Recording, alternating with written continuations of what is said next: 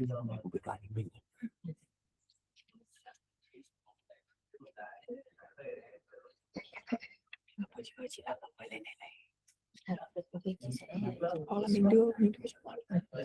please. I think we can start. Okay. I hope everyone can hear me. I think it's working. If not, let us know. We'll try and increase the volume of the microphone. So thanks a lot for being here, all of you. I really want to thank you for your time today, taking the time to be here. Also want to thank Aquila, of course, for their work today, structuring this event, and inviting everyone, and making such an effort to make this a great event. I'm going to start by introducing myself before I go through the slides. I only have 15 minutes, I think, so I'm going to try and be as quick as I can. So especially thanks for the attendees that are going to present today, and thanks for responding to my invitation and speaking to Aquila again to be here. I really hope this is going to create interactions that will generate positive impacts for all of you, including ourselves, hopefully, and our co-organizer, Aquila. But this is really to create the options for you to be able to discuss with other people in this one. So very quickly, my name is Bryce Parambelon. I gave my business card to some of you already, but feel free to come and ask me if I haven't been able to talk to you directly over the past few minutes. I work for Aither Impact, which is the sponsor for this event. Aither Impact, I'll talk about that later, but we co-finance projects on a small scale. We facilitate access to funding, and our key offer of service is, of course, around carbon advisory work, especially for certification. But I'll talk about that later. Some of you have been in touch with us, and I'll try to explain that. So again, feel free to ask any questions, either during the event or at the end, or during the post. So I'll be really happy to. All right. So first of all, this event really is to be able to talk about what we in the market call early stage projects or stage activities, and try and facilitate access for these opportunities to financing and throughout the different options that exist in the carbon market, to be able to develop new opportunities so that they can reach a global audience through funding or for working with other partners. So Aither Impact has been in the market through the group, so we're part of a wider group of companies for the good part of the last 15 years. We work across all of the different types of product activities, anything from forestry to tech-oriented projects. We have a very good example with our partner here, Aquila, a new mobility project, which we're trying to sort of actually achieve the listing a few days ago, thanks to the great work of Aquila, but we're also trying to secure funding. We've got other opportunities, and then go through that later. So the key idea is that there's this idea of bankability for projects, which is a key, I think, parameter in the carbon market. The idea is we talk through, not just public funding, but also private funding, which does create some additional, I would say, obligations, additional things that have to be taken into account in order to access all of the opportunities that exist through these channels. So this is not correct. No, please. I can't change that from here. Very good. Okay.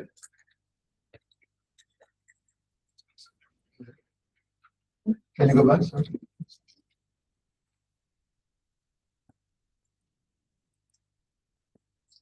Yeah. So the slide before. Thank you. So why this workshop? Why now? The key idea is really that there is momentum. We believe there is momentum in the carbon markets, especially in Vietnam, for various reasons. But key ones is, of course, that Vietnam's emission trading scheme is considered to be live. It involves a large amount of facilities. I think it's 100 major facilities in power, steel, and cement across the market in Vietnam that have emission quotas, and these fall under the Decree 119. And we believe this is great because it's now regulations on the law, so it's really creating momentum for actors, stakeholders in the market to really be active across various opportunities that come from the carbon market.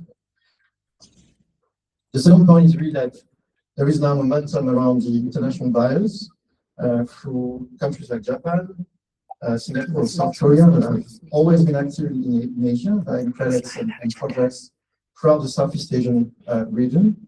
And as you probably know, or may know, Japan is one of the most active, and Singapore, some of the most active countries in terms of signing bilateral agreements with countries like Vietnam, Thailand, and some of the other places that have been very active in the carbon market. So there's momentum around that. And I would say that the third aspect connected to that is that we are moving away from purely voluntary credits, where companies are buying just for philanthropic reasons. I mean, this is a broad term, but let's say for voluntary reasons, to compliance credits, where there is an obligation for them to acquire credits so they can kind of contribute to the governments of the countries' emission reduction targets. So what's going to be on the agenda? We've tried, I think, for organizing this event to give floor to all of the different sort of sections of the market to be able to communicate today about their challenges, their experiences, and also in terms of the future, what they can expect from an activity across, again, the different segments of the market. So what does an investor expect to get from a project in order to make a decision? What does a developer face in terms of challenges? And we've got great organizations today that are going to talk about that. What is missing, in the market, especially with a focus on Vietnam, of course. And we have someone from the government in the afternoon that's going to explain about the forestry credits certification scheme, which the Vietnam government is putting in place. I think that's also giving a great perspective on where all of these actors see the future going. And again, because of the great momentum that's emerging in Vietnam and across Southeast Asia, I think it's the right time to be able to create that discussion. So at the end of the day, we'll have a round table with some of you participating with us directly and answering some of the questions. But we want this to be live and organic in a way, so everybody is, of course, welcome to give their own take on the topics and just explain if they have any specific questions or anything that, of course, they think should be taken into account in this discussion. So in terms of the current situation, I think one thing that I wanted to sort of go through very quickly is where we are coming from in terms of that sort of global demand, or the demand from the global stakeholders regards to the carbon market, voluntary carbon credits, and of course compliance credits, as mentioned before. I think one of the key aspects that is really emerging is that we are moving away from a pure sort of volumetric demand, where buyers are only interested in buying credits just for the sake of buying credits. There's now really something happening around quality, around transparency, integrity, which I'm sure some of you have heard elsewhere. And it's really about buying credits that generate impacts on the ground, impacts that can be measured, and impacts that can be certified to some extent. And this, I guess, this is also why we've seen a lot of the governance sort of mechanisms emerging and becoming more and more active and helping some of the projects being recognized out there for their premium quality.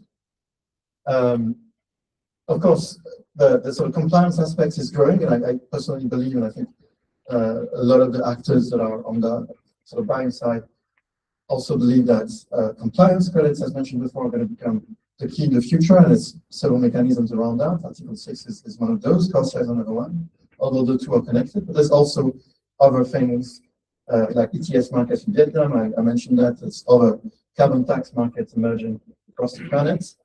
And the interesting thing is, although the number of transactions have slightly decreased over the past 2 years, especially because of the global situation, prices have increased. So the value of the transactions have actually increased, but the transactions themselves, in terms of volume, have increased, which shows really that there's a movement away from, again, pure transactional sort of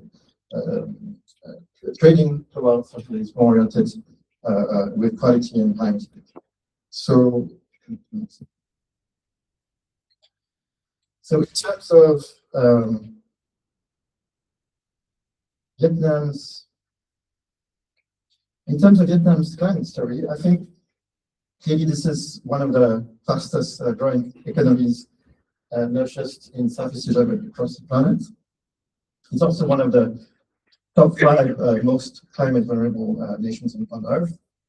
So the momentum that exists also comes from, I guess, these 2 parameters. In 2021, I think the then Prime Minister of Vietnam pledged that the nation would become net zero by 2050, and the country targets 43.5% of emissions cut from BIU by 2030, which is a very ambitious target. About $15 billion have been promised for the Just Energy Transition Partnership. We have a project that is working across these topics, and we'll talk about it later. So all of that is other initiatives that have been started with, for example, the 20,000 hectares of mangrove have been planted, 1 million hectare low emission rice program in the Mekong Delta, connected to the GTP, the phasing out of coal-fired power plants by 2050, electrifying all buses and taxis, and a roadmap to 100% of clean transport. And of course, with the ETS, building the national carbon market so that polluters have to pay and green projects emerge in the country. So all of that is really creating, I think, a clear signal against the demands and a clear signal against quality, given especially that Vietnam is also working across certifying standards to ensure that quality is also part of the process, and the domestic products are recognized not only nationally but also internationally. So can we go to the So clearly the ETS in Vietnam has been set up in such a way that all the structures are in place to ensure there is a clear signal again. So about 100 of the Vietnam's biggest polluters in power, steel, and cement must comply under this ETS structure. There's emission allowances that are given freely until the pilot ETS that have been set up. That is meant to change. And under the new regulation, I think that was validated last week, as I understand, companies can now use credits for up to 30% of the obligation, which is a very large percentage compared to some of the other places, especially that have used the same approach in Asia. Singapore is only about 5%, for example. So this is also creating a very good and positive signal for projects, not only for domestic projects, but also for international projects, because Vietnamese companies are allowed to buy from credits from projects from the outside. And we go to the next slide. So this is just a recap of the timeline around the ETS. Just some information about the type of industries that are involved in the ETS mechanism. And so one of the key, I think, aspects also around this process is, of course, allowing the trading of international credits within the Vietnamese market, and also domestic projects. Domestic projects, the fact that these can emerge and that there's really this kind of workshop, I think, to create this sort of momentum between domestic and international, domestic projects and international funding opportunities. And the idea is really that try and sort of create a match between the demand in Vietnam and the demand that is coming from outside through other type of mechanism. So I've cited these 3 countries again because they have been historically the most active in Southeast Asia. South Korea, Singapore, and Japan. South Korea has not yet signed a bilateral agreement with Vietnam, but is on the way. I mean, negotiations have started. An MOU agreement has been active.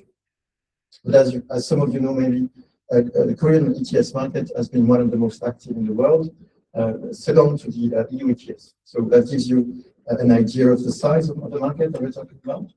And we know that South Korean actors, sort of companies, developers are quite well connected in South Korea, and there's a lot of projects that have been financed through this market, not only in Southeast Asia but also in Africa and other places, because in South Korea, CDM credits used to be possible to trade some CDM credits. So there's now Article 6, of course, and this is creating a different structure. Very interesting for us today is the Singapore market, where Singapore has clearly positioned themselves as being the key hub for carbon credits, and with this sort of carbon tax regulation, which is creating one of the most secure and premium sort of price signal for the entire market, with prices rising in phases over the next 3 years. Okay, let's go to the next. So I think we have a great spectrum of projects being presented today, not just through us, of course. We'll talk about our flagship project, but also through all of the organizations that kindly agreed to present their projects today. But I wanted to just go through the key sectors in terms of what they mean for the type of activity, what they mean in terms of contribution. So these are classified very differently within the sort of Vietnamese regulation for the domestic international market, and who's allowed to buy what. There's two categories, as far as I understand, category A and category B. And the requirements for international trading or allowance for international trading are different.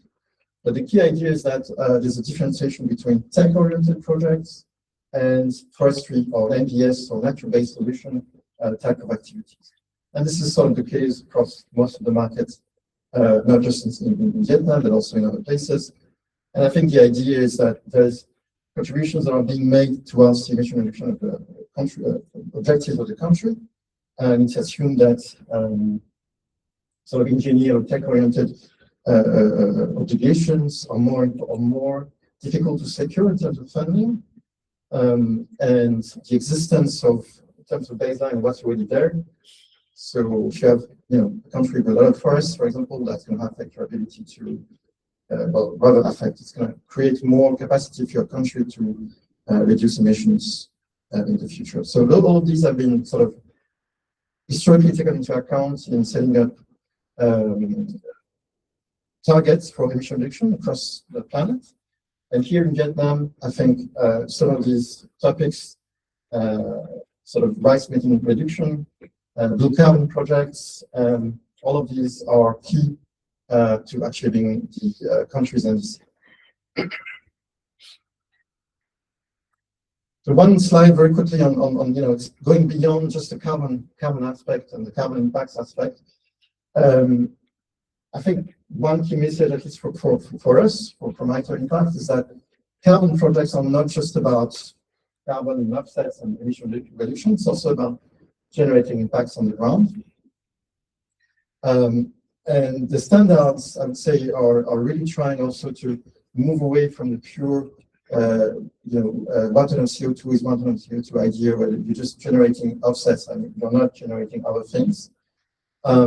And across our projects, we are really trying to create a narrative, create a sort of clear message around the impacts that are being generated by the projects. And by impacts, I mean things like biodiversity conservation, creating jobs, clean energy access parameters for projects that are, for example, creating new renewable energy generation capacity, or creating a situation where fossil fuel, for example, are being phased out. How long do I have? Sorry. Yeah, you're out of time. All right. So in terms of who we are, so just to briefly introduce again Aither Impact. So we're part of a group called Aither, the name is the same, the Aither Group, which originally was created out of Switzerland 15 years ago. The group is a trading entity. We trade environmental certificates, so anything that is related to ETS schemes or in certain cases obligations, for example, in the EU for deeming certain kind of contributions, so making sure that certain kind of contributions regards to emission reduction targets are being deemed by companies in various sectors. So it's anything basically from carbon credits to energy certificates, as well as EU ETS allowances, and we do the same for other markets like the UK ETS. We do sort of things that are connected to the biomethane, biogas markets in Europe. We have certain type of certificates that we also trade. So that's the key sort of sector within which we work. We also have a trading entity that is based in Singapore that is specialized in trading carbon credits. So the difference between what we do at Aither Impact, I'm going to explain exactly how we differentiate ourselves with the rest of the group, is that these entities are really connected to the spot market. By spot, I mean they go and trade certificates that are already issued. They find buyers for these and generate a transaction out there. On our side, we really start at the early stage phase. So we look at new opportunities for projects that are looking for funding, for projects that may have generated some level of funding and may be looking for additional sources of revenue. We help those projects get access to the market on a forward basis, where there's like not an immediate demand, maybe a company or someone in the world that is looking at generating an impact on the long term, might be trying to identify a project, an activity on the ground that is exactly matching what they are doing right now. So to give you an example, it could be a corporate that is looking at, that is working across the car industry, the car manufacturer. They have identified a very clear forward demand for offsetting emissions coming from their factories. Toyota, for example, everybody knows about Toyota, they're a very major company, major car manufacturing company. They set up targets around a 10, 15, 20 years forward sort of planning process for their factories, either in Europe, in Asia, or in North America. And they decide, based on that sort of baseline requirement, how many credits they will need to buy in 10, 15 years from now.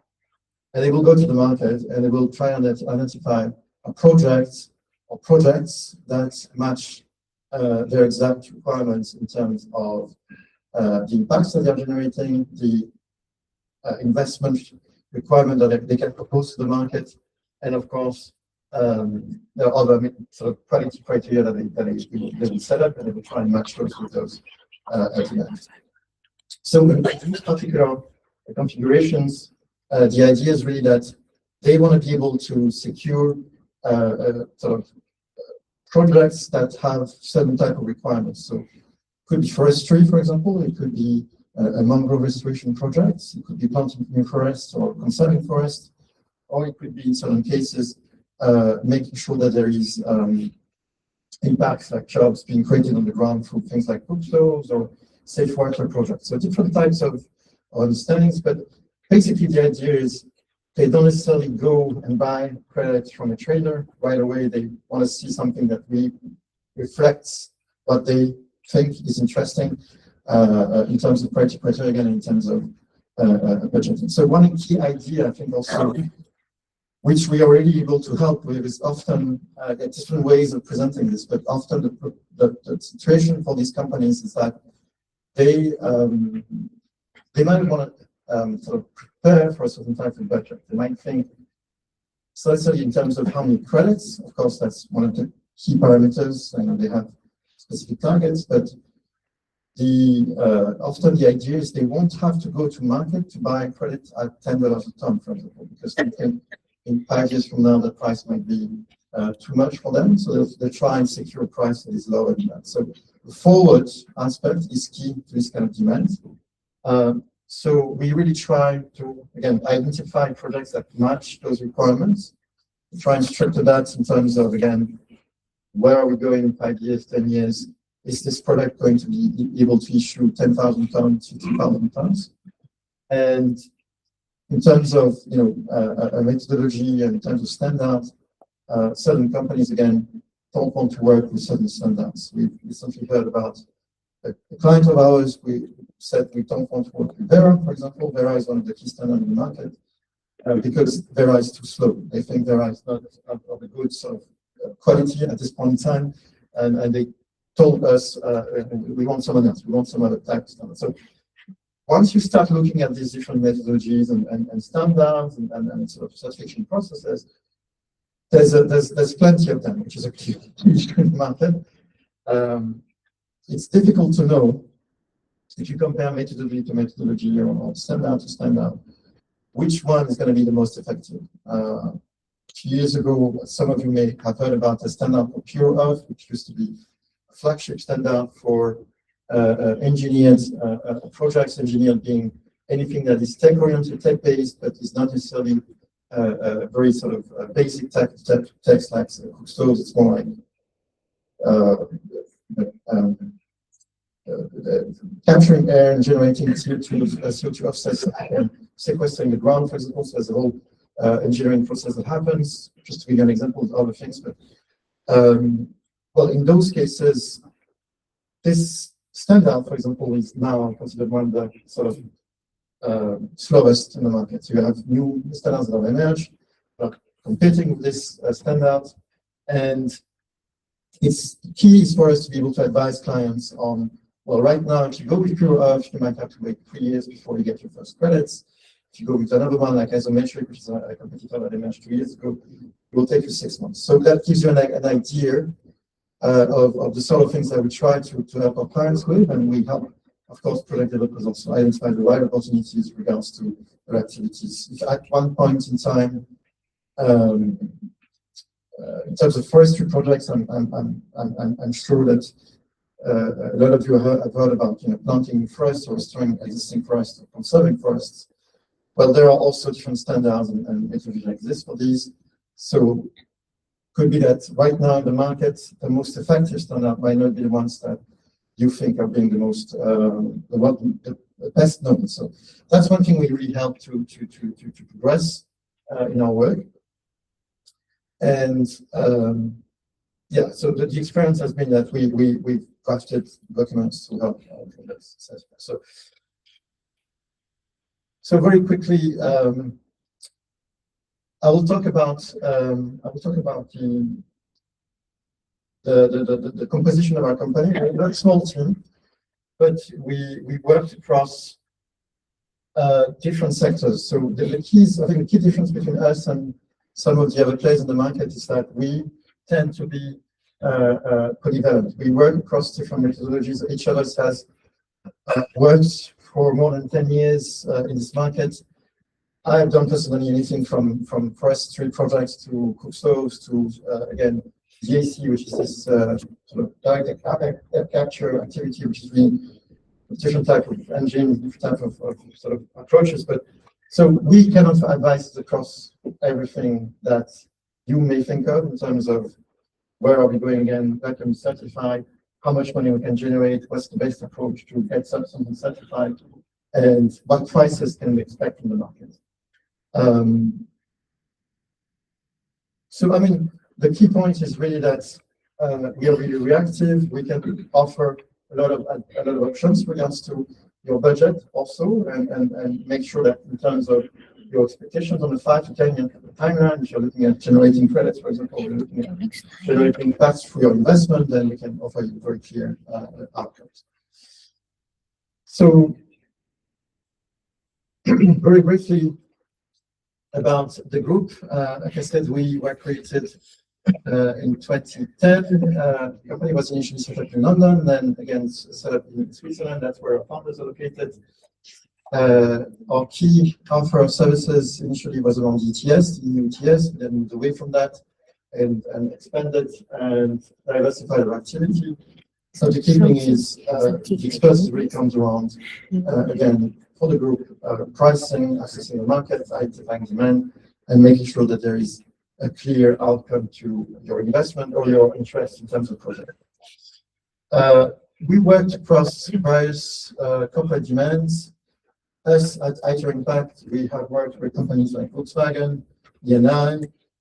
We worked with Response and other companies that are looking at cost buying demand, so especially for cost credits. And of course, in terms of security forward interest for products, especially for our products with Aquila, we've worked with the likes of Sumitomo, which is a trading entity based in Japan. We've worked with institutional banks like the ATB as well.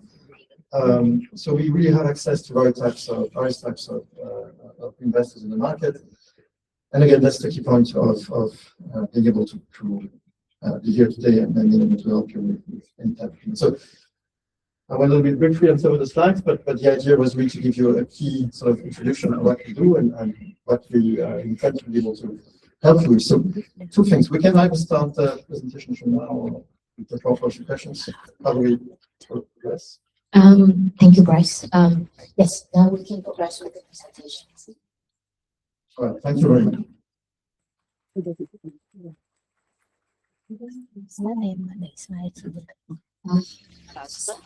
A bit behind schedule, so I will be quick and try to make my voice very briefly. I'm Stanley Tran, and current credit at Aquila. So today I'm going to share a bit more about some EV projects that we're doing at Aquila. Can you turn this slide, please? So here are some of the big numbers that when I looked at when doing the EV project, I was really pleased with this. Over 1 million motorbikes in Vietnam by the end of 2025, electric motorbikes, and then over 180,000 cars were electric cars, of which a large portion was from B Group. And then finally, this last number made me very happy because around 1,000 buses in Vietnam, especially in Hanoi and Ho Chi Minh, are electric buses. Next slide, please. Now, so for today, there's 4 key parts that I'm going to go over. One is briefly about Aquila service. Number 2, Vietnam EV market. It's so exciting. And number 3, about common credit for EV. And finally, we are going to share a bit about that buy project that we're working on. That buy, as you know, one of the very big electric vehicle companies in Vietnam. Now, this is a picture of our team based in Ho Chi Minh. I'm going to go over 3 parts that I'm going to work on. First one was lending. Over the past few years, the Aquila team has disbursed over $20 million across over 30 projects in South Asia. And then second part that we focus on is common credits come naturally. Some of our clients are like electric vehicle companies and solar companies, and they have potential to develop common credits. So naturally, we come in and support them with building the projects. And then finally, we have a small tech team that build different tech solutions, one of which is called Climate Impact Terminal. Simply put, you take all your data and information, put on the platform, and then it somehow generate the visualization and reporting for the companies. Now, let's go to Vietnam EV market. 3 parts that I'm going to cover is about the growth of the market in Vietnam. Then I will touch upon the key driver, why there's huge EV adoption in Vietnam, and then finally, where is the market heading? So first of all, some number I already shared with you guys, some of the key stats here. Our country is one of the fastest growing EV markets in ASEAN, only second after Thailand in terms of sales penetration in the past few years. And then secondly, as of 2025, Vietnam share account for over 1/3 of the vehicle sales, above the ASEAN 6 average of about 17%. This is really huge number. I was abroad for more than a decade before coming back to Vietnam, and every summer when I came back, I saw more electric cars and electric bikes, and it made me so happy that Vietnam is really catching up with other countries globally. And then the other numbers I already shared with you guys, over 180,000 EV electric cars and around 1,000 buses in Vietnam are now electric. And next slide, please. Now, what are the key drivers? Why there's so many cars and buses in the market right now? The three main parts that we need to know. One is the top-down push, that a lot of regulation, and then number two is the supply side acceleration, and number three, demand side pull. Now, next slide, please. So for the first part, as we all know, there's a lot of push from the government. For example, the government has made commitment to achieve net zero by 2050, and then there's a lot of incentives from the government, reduce registration fees for EVs, and then lower special consumption tax for EV versus the internal combustion engine vehicles. And then we are also seeing a lot of urban policy starting from big cities like Hanoi last year, and then Ho Chi Minh, where we are being encouraged to use more electric motorbikes. And then next slide, please. And then number two, we have the supply side acceleration. We have the representative from Europe today, and they are doing a great job. This I want to take here as an example. Number one is that local shipping accelerating the market. We see that Vigor is doing a great job of building an integrated system from manufacturing, battery, and charging. And then we see a very strong and national pride effect. My parents, when they make their decision to buy their new car, they were really thinking about EV car, made a decision on purchasing a VinFast car. And in my hometown from Hating, a lot of the citizens are starting to buy a VinFast car, and partly because they feel so proud, because finally there is a Vietnamese brand that really good enough, because there's a lot of brands out there, but not good enough for people to really put money and then purchase. And finally, there's that such brand, and people feel really proud. And then finally, we see that there's expansion into taxi and fleet. I don't know how to drive motorbikes or cars, so every day I commute to work in Ho Chi Minh City using same taxi, and it's so convenient. And I think this is really great for the city and also the economy in general. And secondly, we can see there is the rapid growth of charging infrastructure. So when I commute on electric vehicles every day, I talk to the drivers a lot, and they share that now, because there's more and more charging stations, it's so much easier for them to do their work, and then when it's run out of electricity, they can just like go to one of the charging stations. Now are being built across small residential areas and highway. I don't know how it is in Hanoi, but in Ho Chi Minh, especially for the past year, we can see on the street there's more and more charging stations. Next slide, please. And then from the side, this is quite obvious in terms of cost saving. We know that because of the war recently, there has been a shift from people using normal motorbikes to purchasing electric vehicles. And when actually the other day I was on motorbike with one of the drivers, he switched from a motorbike, not motorbike, into a DAT electric bike, and he said that it helped him to save a lot of money. And in terms of usage, I think there's still quite a lot of things that need to be improved. But we can see that companies like that, by trying to push the limit, allow each bike can run about 222 to 285 kilometers each time after each being fully charged. This really helped people commute on it. In terms of convenience, it's a huge factor where a lot of the version of the motorbike you can see now, you can charge at home. And then, as I mentioned earlier, huge expanding public charging network, which helps a lot. And then finally, young people like myself, millennials generation, when we go out, we want to use vehicles that actually make it good for the environment. Like my little brother, who is a Z generation born in the 2000s, they really care about the environment, and when they want to make a decision to purchase a vehicle, they think about hey, I want to use a tech equipment that is good for the environment. So I think that the lifestyle and then personal attachment with the vehicle and the building of it really helps push the market. Now, next slide, please. So where are we heading in terms of the market? There's a lot of stuff out there that you can ChatGPT or quickly. This is one of example from Modern Intelligence. We can see that the market has been growing really fast and expected to reach about almost $9 billion in 2031. Market size huge, some big players, And we're really excited to see the market expanding. This is in Vietnam, but when you look at the overall South Asia market, it's even so much bigger and growing really fast. Now, I just give you an overview of the market howdy to set the scene. Now, let's take a look at some of the carbon credit projects, and I will explain a little bit about the methodology that we're using. So, can you go back to the previous slide, please? So, we're going to talk about carbon credit opportunity, and then some of the high impact EV segments where we see this opportunity rise. And then finally, we're going to talk about some domestic and regional projects.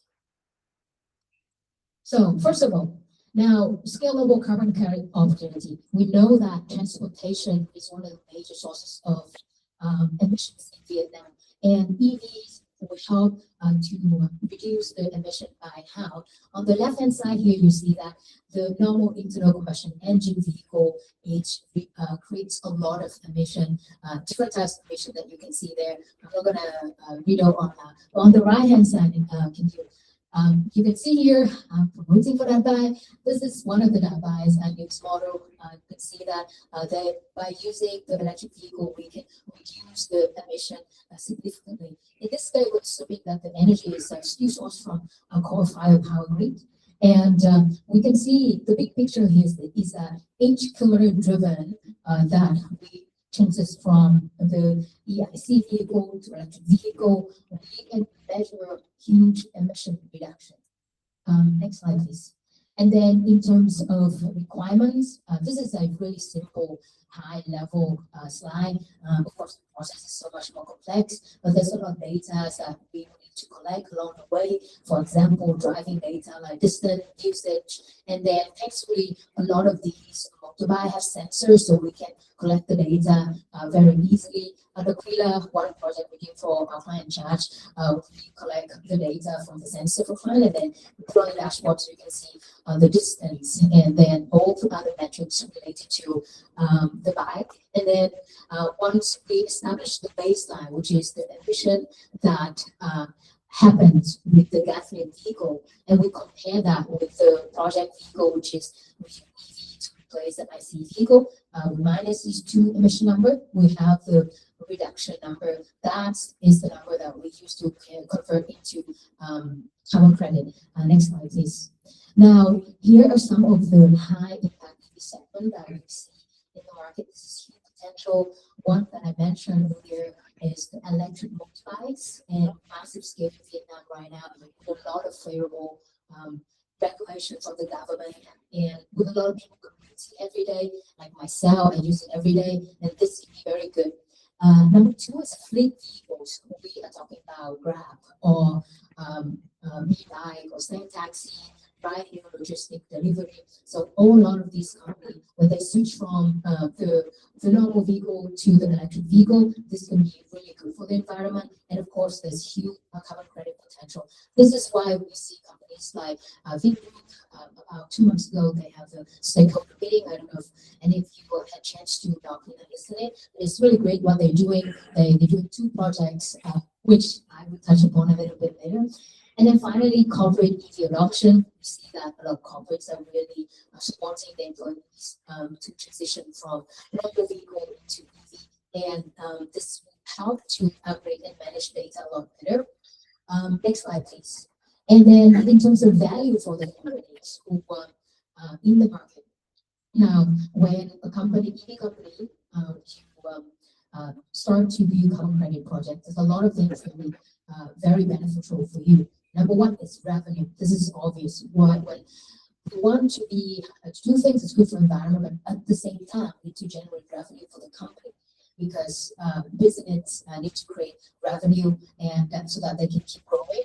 And then second is cost efficiency. We see that offset EV transition cost will be very good with the carbon credit revenue, because as you know, the transition costs a lot of money, and the government cannot have enough of the funding and subsidy for that. So why not company EV projects, and then they use this money to really fuel the growth of the market. And then ESG positioning, this we see very often, where the companies with this type of project can help attract investors and partners. And then finally, this is quite obvious, early movers benefit from carbon market positioning. Now, here are the two domestic projects. Aquila did not do this, that I think some of you may have heard. Number one is the Select Motor project that was done a few years ago, and Select Motor listed on gold standard under AMS 33C with about 40,000 tons of CO2 per year. And then the second project, as I mentioned earlier, VinFast, they started a while ago, and then 2 months ago, when they launched the stakeholder meeting, they shared a bit of information about their project as well. The two projects that they're doing, one is for the EV selling, so in terms of the vehicle itself, and then one project is related to charging station. Is they're planning to register under gold standard and thereof. And next slide, please. And then here are some regional projects that we're working on at the moment. On the right-hand side, that we see Charge project, Bryce mentioned a bit earlier. So we're in partnership with Aither Impact to develop this project. It's in Indonesia, currently under validation. I'm actually flying to Jakarta next week for a few days to work with the validator for this project. And with Aither's team, we decided to move forward VMR0014 methodology. I will explain a little bit why we decided to go with this methodology among all the methodologies available in the market at the moment. And then annual reduction, we are aiming to have over 600,000 tons of CO2 per year. That's quite a lot. So yeah, let's see if we can do this. And then on the left-hand side here, you can see is a project by Sleep EV. They're one of the very big electric vehicle EV in Thailand, and they also do the same model EV selling and using two companies like Grab, for example. And currently, they're under development. We also aim to develop this project under VMI0014 methodology. Next slide, please. And then now I just want to share the next few slides. Since we don't have much time, I spent like a few minutes talking about that bike. Now, here are some of the models of that bike. They are very well known for the high mileage, as I mentioned earlier, between 300 and 280 kilometer per charging time. It's really huge, so this is why it's really highly adopted by a lot of travelers and also people like working for Grabs or electric sign taxi. And then for that bike, we are developing it under VMR0014. Well, as you may see earlier, that you see here, Select Motor and Vin Group are developing their project under AMS 3C methodology. We are consulted by AK team to develop some of our projects under VMI 0014 because of two main reasons. Now, this is a revision of the previous methodology, which is being phased out. Reason number one is because of the expanded scope. You can see that beside including electric vehicles, meaning like cars, motorcycles, it also include electric mobile machinery. So any machineries that are electric can also can be included in this, meaning not only the motorbike companies, but also when you look at factory EV forklifts, we actually talk to some of the companies that do this. They can be eligible for carbon credit if they can develop the project. And then number two component, which is so important, this is why we decided to go with this methodology. So this methodology was developed in July 2025, so less than a year ago, and now eligible under Article 6.2. What does it mean? This can help, can generate the internationally transfer mitigation outcome, ITMOs, and this enable, say, if you develop a project in Vietnam, you can go and sell to international clients under 6.2, and we know that under 6.2, there's higher value in terms of carbon credit in general. I would just want to touch upon a little bit more about this in the next slide. So this is very simplified slide, but just to give you an idea, on the right-hand side, you see before Article 6, we see that there's no government involved in projects, no international tracking. This will lead to risks of double counting. So the same few company can purchase the same credit, just not clear. And then on the left-hand side here, you can see Article 6.2 is two concepts that we need to think about. One is authorized credit, and number two is contribution credit. And the key characteristic of this is that there's government involved, emission reduction are tracked at national level, and there's a lot of transparency in terms of global accounting system. Now, this is why, like Chris mentioned earlier, the right methodology is so important for any project. With EV, when you do a quick search, you can see there's a lot of methodologies, but we want to make sure we work with the right methodology so that we can maximize the potential later. When we build the project, we need to be able to sell the credits to potential clients as well. Now, key takeaway here, next slide. So 3 main things I would like you to walk away after this. One is that EV growth in Vietnam is real, and then there are a lot of carbon credit projects that can help you to turn emission saving into climate finance. And then finally, across regionally, not just in Vietnam, but in South Asia, there's more and more EV projects that we're seeing that can have potential to build this carbon credit project. So that's it from me. Thank you so much. And yeah, thank you. Vâng, sau đây sẽ là phần tóm tắt của bài chia sẻ của chị Sunny từ Aquila của chúng tôi. Thì chúng tôi sẽ cho vay cái dịch vụ tài chính xanh với các khoản vay từ 100.000 đến 5 triệu USD về các cái tài sản công nghệ về khí hậu như là EV hay là năng lượng mặt trời. Cùng chúng tôi cũng cung cấp hỗ trợ cho các cái tín chỉ carbon, giúp các công ty đăng ký chứng nhận như các cái chứng nhận như Verra và Gold Standard, tất cả tiêu chuẩn vàng. Và ngoài ra thì chúng tôi cũng có các khoản tài trợ đến thời điểm hiện tại đầu tư đây đến 20 triệu đô từ năm 2024 và năm 2025, có 33 dự án trên 5 cái quốc gia trên thế giới.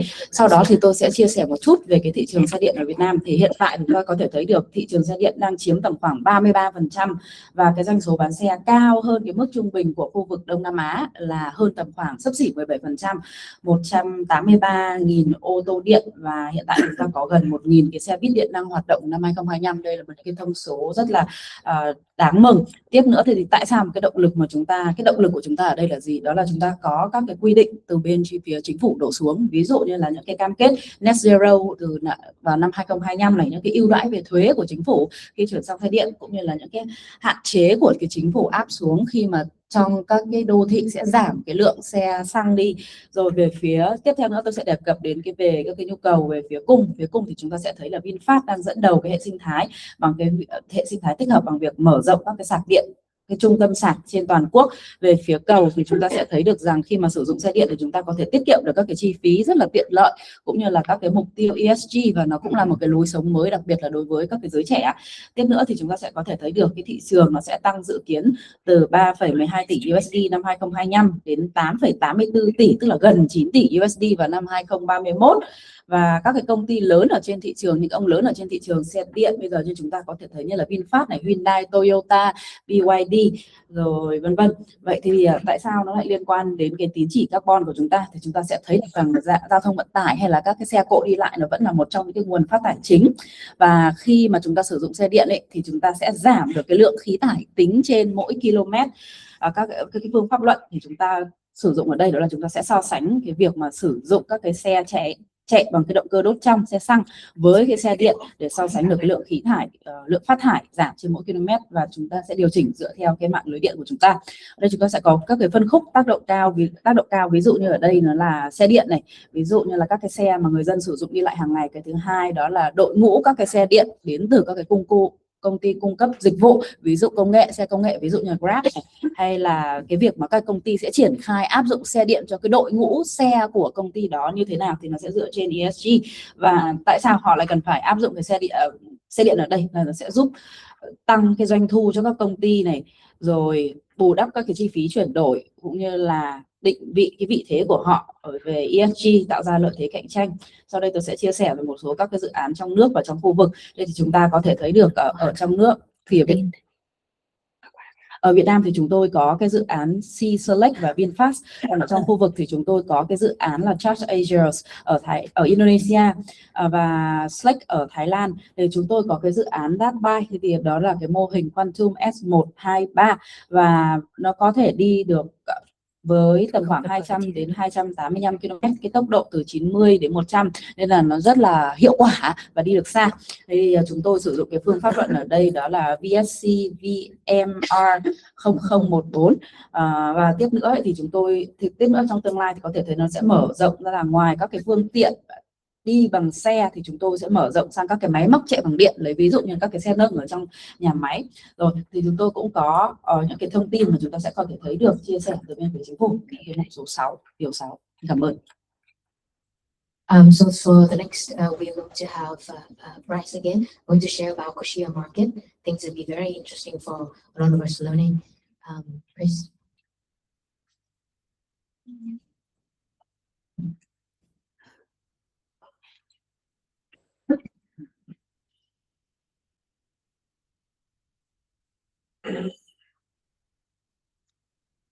Okay, so I think the both of us have already taken an hour, Yes. something like that. Yeah, so I'm going to be very brief because I want to hear about you rather than me. So very quickly. So yeah, just kind of. Yeah, very quickly. We have another project that we started a while back in Zimbabwe, in Africa, which is our flagship project. So we invested in it ourselves. It's based out of a balance sheet, I would say, and we haven't received any external contribution to this one. So that's the kind of key model we propose here, which is really offering that for other projects. I think very quickly the key parameters is that it is certified under gold standard, which is one of the major standards in the current market, and it's generating about 180,000 tons of emission reduction.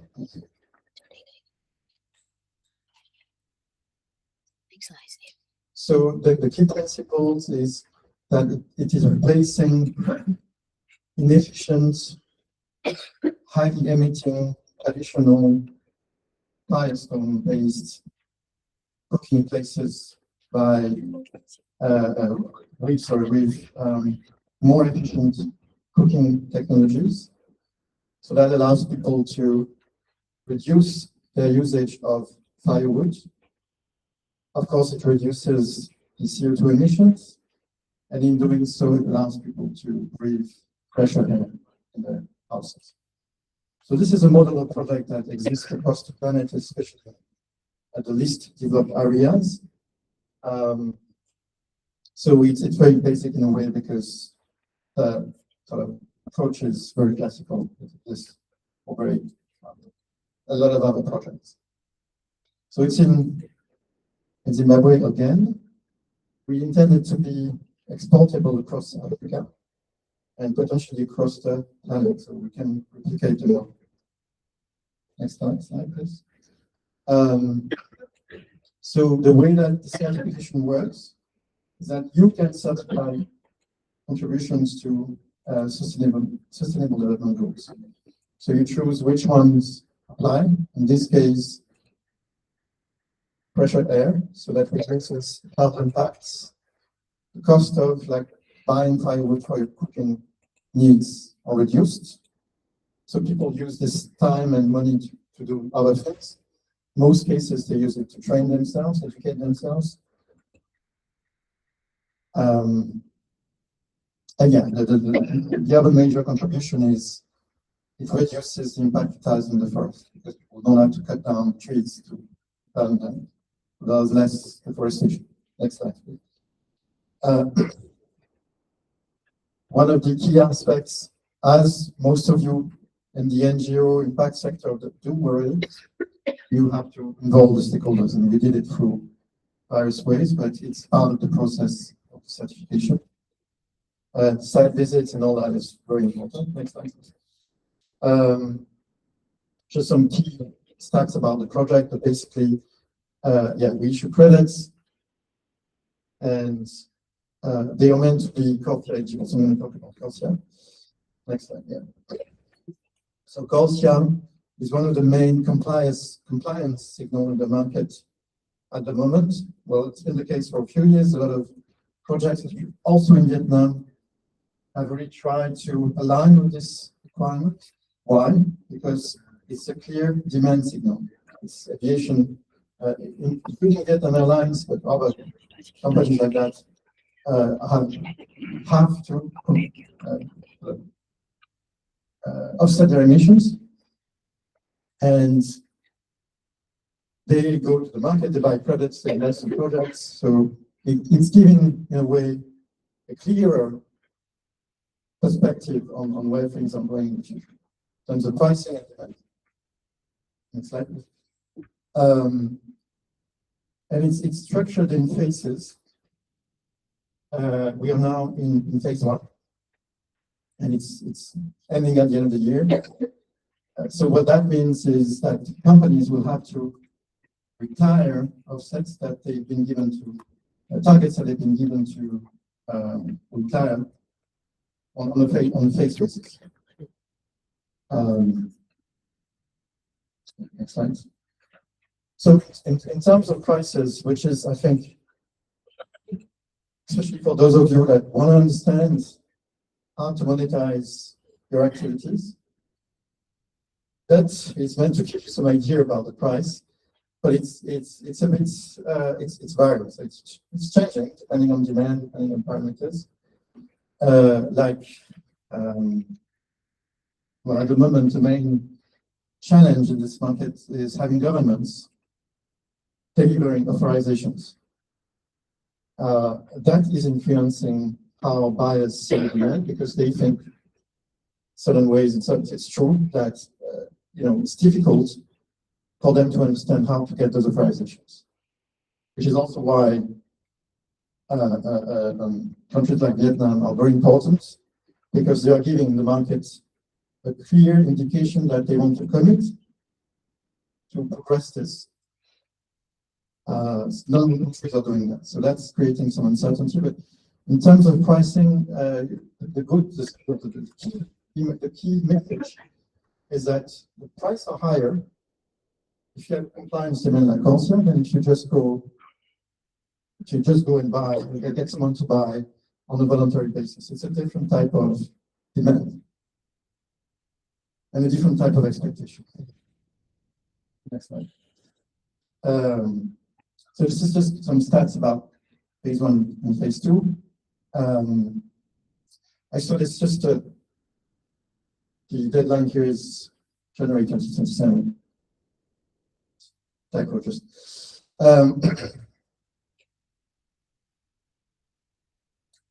So the key prospect around this is the demand has been sort of statistically clearly identified in terms of volumetric requirements by airlines. Airlines publish certain type of data, which is reviewed by ICAO, which is the Organization for Aviation, the International Organization for Aviation Industry. And that data then is used by the airlines to determine how many credits they need to buy to offset their emissions. So it's known to some extent. These education are clear for everyone, which is why it gives to the market a clear idea about, they need that many credits by January 2027, and projects try to match that. So we are looking right now, because it's too late, at phase 2. Because as you probably know, unless you already have credits out there to sell, it's going to be hard for you to kind of participate in phase 1, right? So it's ending in a few months, basically. So what that means is that right now, right here, with you guys, we're looking at phase 2, not phase 1.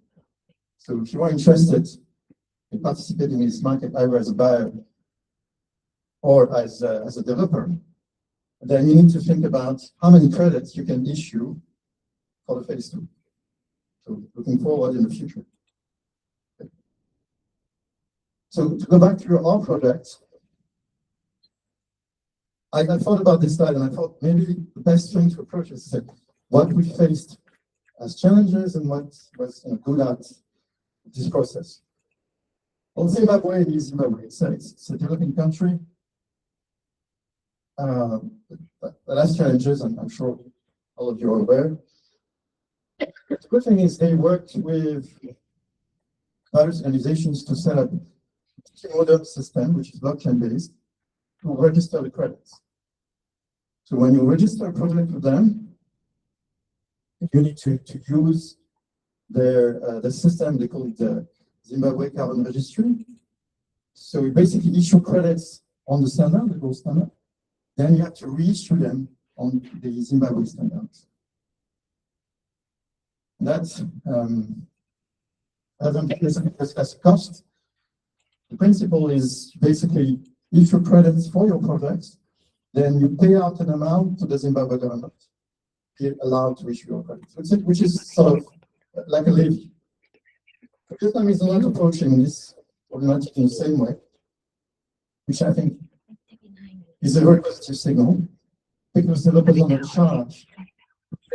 Well, they don't have to pay to get these appraisals. As far as I know, it's still in progress and still being developed. But in countries like Zimbabwe, you actually have to pay, which creates another burden on your development process. Because you basically pay twice to be able to sell your credits. So at the end of that process, you get a cost attack. The cost attack allows you to go and sell to the aviation companies, or companies that want to buy for the aviation industry. Exactly. So there's various elements in that process. The key one is getting that authorization from a government. It comes in schematically in two ways. A letter that says you're allowed to trade your credits internationally. And then a second process, which is basically saying by the government, they're going to account for those credits in their emission reduction target. If you don't have these two processes aligned, you don't get the authorization of the process. You don't get your cost attainment. So that's a key in this market across the planet, not just in Zimbabwe. Some governments, and I think also because the UN, which is behind this process, is what it is. So they're based on, I guess, the protocol and everything that happened before. So it's very bureaucratic. So that creates a burden for governments. They have to set up the administrative structure behind it. And for investors and developers who have to follow this process, sometimes it's not always very clear. But basically, without these two things, you cannot trade your credits. Well, actually, you can't get the label that is called CORSIA, which allows you to trade your credits as CORSIA. So, very quickly, the process is that we reached about, we are very close to the end of this process. The only thing that's missing really is for us to get this CORSIA tagging element, which is the most complex because it comes from various international organizations, and we've not been able to completely get there yet because of, like I said, some bureaucratic uncertainties, but we're getting there. Yeah, so maybe you want to translate and... Vâng, cái dự án SACC của Aither Impact là một trong những cái chương trình website được tài trợ trong cái khu vực nông thôn ở Zimbabwe, và trong cái giai đoạn đầu thì cái chương trình hoạt động đã phân phối được khoảng 1.002 bếp và đã cải thiện cho hơn 50.000 cái hộ gia đình, thay thế các cái bếp ăn truyền thống, và dự kiến sẽ giảm khoảng 175.000 tấn CO2 mỗi năm, tương đương gần 1 triệu tấn trong cái giai đoạn 2022 và 2032. Thế thì dự án sẽ tiết kiệm, giúp chúng ta có thể tiết kiệm được rất là nhiều. Dự án mang lại nhiều cái lợi ích xã hội rất là rõ rệt, và cũng có thể thấy được một điều rất là quan trọng của SACC, đây là cái cơ chế quản trị rất là minh bạch và cái tính minh bạch của nó. Thì trong cái cuộc tham vấn cộng đồng của các cái tổ chức thì chúng ta ở vùng nông thôn có thể thấy được rằng những người nông dân mà tham gia, và các tổ chức phi chính phủ cũng cơ quan nhà nước đã đánh giá rất là cao cái dự án này, và dự án cũng duy trì cái cơ chế tiếp nhận những cái khiếu nại thông qua, ví dụ như là gặp mặt trực tiếp này, trao đổi qua email, và làm rõ cái quyền sở hữu carbon cũng như các cái biện pháp bảo vệ môi trường. Và SACC cũng có cái vị thế rất là tốt trên cái thị trường carbon, và dự án này thì áp dụng theo cái tiêu chuẩn vàng. Điều đặc biệt quan trọng là ở đây là nhờ có CORSIA, cái chương trình bù đắp carbon toàn cầu cho ngành hàng không do cái tổ chức International Civil Aviation Organization điều hành, thì chuyển từ cái giai đoạn tự nguyện sang cái cơ chế sẽ là bắt buộc từ năm 2027, và khi đó thì cái nhu cầu tín chỉ carbon có thể đạt từ 1 đến 1,5 tỷ tấn, trong khi cái nguồn cung thì rất là hạn chế, và điều này tạo ra một cái cơ hội, một cái thị trường rất lớn cho các cái chứng chỉ của SACCI. Đối với Việt Nam thì có mô hình SACCI đặc biệt rất là phù hợp, bởi vì Việt Nam sẽ tham gia CORISA dựa trên cái cơ sở tự nguyện từ năm 2026 và đang phát triển cái thị trường carbon theo 2029, 2026. Thì kinh nghiệm của Aither cũng như là các cái dự án mà đã được tiêu chuẩn vàng ấy, cũng như thì chúng tôi sẽ thấy được rằng phát triển các cái tín chỉ carbon này là có thể giúp Việt Nam có thể chuyển giao được cho Việt Nam, và đặc biệt là trong các cái dự án sinh khối ở nông thôn này, bếp sạch này, và từ đó thì có thể là giúp chúng ta có thể tạo được cái điều kiện tốt hơn trong tương lai. Thank you, Bryce. So the next part, we are going to have a representative from CCTPA, a part of CT Group, sharing about their projects. Thank you.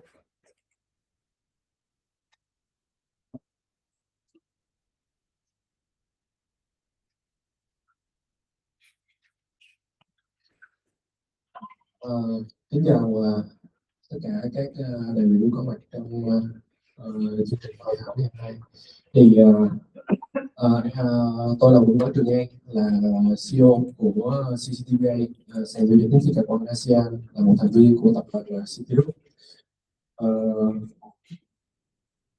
Xin giới thiệu sơ với tất cả mọi người về CCTPA.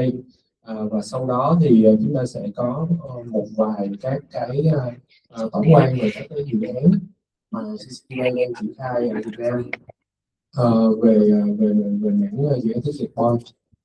Và đây thực sự là những cái dự án mà chúng tôi rất là tâm huyết và mang tính chất khá là đặc biệt, vì chúng tôi phối hợp với các cái tỉnh thành, các chính quyền địa phương để triển khai cái dự án này. Thì xin chia sẻ với mọi người thì CCTPA hiện tại chúng tôi hoạt động trong cái lĩnh vực là sàn giao dịch. Chúng tôi là đối tác trực tiếp và duy nhất của Carbon Exchange ở Việt Nam, và sắp tới thì đang trong cái giai đoạn có thể là mọi người có nghe về trung tâm tài chính quốc tế tại Việt Nam, và có hai cái địa điểm là Thành phố Hồ Chí Minh và Hà Nội. Thì chúng tôi đang trong cái quá trình xây dựng cái cơ sở dữ liệu cũng như là cái hạ tầng cho sàn giao dịch tín chỉ carbon tự nguyện đầu tiên tại Việt Nam, nằm trong cái định chế của trung tâm tài chính quốc tế tại Thành phố Hồ Chí Minh. Thì từ 2023 tới bây giờ chúng tôi cũng triển khai rất là nhiều các cái hoạt động về mua bán, trao đổi giao dịch cũng như là đầu tư về mảng tín chỉ carbon tại thị trường Việt Nam cũng như là Đông Nam Á. Ngoài ra thì chúng tôi cũng là một cái đơn vị phát triển dự án đồng hành với các doanh nghiệp cũng như là đặc biệt là các chính quyền địa phương để phát triển các cái dự án trọng điểm cho quốc gia và địa phương. Thì cái này tôi sẽ trình bày trong cái phần sau. Và ngoài ra thì hiện tại là chúng tôi là đơn vị sở hữu hai cái công nghệ về mảng công nghệ trong cái lĩnh vực tín chỉ carbon và phát thải khí nhà kính.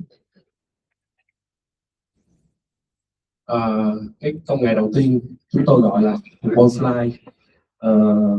Chúng tôi là một cái thành viên của tập đoàn CT Group, và hiện tại thì CT Group cũng đang phát triển một cái mảng là UAV, và vừa rồi thì chúng tôi có khánh thành và đưa vào vận hành 6 cái nhà máy sản xuất UAV, tất cả các loại 16 loại UAV, và có cái đơn hàng xuất khẩu 5.000 UAV đi Hàn Quốc.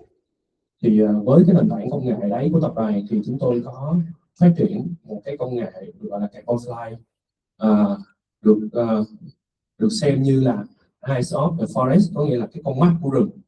Nó không chỉ là về mặt như một cái digital NOV để có thể đo đạc và kiểm đếm cái tín chỉ carbon, mà nó còn có các cái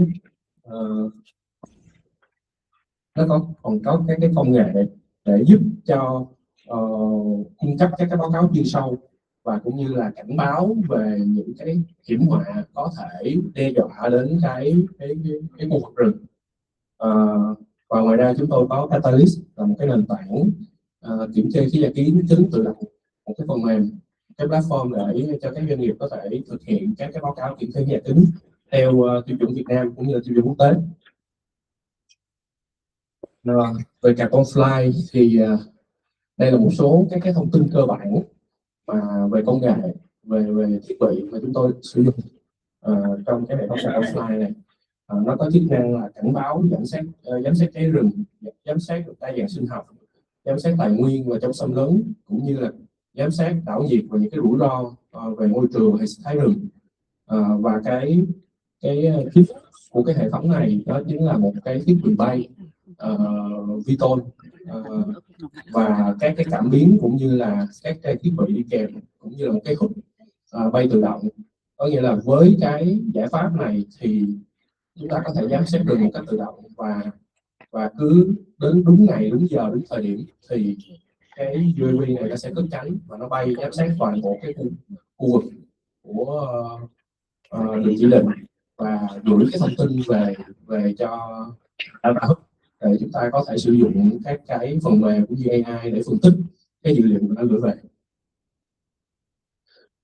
Tiếp theo thì tôi giới thiệu hiện tại thì chúng tôi đang triển khai với các tỉnh thành, với các địa phương là có 2 cái dự án chính. Dự án đầu tiên là dự án về rừng. Thì nói về rừng mà làm tính carbon thì chắc là mọi người cũng rành rồi, không cần phải nói nhiều. Và cái dự án thứ hai mà chúng tôi triển khai là cái dự án xanh hóa cái hệ thống chiếu sáng công cộng của cả Việt Nam, bằng cái giải pháp là chúng ta hình dung là có thể là thay thế đèn LED, thì như đó là một phần thôi, và chúng ta sẽ sử dụng cái giải pháp là solar kết hợp với base lưu trữ để cho cái hệ thống chiếu sáng công cộng nó không còn phụ thuộc vào lưới điện quốc gia nữa. Như mọi người biết là cái này 10 năm ấy, năm 2015 thì theo thống kê của EVN thì 35% cái điện năng tiêu thụ của toàn Việt Nam của chúng ta là được sử dụng để chiếu sáng công cộng. Thì cái thời đó chúng ta còn sử dụng đèn cao áp, đèn gọi là đèn halogen, hay là những cái đèn mà kiểu cũ đó. Thì trong 10 năm qua thì nhà nước cũng như là EVN cũng đã có những cái giải pháp thay thế đèn LED.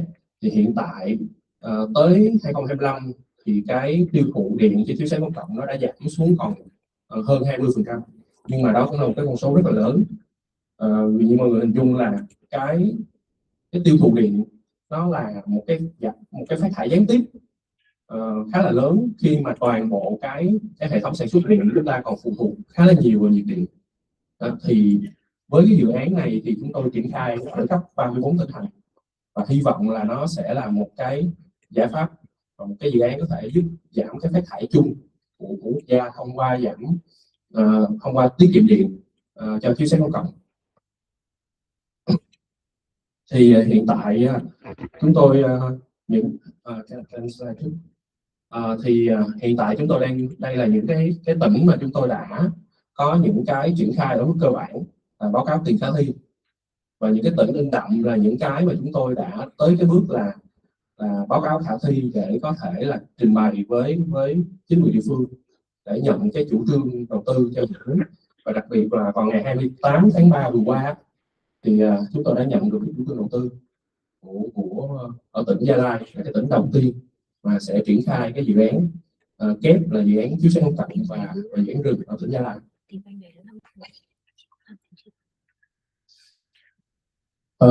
Đây là một số cái thống kê về tiềm năng tính carbon dựa vào các cái báo cáo tiền khả thi của chúng tôi ở các tỉnh Gia Lai, và đặc biệt là cái đặc khu Côn Đảo, Lâm Đồng, An Giang và Cà Mau. Thì dựa vào cái đánh giá về tổng cái độ dài các cái đường từ đường quốc lộ, tỉnh lộ cho đến các cái đường đô thị, thì chúng tôi có cái đánh giá tiềm năng về tính carbon mỗi năm cho từng cái hợp phần và cả về rừng. Thì tôi muốn trình bày 2 cái dự án mà chúng tôi đã, thứ nhất là Gia Lai, chúng tôi đã được chấp thuận chủ trương đầu tư. Thì với cái dự án Gia Lai đó, thì đây là các cái bước mà chúng tôi sẽ tiến hành trong thời gian tới từ giai đoạn từ 2026 đến 2030 ở cái dự án là chúng ta sẽ bảo vệ và phục hồi cái hệ sinh thái rừng tự nhiên ở Gia Lai.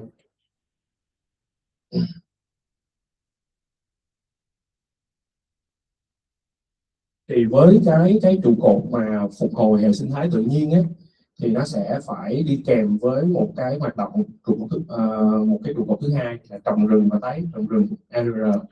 Thì với cái mục tiêu là chúng ta sẽ tăng cường cái trữ lượng carbon dài hạn thông qua việc là biến các cái mảng đất trống rồi trồng những cái trong quy hoạch địa phương dành cho lâm nghiệp để có thể phục hồi và chống cái suy thoái đất. Hiện tại thì đánh giá cái khả năng tiềm năng ở Gia Lai thì chúng ta có khoảng 80.000 hectare đất trống đã được nằm trong cái quy hoạch tỉnh 2026 đến 2030. Và sau 10 đến 15 năm thì chúng tôi hy vọng là cái mật độ phủ của những cái rừng này nó sẽ tăng theo thời gian, thảm thực vật này sẽ tăng theo thời gian và mang về một cái hệ sinh thái nó ổn định, cũng như là một cái nền tảng để chúng ta có thể thu được các cái tín chỉ carbon. Một cái trụ cột thứ ba của tỉnh Gia Lai, của dự án đề án tỉnh Gia Lai của chúng tôi đó là rừng ngập mặn. Thì hiện tại với cái tổng diện tích tiềm năng đến hơn 6.000 hectare, 6.660 hectare ở hai cái khu vực là đầm Thị Nại và đầm Lệ Đi, thì dự kiến là với cái rừng ngập mặn này thì ở cái giai đoạn đầu chúng ta sẽ thu được một cái lượng tín chỉ như các bạn ở phía sau.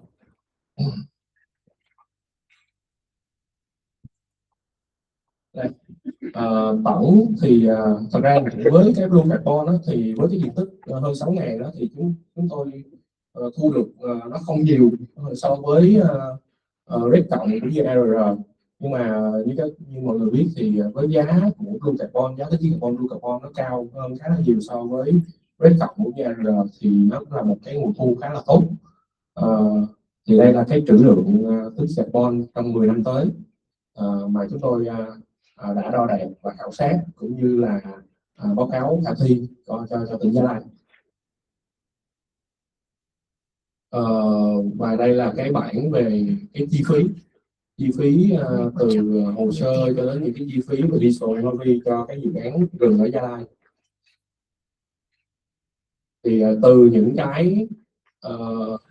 cái số liệu đó thì đây chính là cái kết luận của cái báo cáo khả thi mà chúng tôi đã trình bày với Ủy ban nhân dân tỉnh Gia Lai để có được cái chấp thuận của đầu tư ấy. Tất nhiên là tỉnh khi mà làm việc với doanh nghiệp hay với tỉnh, với chính quyền địa phương thì cái việc hệ thống hóa nó thành những cái số liệu như thế này nó rất là quan trọng để họ có chấp thuận cho chúng ta đầu tư hay là cùng đồng hành với họ trong cái dự án này hay không.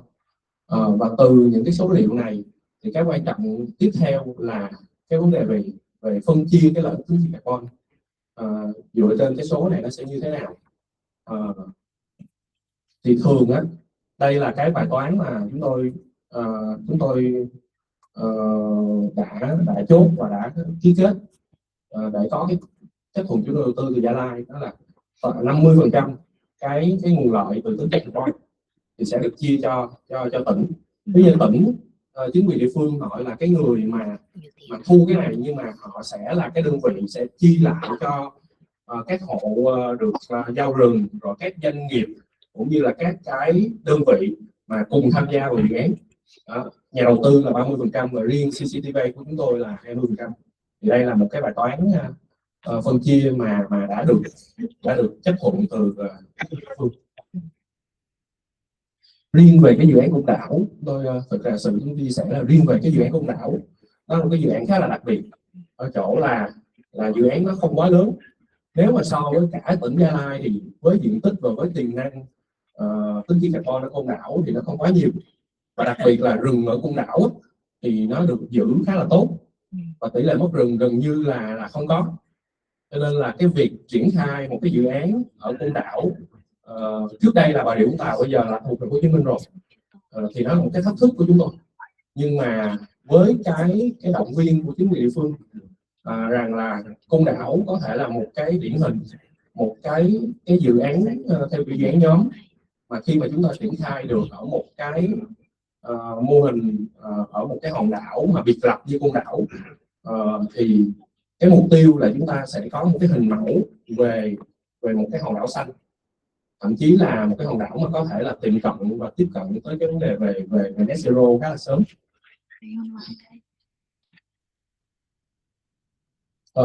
Thì ở riêng Côn Đảo thì về rừng thì chúng ta cũng có những cái trụ cột quan trọng từ RED cộng tới ARR, và ngoài ra thì còn có những cái hợp phần dự án khác về việc chiếu sáng công cộng, cũng là xanh hóa hệ thống chiếu sáng công cộng, và đặc biệt là có thêm cái hợp phần về giao thông xanh.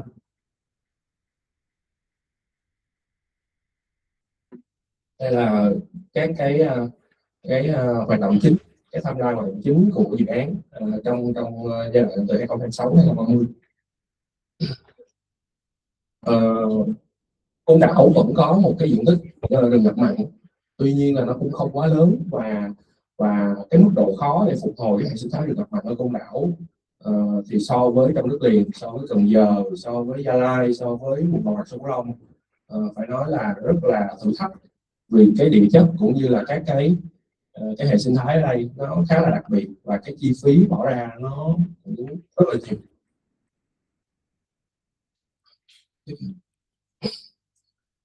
Tiếp theo thì từ những cái đây là cái bảng số liệu về chiếu sáng công cộng và cái tiêu thụ điện của cái hệ thống chiếu sáng công cộng khoảng 104 km đường ở Côn Đảo.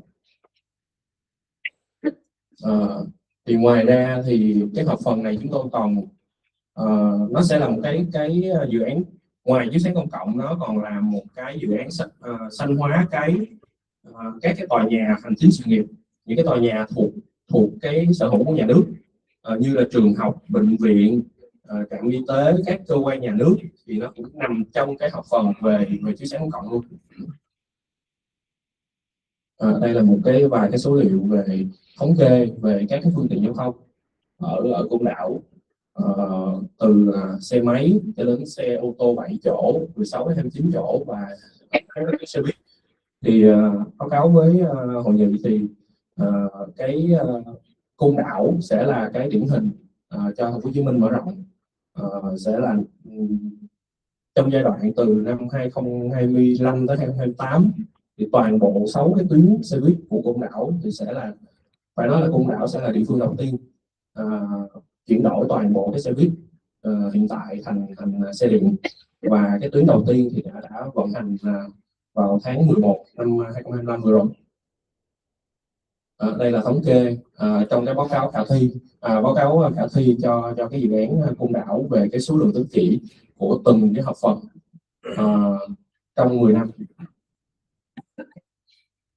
Thì với các cái số liệu này thì khi chúng tôi trình bày và trao đổi với chính quyền địa phương thì chúng tôi cũng phải làm rõ ra là cái chi phí cho dự án nó như thế nào, nguồn thu thấp nhất ở hiện tại chúng tôi đang để cái giá tín chỉ carbon thu được là nó ở mức an toàn, có nghĩa là trong tương lai chúng ta có thể bán được với giá cao hơn, nhưng mà với cái giá an toàn này thì hầu như là các dự án sẽ đạt cái điểm hòa vốn vào năm thứ 2 hoặc năm thứ 3. Thì đó là cái mà kỳ vọng mà thật ra chính quyền địa phương cũng như là các đơn vị phối hợp với chúng tôi thì họ cũng dễ dàng quyết định hơn với một cái bài toán nó an toàn như vậy. Thì với các cái dữ liệu này thì ví dụ như là trong 10 năm thì cái nguồn doanh thu từ tín chỉ carbon thấp nhất mà chúng ta có thể đạt được là hơn 2 triệu 800 ngàn đô, và cái mức mà đầu tư hiện tại để chia 30% cái nguồn thu, cái doanh thu, cái lợi nhuận từ cái dự án này, chúng tôi đang kêu gọi một số nhà đầu tư cũng đang ở trong cái giai đoạn là due diligence rồi, thì là 500.000 đô cho 30%. Như dự án Gia Lai vừa rồi tôi có trình bày là chúng tôi kêu gọi là 2,5 triệu đô cho 30% cái nguồn lợi từ dự án. Thì cái bài toán phân chia của Côn Đảo thì nó cũng giống như Gia Lai thôi. Nó cũng là một cái case study. Khi mà Gia Lai đã được chấp thuận trí đầu tư thì tôi nghĩ là ở Côn Đảo thì và sắp tới là Thành phố Hồ Chí Minh thì nó cũng sẽ tương tự như vậy. Cảm ơn một số chia sẻ về cái dự án mà chúng tôi đang triển khai, đặc biệt là cái dự án quốc gia về xanh hóa hệ thống thủy sản cũng như là solar cho các cái cơ quan hành chính sự nghiệp. Cảm ơn hội nghị. So now the summary CCTPI positions itself as a comprehensive solution provider in a carbon market through three main pillars. At their core technologies is carbon flight. And carbon flight is basically a specialized drone-based and LiDAR technology suite. And the project portfolio, along with the national strategies, they has a project with 34 provinces across Vietnam. One of the project is in Gia Lai projects. It has a major investment focus on three strategic pillars. Pillar 1, Red Plus, and Pillar 2, ARR, Pillar 3, Blue Carbon, and that's the total value for the Gia Lai is estimated about $59.6 million US dollars, and it's calling for 2.5 million in investment. And now we have a look at the Côn Đảo Special Zone. The purpose is to have the conservation, including the forest protection and reforestation, urban greening, green transportations, and the total value is about 2.83 million. And CCTPI is seeking for 500,000 US dollar in investment. We can see the investment return with a pre-payback is 100% revenue with prioritized, and for the operational costs and investor capital recovery, and post payback is a net profit are distributed to 50% to the local government, 30% to the investor, and 20% to CCTAP. Thank you. So for the next part, we have the presentation from Ricoto, and after that will be a 10-minute tea break where you can network and talk to everyone.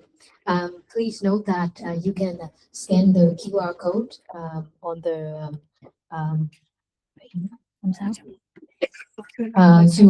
to submit any questions that you may have.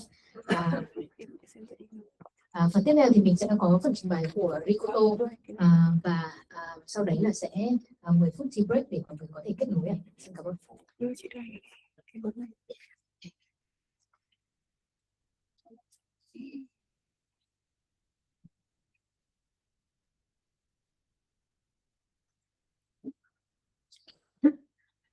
Xin chào tất cả các anh chị. Tôi tên là Tuấn Anh, đến từ tổ chức Ricoto International ở Việt Nam. Và rất là cảm ơn ban tổ chức đã tạo điều kiện cho chúng tôi để có một cái bài chia sẻ đến quý vị về dự án lúa gạo. Đây là một cái khía cạnh khá là khác so với các cái dự án từ sáng đến giờ. Thì chúng tôi Ricoto là một tổ chức phi chính phủ quốc tế và có trụ sở tại Bỉ. Thì hiện tại chúng tôi đã có hơn 50 năm kinh nghiệm trong cái việc triển khai các cái dự án, đặc biệt ở ba khía cạnh về lúa gạo này, lúa gạo bền vững, cái dự án liên quan đến rau củ quả và thực phẩm, và phần còn lại là các cái dự án liên quan đến cacao và cà phê. Và tại Việt Nam thì chúng tôi triển khai cái dự án lúa gạo tại khu vực tỉnh Đồng Tháp. Ngoài ra thì từ năm 2017 thì chúng tôi cũng có một số các dự án khác nữa ở các tỉnh như là An Giang hoặc là Kiên Giang. Tuy nhiên đến thời điểm hiện tại năm 2026 chúng tôi tập trung tất cả các nguồn lực của các dự án để triển khai tại khu vực tỉnh Đồng Tháp.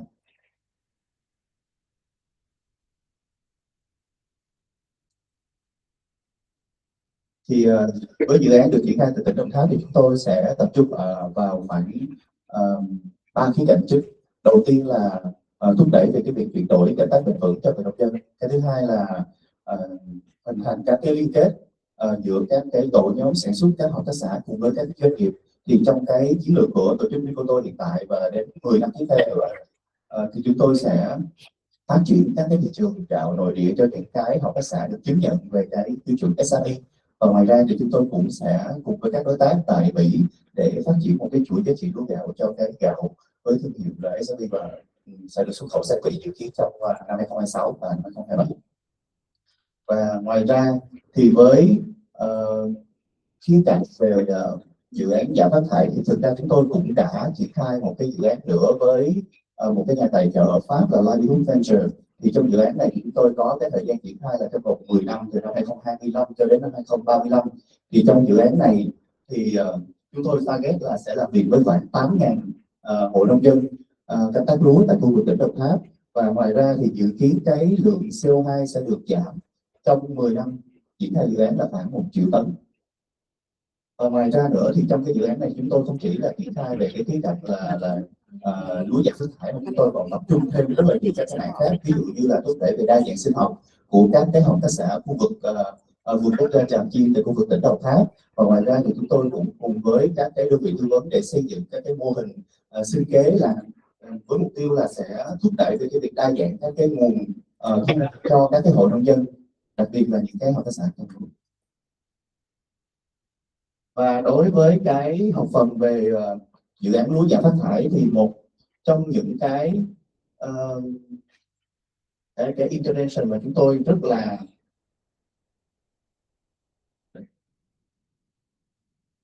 tập trung rất là nhiều đó chính là cái phần quản lý nước. Thì trong cái phần dự án lúa giảm phát thải này, cái tiêu chuẩn mà chúng tôi đang áp dụng đó chính là cái tiêu chuẩn vàng là Gold Standard.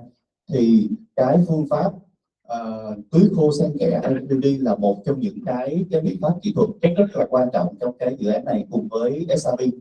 Và từ năm 2017 thì thực ra Ricoto cũng đã cung cấp rất là nhiều các cái khóa tập huấn cho nông dân, các cái hợp tác xã về cái tiêu chuẩn SRB, trong đó nó có bao gồm luôn cái phần IoT trong đó. Tuy nhiên từ năm 2026 trở đi thì chúng tôi sẽ tập trung rất là nhiều các cái khóa tập huấn về cái kỹ thuật quản lý nước. Thực ra đối với IoT thì có thể hiểu một cách rất đơn giản như thế này, là trong suốt cái chu kỳ gọi là canh tác của cây lúa thì sẽ có một số các cái giai đoạn chúng ta cần phải quản lý nước, siết nước. Và trong cái tiêu chuẩn Gold Standard này nó yêu cầu ấy, thì chúng tôi sẽ lắp các cái thiết bị là những cái ống trên các cái cánh đồng, và sau đó sẽ tiến hành đo đạc các cái mực nước trong cái ống đó. Có nghĩa là sau khi tác động các cái vấn đề về kỹ thuật sau, người nông dân họ sẽ có những cái chu kỳ họ sẽ siết khô từ 10 cm trở lên, và chúng tôi sẽ ghi nhận những cái dữ liệu đó thông qua một cái nền tảng được phát triển bởi một công ty công nghệ của Pháp là Carbon Farm. Thì trong cái dự án này thì Ricoto sẽ phụ trách cái phần gọi là thu thập dữ liệu, tập huấn cho nông dân ở phía cánh đồng. Còn ngoài ra thì cái phần phát triển cái hệ thống MRV, tính toán lượng giảm phát thải, lưu trữ dữ liệu thì sẽ được phụ trách bởi công ty Carbon Farm.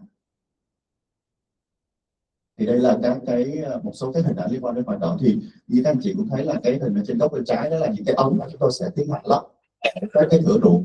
Hiện tại thì đối với một thửa ruộng thì chúng tôi sẽ lắp một cái ống tương tự như thế.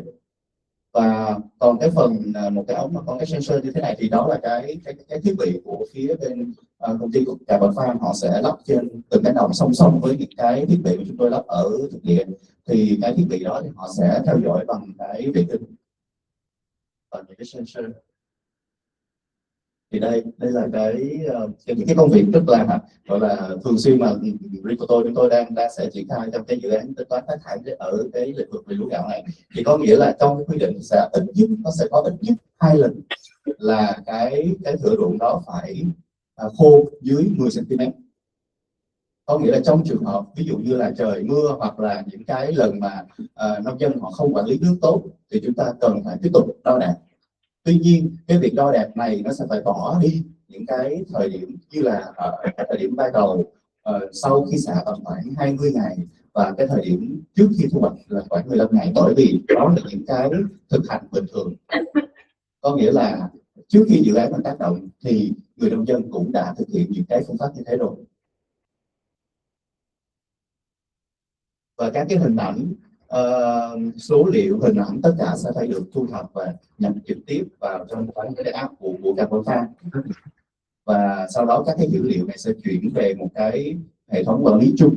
Ngoài ra nữa thì hiện tại bên phía Carbon Farm họ cũng đang phát triển một cái nền tảng để kiểm soát và quản lý dữ liệu một cách trực tiếp. Có nghĩa là các cán bộ ở thực địa họ đi thu thập dữ liệu thì ngay lập tức cái bên quản lý dữ liệu họ có thể phát hiện ngay lập tức về cái dữ liệu đó đo để kiểm tra xem coi cái dữ liệu nó có đúng hay không, nó có đúng theo các cái phương pháp của Gamescom standard hay không.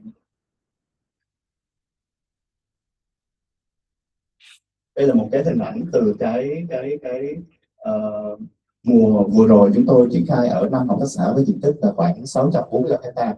Thì có nghĩa là cái dữ liệu nó sẽ bao gồm là những cái polygon của từng thửa, chính xác của từng thửa, tên thông tin nông dân cụ thể, rồi quy trình canh tác của từng nông dân cũng sẽ được update trong từng vụ luôn. Thì còn đây là một cái kết quả sơ bộ về cái ghi nhận về cái chu kỳ khô. Như lúc nãy tôi có nói là trong ít nhất một vụ chúng ta sẽ có khoảng từ 2 đến 3 lần hoặc là thậm chí 4 lần là thu thập dữ liệu. Thì đây là cái kết quả của vụ mùa thứ hai ở 645 hectare ở 5 hợp tác xã ở khu vực Đồng Tháp.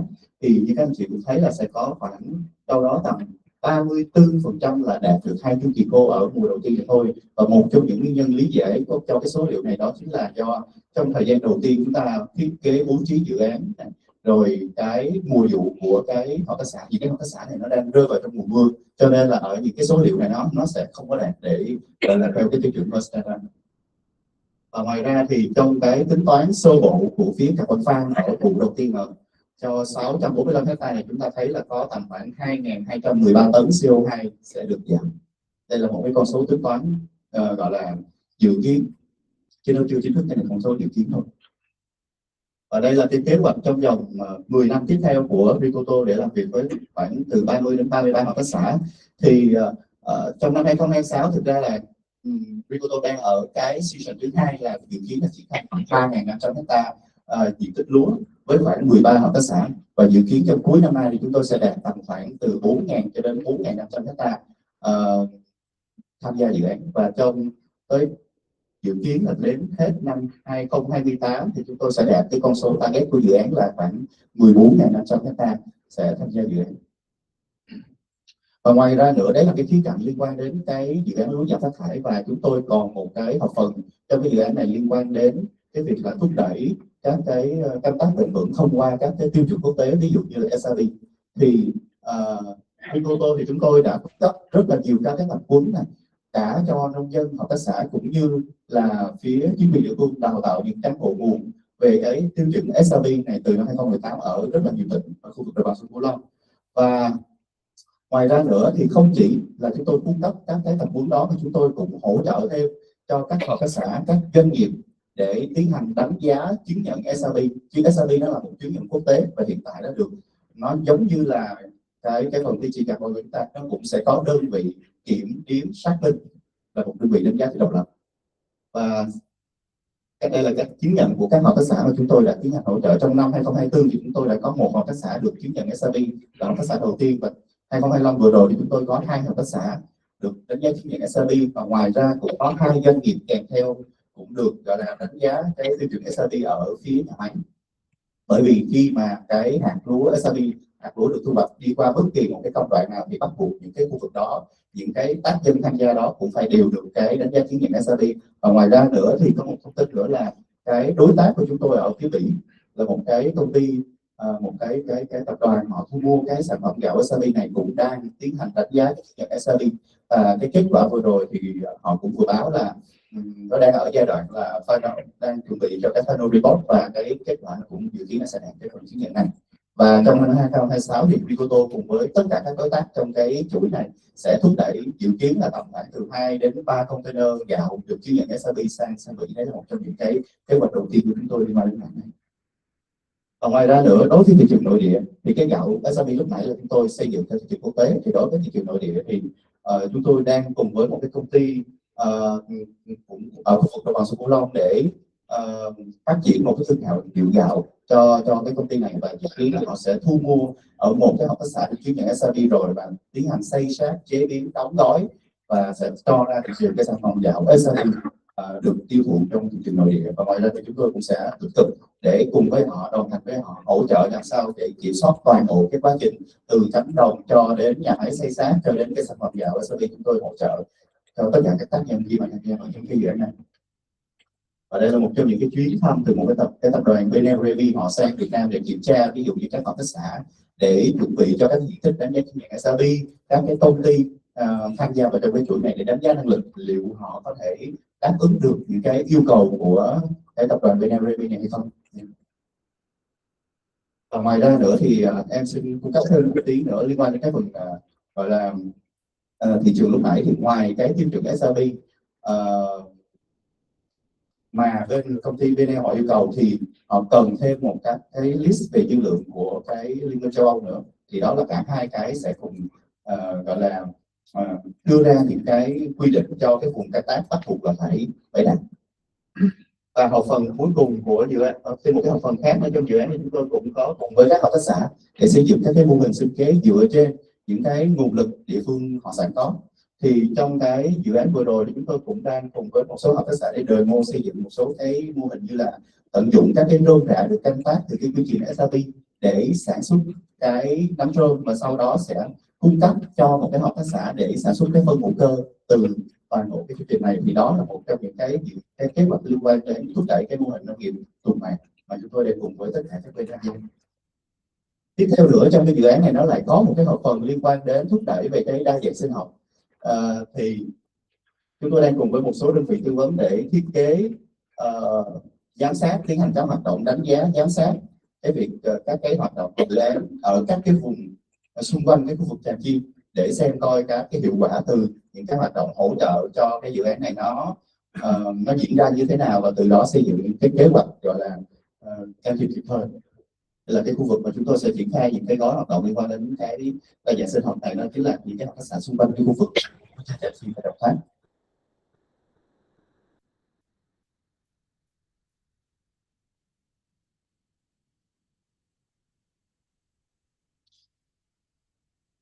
Và ngoài ra nữa thì trong cái hoạt động này chúng tôi sẽ triển khai thêm một cái mô hình tầm khoảng 300 hectare về cái mô hình nông nghiệp tái sinh. Trong cái mô hình này thì chúng tôi sẽ cùng với đơn vị tư vấn để đánh giá về năng lực rồi hiện trạng của các hợp tác xã để xem coi cái quy trình canh tác, hệ thống canh tác của từng hợp tác xã nó đang như thế nào. Từ đó sẽ thiết kế các cái biện pháp kỹ thuật phù hợp. Thì cái nông nghiệp tái sinh này thì chúng tôi đang có một số các cái ý tưởng, ví dụ như là luân canh, xen canh, hoặc là các cái mô hình lúa cá, lúa tôm ở khu vực tỉnh Đồng Tháp có thể là chuyển sang từ 3 vụ lúa sang 2 vụ lúa. Thì đó đang là cái gọi là ý tưởng thôi. Thì tùy vào cái tình hình của từng hợp tác xã thì chúng tôi sẽ có những cái thiết kế nó hết sức phù hợp để đảm bảo là sau khi kết thúc dự án chúng tôi cái mô hình nó vẫn phải duy trì bền vững. Đây là những cái mô hình sinh kế dự kiến sẽ cùng để triển khai ở một số các đơn vị, các hợp tác xã để đa dạng về cái nguồn thu nhập cho người nông dân.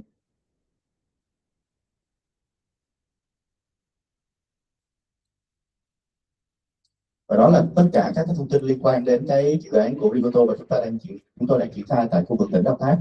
Và chúng tôi đang kỳ vọng là trong suốt 10 năm triển khai dự án thì cái lượng phát thải carbon từ cái quy trình canh tác lúa phải vượt con số là khoảng 1 triệu tấn. Thì đấy là một trong những cái target giá mà chúng tôi đang rất là kỳ vọng sẽ đạt được. Và ngoài ra một cái thông tin rất là tích cực từ phía dự án đó chính là phía Ủy ban nhân dân tỉnh cũng như là Sở Nông nghiệp và Phát triển nông thôn và cũng đã có cái cam kết rất là chắc chắn về cái việc đồng hành cùng với dự án trong suốt một cái khoảng thời gian dài như thế này. Thì sẽ có thêm những cái nguồn lực từ phía chính quyền địa phương, từ phía Sở Nông nghiệp để cùng với dự án của Rigoto để triển khai thành công trong những cái mục tiêu của chúng tôi đề ra. Thì đó là một thông tin mà tôi muốn thêm. Và rất là cảm ơn các anh chị đã dành thời gian chú ý lắng nghe cái bài trình bày của chúng tôi. Rất cảm ơn.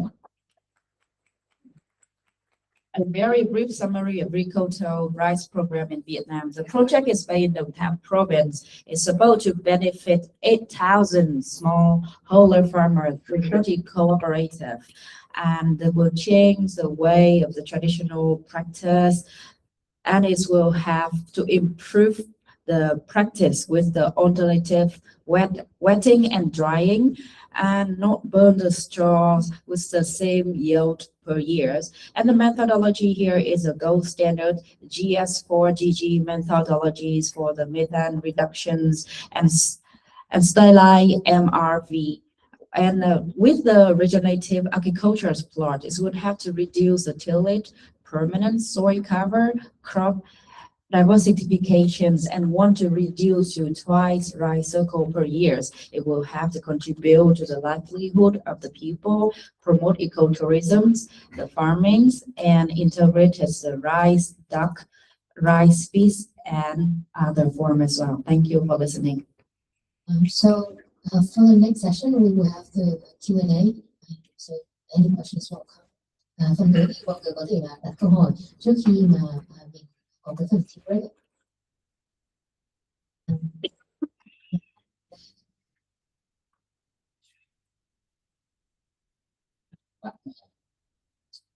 Cảm ơn ban tổ chức. Mình là Mike, mình đang làm cho tổ chức CARE Việt Nam.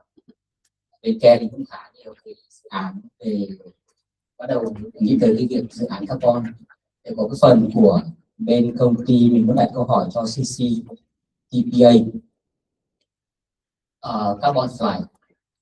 Rất là thú vị khi mà các bạn đã thiết kế được một cái drone mà có thể đo đếm được cho cái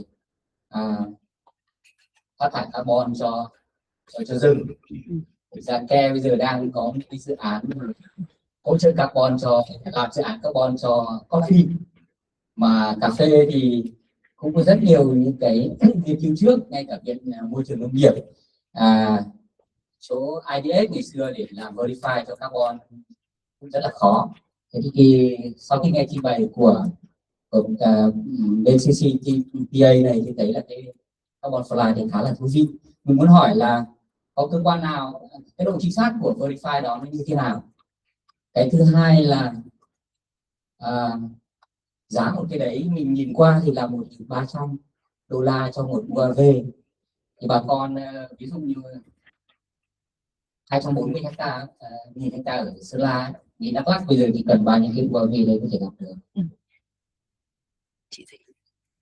Thì bạn một phần nữa là các bạn làm cái dự án về điện chiếu sáng cung cấp, thì các bạn dùng cái quy chuẩn nào thì các bạn verify cái đó, cơ quan nào giám sát, và đã chính thức được đã generate được carbon chưa, hay là giá trị carbon chưa, hay là vẫn đang trong quá trình. Xin cảm ơn.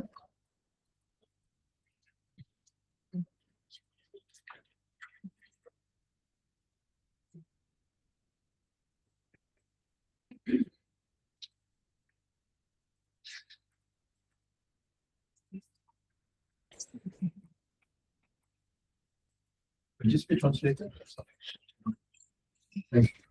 Yeah, so the question, this is Mr. Mike from CARE Vietnam, and basically this question is posed to the CCTPI. He's very interested with the carbon fly with the UAV system. With the UAV system, he can measure the carbon emissions for the forest, and CARE currently is having their plan with the coffee, and in order to measure the carbon emissions. So even for the work with the Vietnamese local authority, the IDH, to verify the carbon emissions. So the question is that how they're going to verify the carbon emissions with the carbon fly. That's the first question. And for example, from here you understand that it's $1,300 for the UAV. So let's take an example. If it's 240 hectares in Sơn La, how many UAV that it needed to be there?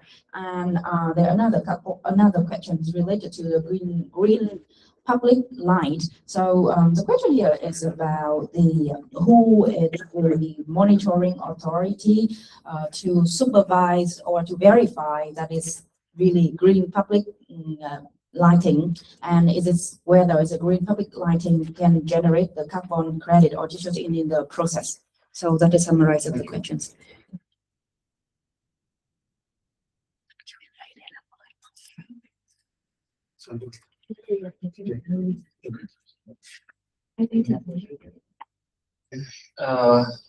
Rồi với cái câu hỏi đầu tiên về carbon fly á, thì thực ra hiện tại á, là cái carbon fly nó là một cái module nhỏ trong một cái tổng thể, một cái platform lớn mà hiện tại bên City Group chúng tôi đang triển khai.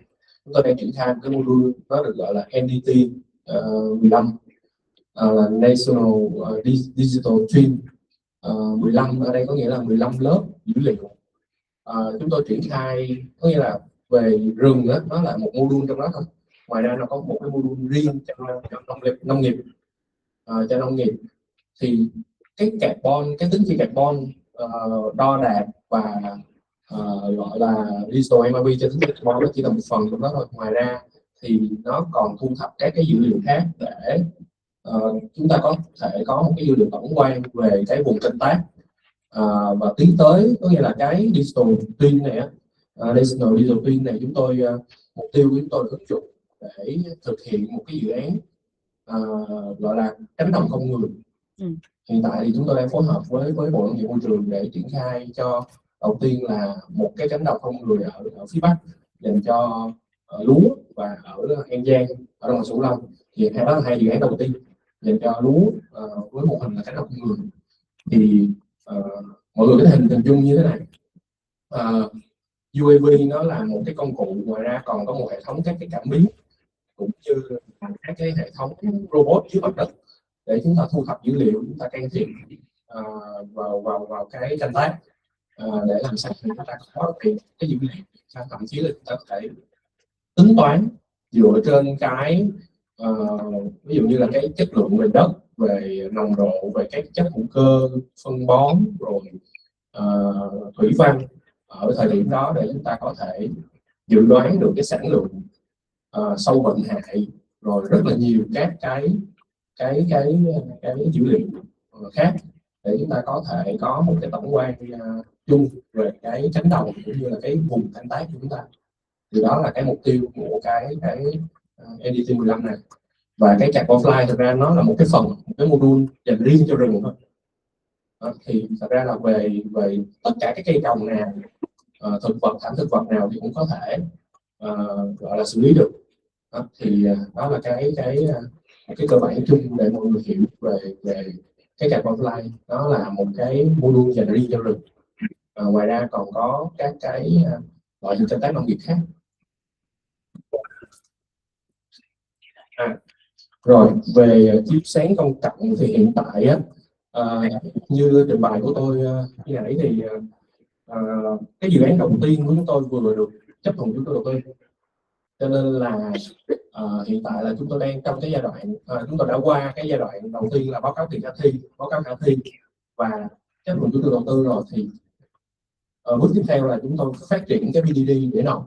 Thì dự kiến là chúng tôi sẽ tiến hành nộp hồ sơ cái dự án này lên Vera theo cái nó có một cái phương pháp luận riêng cho cái chiếu sáng công cộng này luôn là ACM 0002.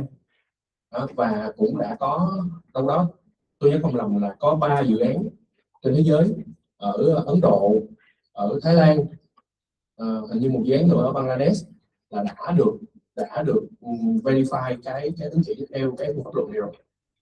Và chúng tôi sẽ nộp lên Vera cho riêng cái hợp phần chiếu sáng, không chỉ riêng Gia Lai không, mà như tôi nói chia sẻ ban đầu, đây là một cái dự án quốc gia. Chúng tôi dự kiến là sẽ triển khai hết 34 tỉnh thành của cả nước, và Gia Lai là cái tỉnh đầu tiên triển khai vì có lẽ như là lãnh đạo chính quyền ở Gia Lai họ khá là nhanh trong cái lĩnh vực này, và họ hỗ trợ rất là nhiều. Vì mọi người biết là để có được một cái số liệu mà thống kê bao nhiêu cái bóng đèn, bao nhiêu cái trụ điện, loại đèn nào, rồi tiêu thụ điện mỗi tháng trong 12 tháng gần nhất là bao nhiêu, thì cái hỗ trợ của chính quyền địa phương, của các cán bộ nhà nước để chúng ta có thông tin đó để chúng ta làm được cái báo cáo khả thi là nó tốn rất là nhiều công sức. Nếu không có sự hỗ trợ của chính quyền địa phương, chúng tôi không làm được gì đâu, không thể thu thập được đầy đủ cái dữ liệu như vậy. Thì thật ra là cái tiến độ dự án nó nhanh hay chậm là thật ra là cơ quan nhà nước hỗ trợ là một cái chìa khóa, một cái yếu tố then chốt để chúng ta có thể tiến hành được cái dự án như thế. Đó là một vài cái chia sẻ của tôi về cái dự án chiếu sáng công cộng. So just to answer the question about the first question about the carbon fly is just one small part of our bigger modules from our CP group, which is the bigger model is an NTD National Digital Twin 15, and it has a 15 layer data layer. So for us, it's just very one small module of that, and from that we can issues a carbon credit, and so with the application of the NTDs, we will have the no human farming or no human field in collaboration with Monterey Ministries of Rural and Agriculture Development for in the northern part of Vietnam for the rice, also in An Giang and the Mekong deltas. With the UAV system, it needs to have the sensor, also the robots on the field to measure many KPIs such as the soil quality, organic compound, and so on. And from that, it can do some forecasting for the pests and so on. But again, carbon fly is just one module for the forest. And now for the whole lighting system, we have been approved for the investment by the local authority, who has passed the pre-feasibility. And we also will submit to the BERA with the methodology ACM002 with I believe that the 3 projects in India, Thai, and Bangladesh that have been verified carbon credit with the BERA. And Zalai is just a pilot, and we will plan to do it in 34 provinces. Without the support of the local authority, it's very hard to carry out the project. So it's important to have the support from the local authority. And when Zalai is very fast and efficient. Thank you. Thank you. Thank you. So, có thời gian cho 2 câu hỏi nữa rồi là em biết là có rất là nhiều câu hỏi thì mình có thể giải đáp để cho đến phần trên web mọi người có thể hỏi trực tiếp diễn giả. Cái câu hỏi tiếp theo là đến từ em tôi Forest. Thank you, the organizer. I'm Thông, tôi là Thông đến từ tổ chức Rewatch. So my first question with two primes. Thanks a lot for sharing so set the scene, the landscape, and as examples, the project of SACCI.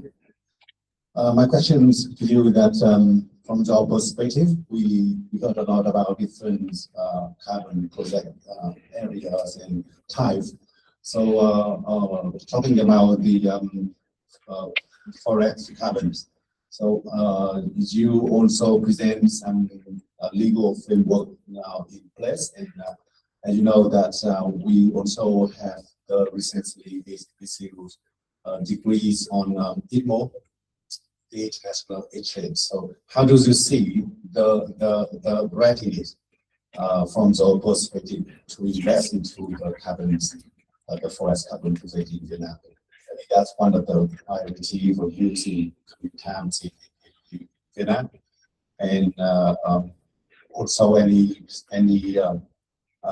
gap or any risks or anything that you can see share from your perspective. The next question I would like to ask our colleagues, speaker from the city group. Our topic is in Vietnamese. Câu hỏi tiếp theo tôi muốn hỏi anh đại diện từ City Group thì rất là ấn tượng khi mà nghe thấy cái chia sẻ những cái hoạt động của mình ở tại các tỉnh, đặc biệt là tỉnh Gia Lai.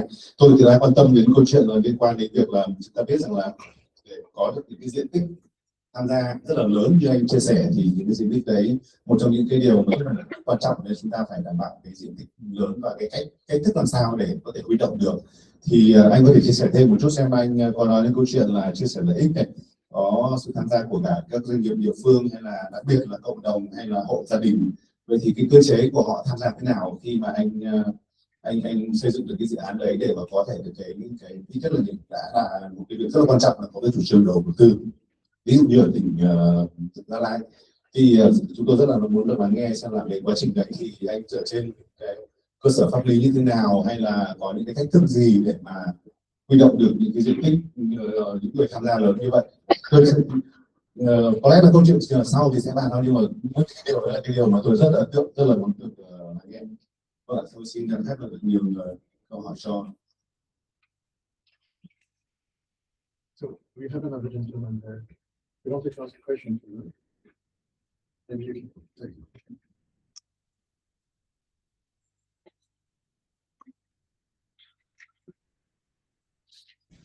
Vâng, xin kính chào tất cả các quý vị.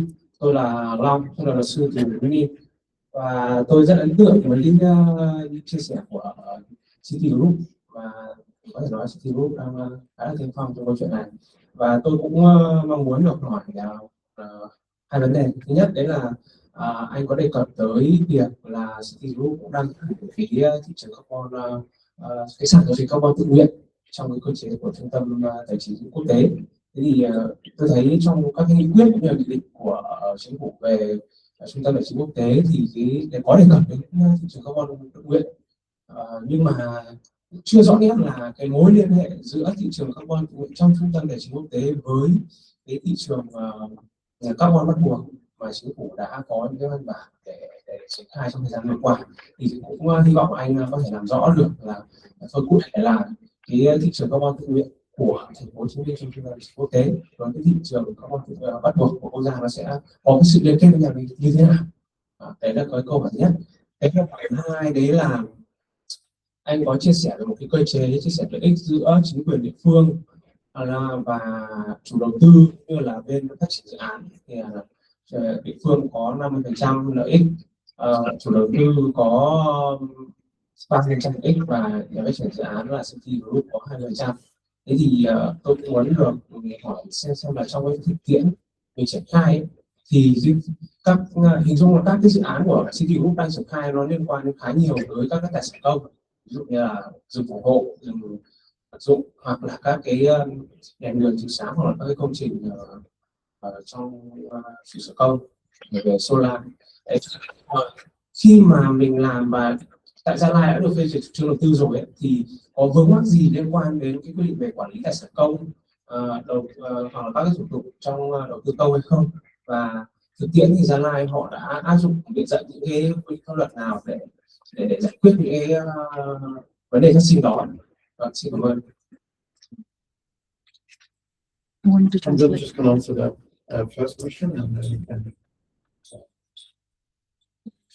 So about ITMOS, so I think the answer is we take our experience based on other countries very seriously, and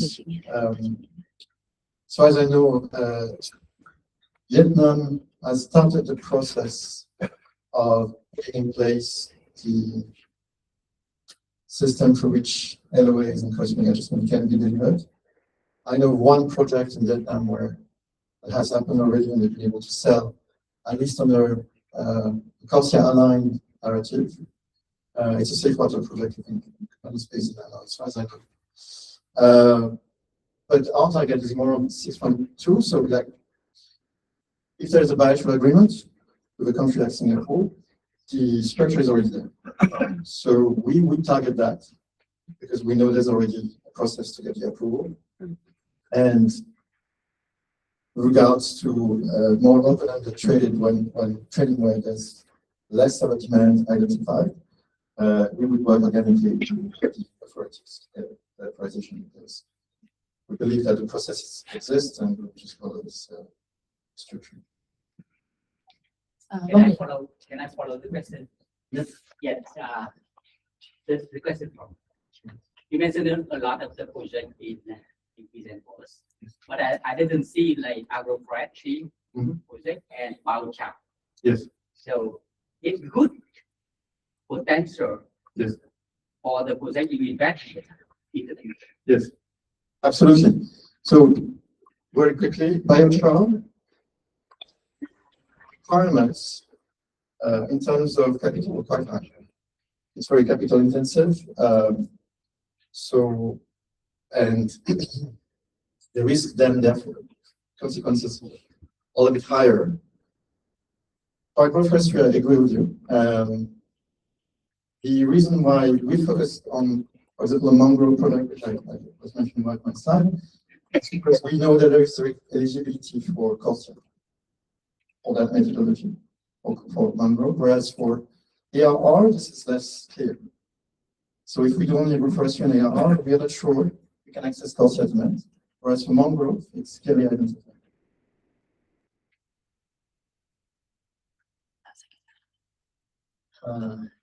Cũng khá là nhiều câu hỏi. Thì đầu tiên thì chắc là sẽ trả lời cái câu về cái phương chi lợi ích. Thật ra trong một cái dự án thì chúng tôi nhìn nhận rằng cái việc phân chia lợi ích giữa các bên đó, nó là một cái bài toán mà khó nhất về mặt kỹ thuật, về mặt công nghệ, về mặt phương pháp luận, về mặt cái quy trình triển khai dự án như thế nào nó không khó. Và cái việc phân chia lợi ích và đạt được sự đồng thuận, vì mọi người hình dung là bất kỳ một cái BDD của dự án nào thì cái bước mà tham vấn cộng đồng không chỉ một lần và nhiều lần, và tất cả các bên liên quan, các stakeholder mà tham gia vào dự án thì chúng ta phải tham vấn từ chính quyền địa phương, từ những người hộ dân nằm trong cái dự án đó, tham gia vào cái dự án đó. Đặc biệt là Việt Nam chúng ta có cái chính sách, những cái luật về bảo vệ rừng và gọi là giao rừng, giao khoán, đất rừng, đất lâm nghiệp cho dân từ rất là lâu rồi, và nó kéo thừa đến hiện tại. Những bên liên quan rất là nhiều, từ cá nhân cho đến hộ dân, cho đến doanh nghiệp, cho đến hợp tác xã. Thì cái đó là một cái bài toán tôi nghĩ là khó. Nhưng mà khó thì cái đầu mối có thể kiểm soát được. Tại sao với dự án rừng đó chúng tôi lại làm với chính quyền địa phương? Vì họ là cái bên liên quan và cái bên mà có thể điều phối được cái chuyện đấy. Tại sao chúng tôi vẫn có làm với doanh nghiệp, ví dụ như là làm với Tân Mai, với Bảo Lâm, là những cái doanh nghiệp trồng rừng cũng khá là lớn ở Tây Nguyên, với diện tích đâu đó khoảng 20 mấy 30 ngàn hectare, vẫn làm với họ, vẫn có những dự án làm với họ. Nhưng mà tại sao mục tiêu đầu tiên khi mà tôi chia sẻ là dự án rừng chúng tôi làm, dự án quốc gia làm với tỉnh là như vậy? Vì chỉ có chính quyền địa phương là đầu mối thì họ mới kiểm soát. Có nghĩa là khi mà chúng ta hệ thống hóa toàn bộ, nãy có một anh hỏi về cái pháp lý ấy, thì thật ra là câu chuyện là một cái hợp đồng khi mà có chủ trương đầu tư nó chỉ là bước đầu tiên thôi. Chúng ta còn phải đàm phán về mặt hợp đồng, về thật ra hợp đồng là hợp đồng B2B thôi, hợp tác công tư thôi, theo đúng cái luật hợp tác công tư, hợp đồng B2B, rồi tuân thủ theo cái luật về sử dụng cái tài sản công. Đó, thì đó là cái bước đầu tiên rồi. Còn nó còn một cái thời gian về đàm phán và cái điều khoản chi tiết trong cái hợp đồng đó nữa. Và khi mà được cái chủ trương đầu tư ấy, thì chúng tôi phải cam kết được như thế nào? Cái phần mà các cái bản tính mà tôi có chia sẻ, thật ra cái đó là báo cáo tiền khả thi, báo cáo khả thi thôi. Có thể là thực tế cái lượng tín chỉ nó sẽ chênh lệch, nó sẽ lớn hơn hoặc thấp hơn, hoặc giá thời điểm đó nó sẽ cao hơn hoặc thấp hơn như thế nào đấy. Thì mỗi năm khi mà được verify tín chỉ ra, nếu sau này được verify tín chỉ ra, thì chắc chắn là sẽ có sự tham gia của kiểm toán nhà nước và kiểm toán độc lập vào để chúng ta kiểm toán thực tế thôi, là chi phí cho dự án như thế nào, rồi giá tín chỉ ở thời điểm đấy quyết định bán ở mức giá nào là hợp lý. Thì toàn bộ nó đều phải có những cái nguyên tắc trong hợp đồng. Hợp đồng nó phải có nguyên tắc là kiểm toán nhà nước, kiểm toán độc lập, xác định với giá bán ở thời điểm này nó có thấp không, nó có gây thiệt hại cho ngân sách nhà nước hay không. Toàn bộ những cái quy trình đó nó sẽ phải được đàm phán và thể hiện rất là rõ. Đó. Và cái vấn đề chia sẻ lợi ích, chia sẻ như thế nào? Có nghĩa là khi mà giao dịch được tín chỉ, có nguồn thu về tài khoản rồi chúng ta mới chia, hay là bắt buộc là với Gia Lai chẳng hạn thì chúng tôi còn có một cái cơ chế đó là cơ chế tạm ứng trước cho tỉnh. Có nghĩa là trong một thời điểm nào đó nguồn ngân sách tỉnh cần một cái khoản chi phí để thực hiện một cái dự án an sinh xã hội ở cái địa phương mà triển khai dự án, thì chúng tôi phải có cơ chế, tỉnh bắt buộc chúng tôi phải có cơ chế là tạm ứng trước một phần cái doanh thu trước, thay vì là mỗi năm verify hoặc là định kỳ 2 năm verify một lần. Chúng tôi sẽ có những cái cơ chế là tạm ứng trước không quá bao nhiêu %, để có thể là sử dụng nó cho những cái vấn đề an sinh xã hội, cho những bên liên quan trong dự án. Thì nó có rất là nhiều cái cơ chế mà hiện tại là sau cái chủ trương đầu tư thì chúng tôi phải tiến hành một cái giai đoạn tôi nghĩ cũng khoảng từ 3 đến 4 tháng để đàm phán hợp đồng đấy. Thì có một cái câu chuyện vui như thế này, khi mà chúng tôi trao đổi với lãnh đạo tỉnh và đặc biệt là anh chủ tịch tỉnh Gia Lai ấy, thì anh nói là bây giờ phải làm ngay, tại vì anh biết là một cái dự án để ra được tín chỉ carbon và về rừng á có phải mất khoảng 2 năm 3 năm, mà bây giờ không làm á thì đến thời điểm mà được phép bán rồi, được phép bán ra nước ngoài rồi, như mọi người biết là cách đây một tuần, ngày 1 tháng 4 thì nghị định 112 là đã được ban hành rồi, đúng không? Và giữa năm nay là sẽ có cái hiệu lực rồi, là cho phép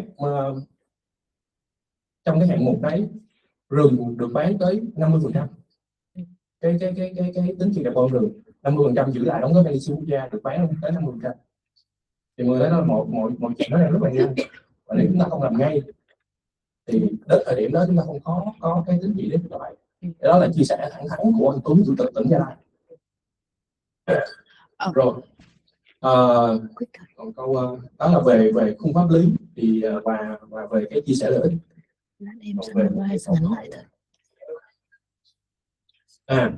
Rồi về thị trường tự nguyện thì chúng ta hình dung là thị trường bắt buộc nó là cái kiểm soát của nhà nước về hạn ngạch phát thải, về những cái doanh nghiệp mà hiện tại đang đóng góp cho nền kinh tế nhưng mà đang phát thải nhiều, và đó là cái cơ chế để ràng buộc. Còn cái bản chất của cái thị trường tự nguyện ở Việt Nam, thậm chí các nước trên thế giới, đó là một cái kênh để chúng ta thu hút cái nguồn vốn, cái dòng vốn đầu tư xanh về, và bản chất hoàn toàn nó khác biệt. Và cái nghị định 112 vừa rồi á, nó cũng đã cho phép chúng ta là quy định rõ là lĩnh vực nào, danh mục nào được bán bao nhiêu %. Và cái bản chất của cái sàn giao dịch tín chỉ carbon tự nguyện trong trung tâm tài chính thì nó cũng như là sàn giao dịch carbon tự nguyện của các thị trường khác thôi. Nó là đòn bẩy về tài chính, nó là cái kênh để chúng ta thu hút công nghệ, thu hút nhà đầu tư, thu hút cái dòng vốn.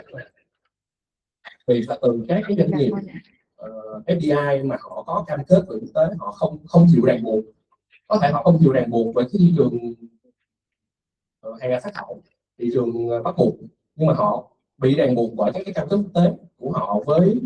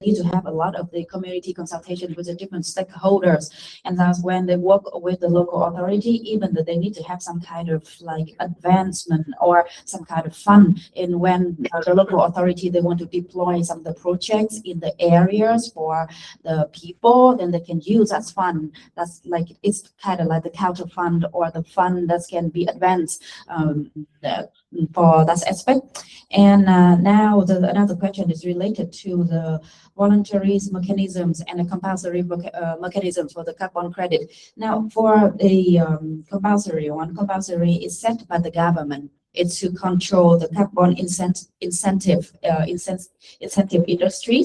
However, for the voluntary one, basically it will have to attract more of the fund for the capital invest in Vietnam, for example, like the FDA. So for the company, maybe they can go with the voluntary scheme. However, they don't need to do it as a compulsory. However, that for example, when they sell the carbon in another market, they need to comply to some of the requirement there. I have talked with the Vera and Global Carbon Council. They said that the two markets are very potential, is Brazil and Vietnam, and they are considering to see what is government going to do and whether they're going to invest in Vietnam or not. And today that we have the Aithers and also others. I'm sure that they will pull more capital invest in Vietnam and more project in Vietnam. So that's a summary. Cảm ơn mọi người đã câu hỏi. Tiếp tới mình có khoảng tầm 10 phút tea break và sau đấy sẽ là phần trình bày của bên các đại diện từ Women for Mangrove, Green Hub và Pen Nature. Cảm ơn mọi người. So là những câu hỏi khác thì mình có thể là chia sẻ ở cái phần tea break để mọi người có thể trả lời câu hỏi. Em thấy là có một số câu hỏi directly cho Aquila thì em có thể trả lời trực tiếp. Cảm ơn. So we go on 10 minutes tea break, and then after that we have Women for Mangrove, Green Hub, and Pen Nature sharing their presentation. Thank you. Chân cái gì? Cái website nhé. Tên của cái bài không phải là Forest Management Status mà là khác nhé. Cái này nó nhầm sang tiêu. Dạ vâng. Của anh là bên VFCS. VFCO. Dạ vâng ạ.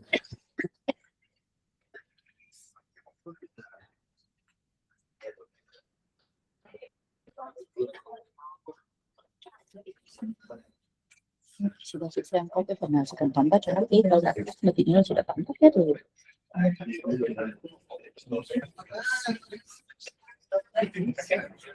Đúng rồi, tóm tắt hết rồi.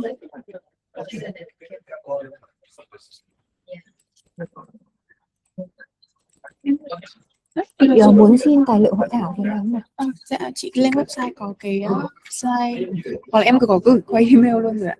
Tất cả cái slide đều ở trên folder trên Google slide, có gửi qua slide hoặc cái email sáng nay 7 giờ ấy. Cái email của chị nó đang bị tràn. Dạ vâng. Gửi lại cho chị qua số. Dạ được ạ. Dạ được ạ. Chị chờ em. Yes, yeah, I know.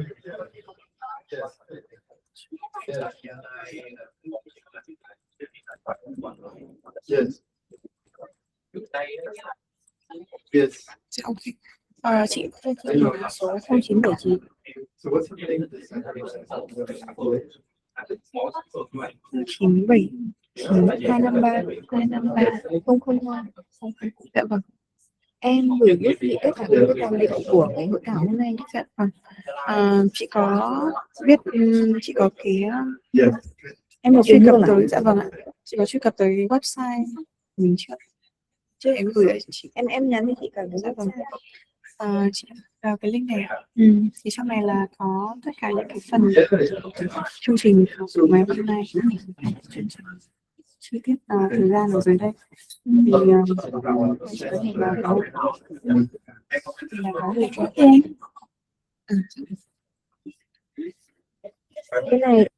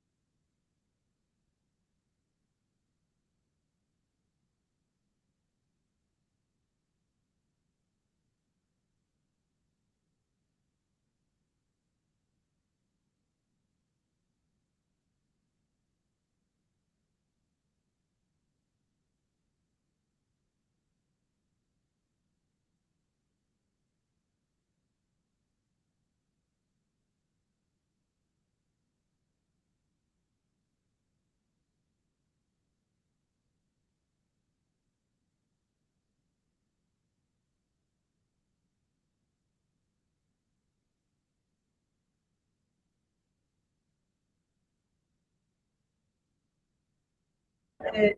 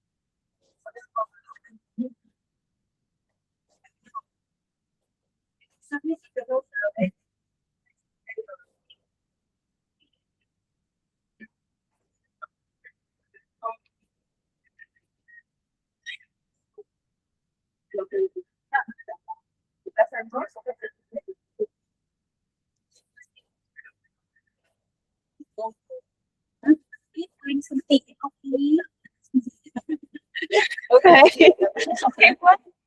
I'm asking you.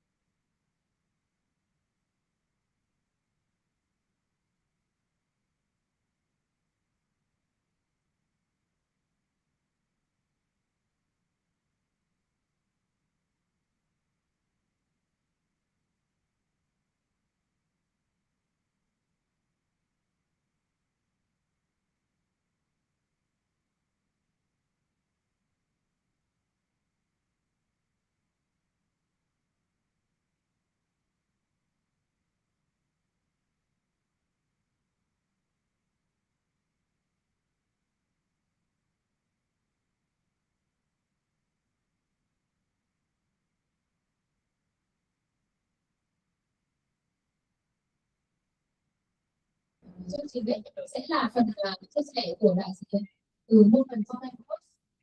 Xin chia sẻ. Good morning, everybody. So I think from the morning until now, we also use a lot of the sharing from all of our different partners, sharing about the how so can share with the fund or how it present results, can also can contribute for the carbon market or how also can contribute for the carbon credit. So today I'm a representative from my team, called from group. We would like to share with you what do we do, what is our own strategy, what do we implement, and what we get back from us, and how we also can propose some of the mechanisms, some of the support that also can help and to scale up. Because I think we have a lot of the good initiatives that also can go for the project, but how we also can continuously to work with and to make the local people, the local community also can be confident to do and contribute for the local economy, and also can make their lives better, also contribute for the carbon utility or net zero carbon that we all contribute that. So I'm a representative of our university, economic university. Actually, in our university, we do a lot of the activity. Hơn nữa thì ban tổ chức có thể chống Việt và trong online đúng không ạ? Campus.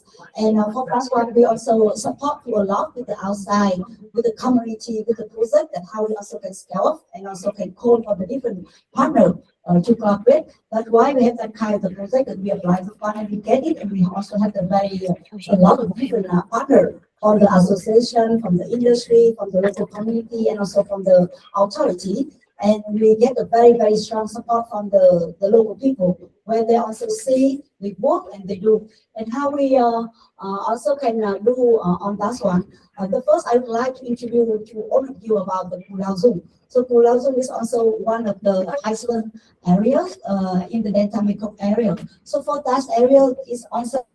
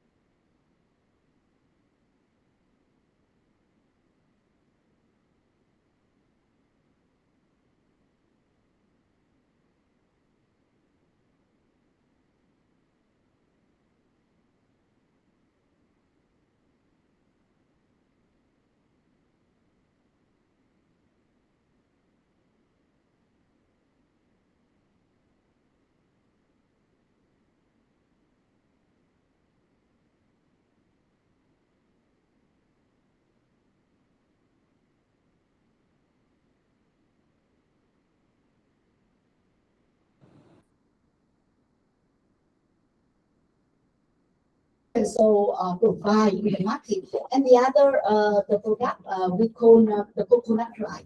But actually, it's still the processing because we also have to qualify how the quality also can go to the market. So it's still the processing that we try to study in that one. And in the other hand, when they are work with us, we also feel like they are not only have the nature surrounding, not only the physical, and they also have their spirit inside. So their spirit also can be the one thing attract the people go there and they want to stay there. So besides that one, we also work and collaborate with them to provide the tourists. So for the tourism, it's also go with the community-based, like so for that one, they also learn how they also can change their lifestyle, their food, everything.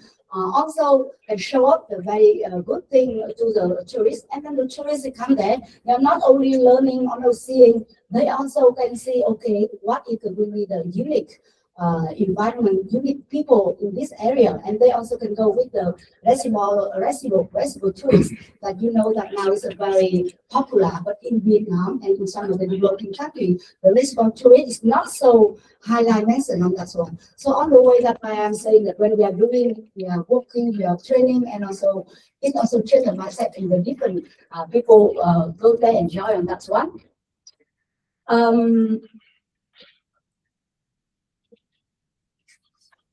Sometimes techniques are, yeah.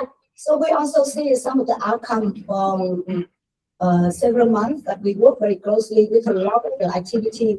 So with the first result of the one group nursery and the conservation campaigns. So it's not only the campaign teaching them, they also learning on that. We also learn on that and also rely on that. And we also can see the monk group also grow up, and also the very interesting when we work with them because in the beginning we are thinking, okay, we teach them how to nurturing the monk group, but after that we find out that oh, they will not do this. They will go to the existing monk group. They will steal out some of the small one and go into shelter.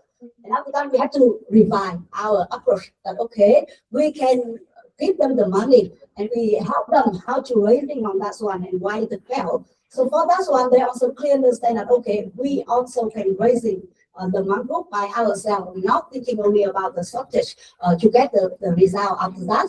And the second thing that we try to improve and try they change the mindset for the regenerative livelihood. And now they also get some of the benefits, some of the income from the herbal tea and also the other product. And for that one, it's quite interesting that we also told them to send some of the contribute back from the income that they get. So it means that they will have the one fund, but they also can contribute for the other social activity. To go and along and also go for the long-term rentable that's the biggest in the coming November. It still can be the long-term without funding. This also quite interesting that we call for the woman. So you also know that the role of the woman in the Delta Mekong is not high like in the other area. Yeah.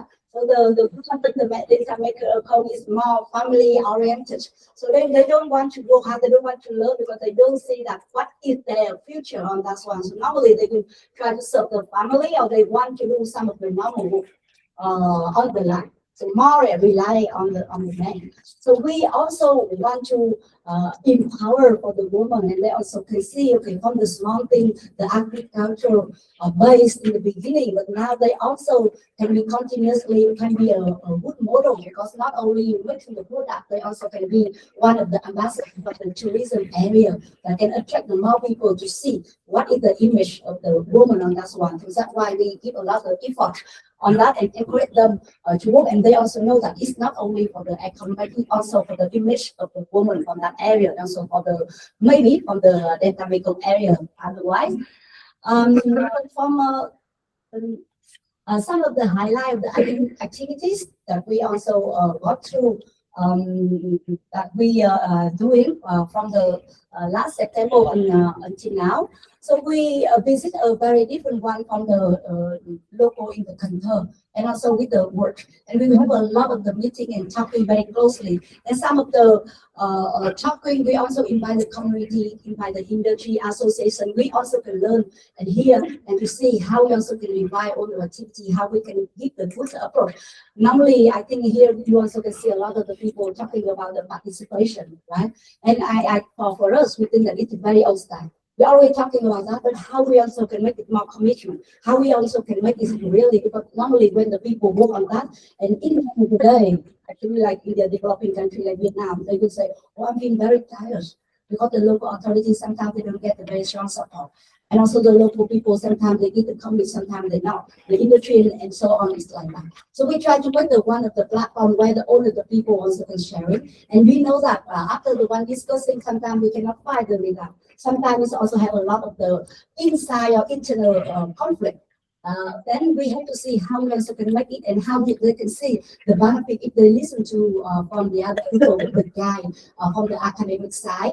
And we also bring a lot of the good example to work with them. We also have the relation with the academics around the world. Example, like we also bring some of the workshop to the students from the Netherlands in the very different field, not only from the agriculture or raising of the mango and so on. They also come from the tourism, from the economy, from the infrastructure, and they go there and they work and they see, okay, the people from the other side, they also work similar like what we are saying. So it means that the old style, but if we work in a different way, maybe it also can get more success. It's also the thing that we approach and go through all our activity.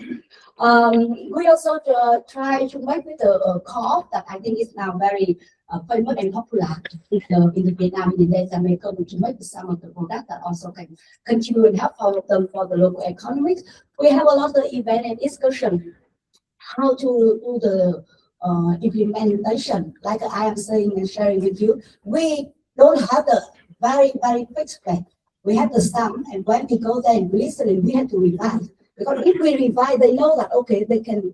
We listen from them, and they see that okay, I'm a contribution. My voice also can be count. It also has some value. Or we also have to negotiate some with them that if they do like that, something will be go with the other side. So they listen, they also change the mindset. So it's the way that we see the numbers of the activity that we do. But I think the most important thing we see that how we also can get the villa and the values and also the feedback after that, and how to get the success. So I think the success until now that we get take away from that's why the first one that they from the women that they join the project, they now also can earn some money. They can have some income. And so now they are not thinking about okay, we go to the mango and we still up some of the nursery mango, the small one. We also can confident to do that. And also the second thing that they also believe that how to make the product and the product has to be good, have to be get the standards on that. And the next one that how they also can collaborate and work with the other people. How can make the other people listen to their voice? How they can increase in their confidence, talking, the negotiation, and also how they also can become of the ambassador for that area. So it's also the managing that we also doing on that one. And they also feel not so shy when they are meeting with the foreigner. You know that the Vietnamese, when they are not good in English, they are so shy to meet with the foreigner, and they feel like, oh, I'm very young, I'm good, I'm very bad. So I will now also can increase in the learning also to show some of the good image on that one. I think the one thing that also get us feel very happy that we see that they also can spend some of the land to that the project, and they also can do some of the decoration for the community housing. They are not talking about that. If I do this, what do I get back?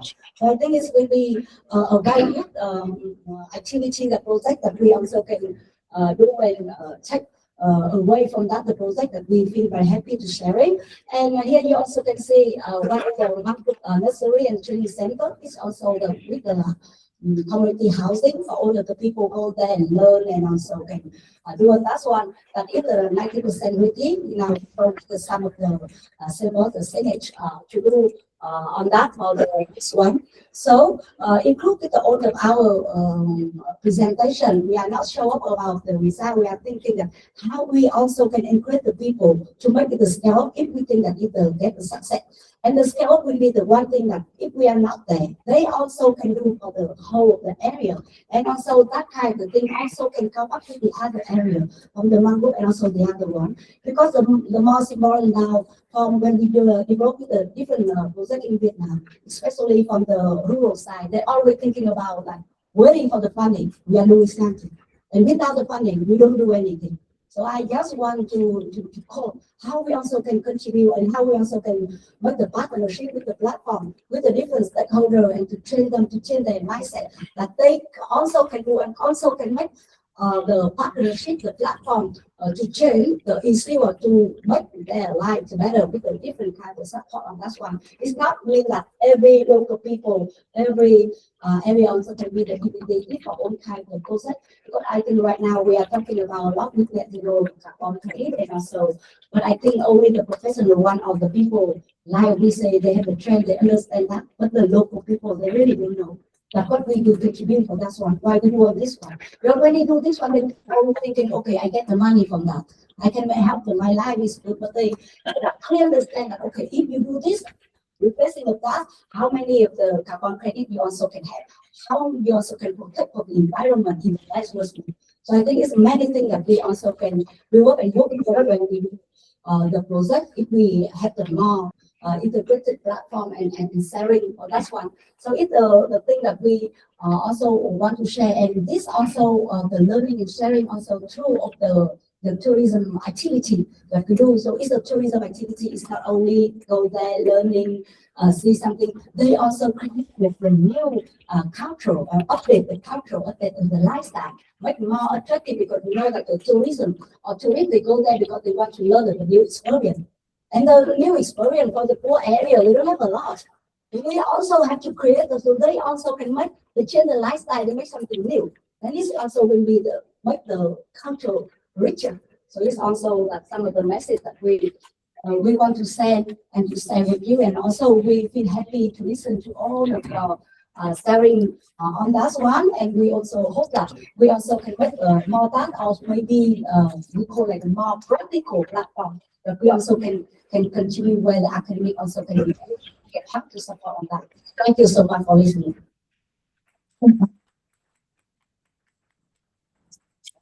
Ta có thể thấy được rằng Women for Mango Growth mục tiêu ở đây sẽ là kết hợp sinh kế do phụ nữ lãnh đạo cũng như là trồng rừng và phát triển du lịch sinh thái. Những cái thách thức ở đây chúng ta có thể thấy như là liên đến nuôi tôm này, khai thác gỗ trái phép, rồi biến đổi khí hậu, và cái cộng đồng thì còn thiếu động lực.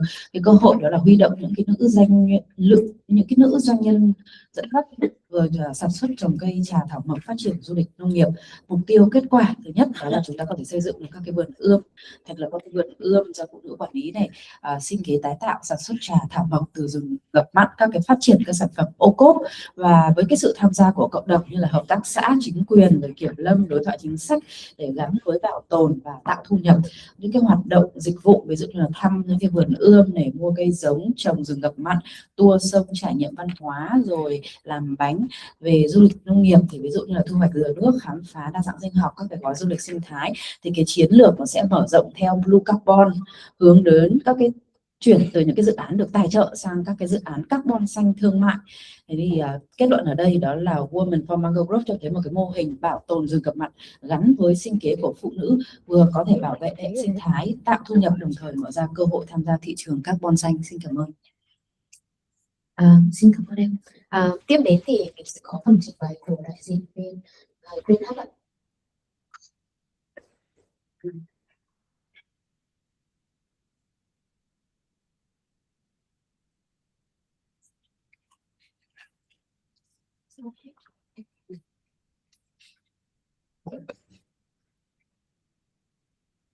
Women from Center for Supporting Rural Development Green Hub.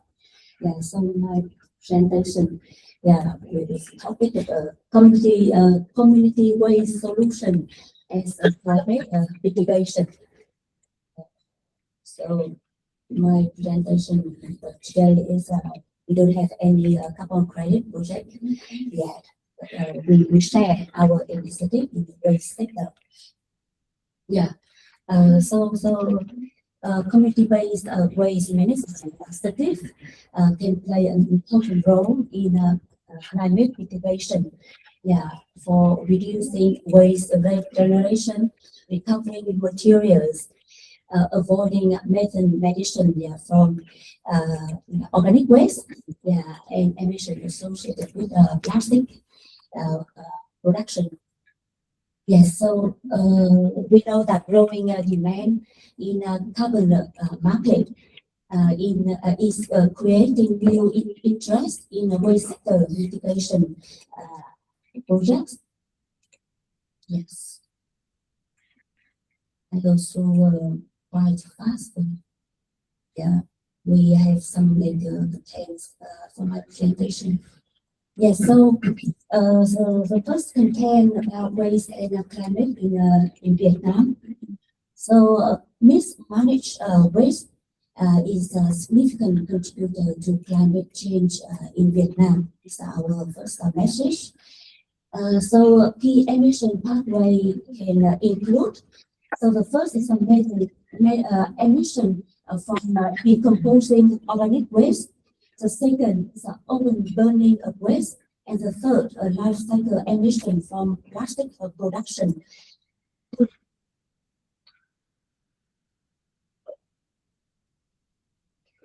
Yes. So I believe that all of you have a lot of information about the waste situation, solid waste situation, plastic waste. Yeah, it's still in Vietnam recently. Yeah, so leakage of plastic waste into rivers and marine ecosystem. Yeah, contribute severe impact on the biodiversity, fisheries, and overall ecosystem health. And many communities still lack access to formal waste collection services. Yeah, so we want to quick introduce about Green Hub. We are the environmental organization. Besides working in a green livelihood, nature conservation, we also work in a circular economy initiative, marine plastic pollution, waste reduction and recycling system, and community environmental education.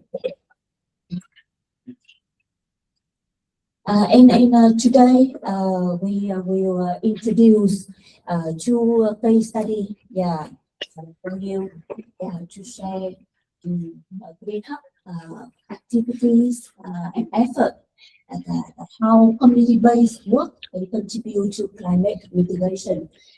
So the first initiative it is Z-Hub, the Waste School and More, and the second the Waste to Mekong River. Yeah, so the Waste School and More Z-Hub that we focus to reduce waste from upstream. Yeah, before waste can be leakage to the environment, and with the core from home and share and wider to community surrounding. Yeah, with some components that make the full circle. Yeah, from the survey, the waste audit, capacity building, communication, pilot, and a lot of environmental initiative, and then like the MIF at school, like the education tool.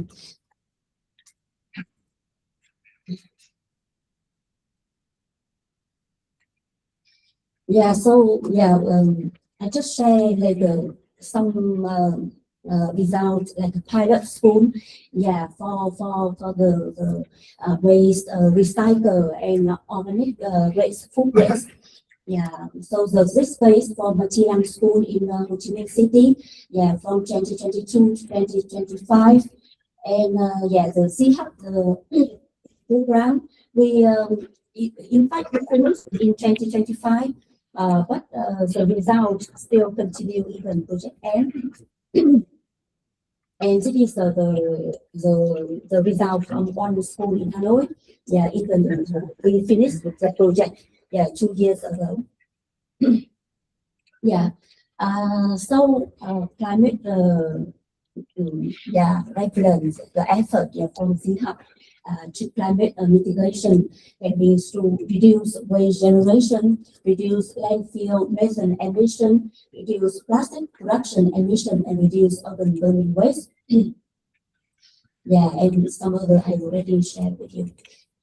So the second case study, the west to Mekong River, the case of the in Cần Thơ. So we have the pilot project in Garang floating market and concern dune area in Cần Thơ city. And for calculation, about 1 ton of waste, solid waste, thrown to the river every day. So our project objective, reduce waste entering the Mekong River, introduce circular economy waste management model, create a behavior change with local communities, and strengthen cooperation between local authority, business, and residents in the city. The key project component: waste separation, collection, and circular resource recovery.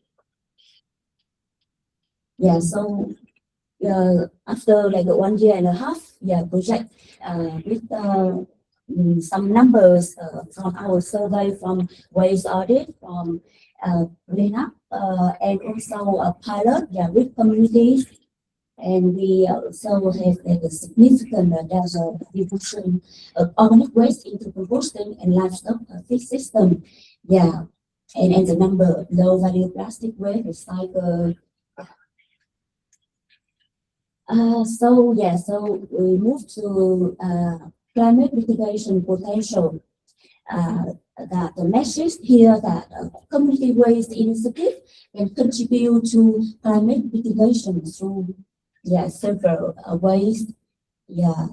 I think also similar to the model, method avoidance, reduce plastic production through recycling, reduce urban burning, and also reduce environmental waste. And these benefits align with emerging areas of interest in voluntary carbon market, including waste diversion methodologies, plastic mitigation credit, and circular economy finance.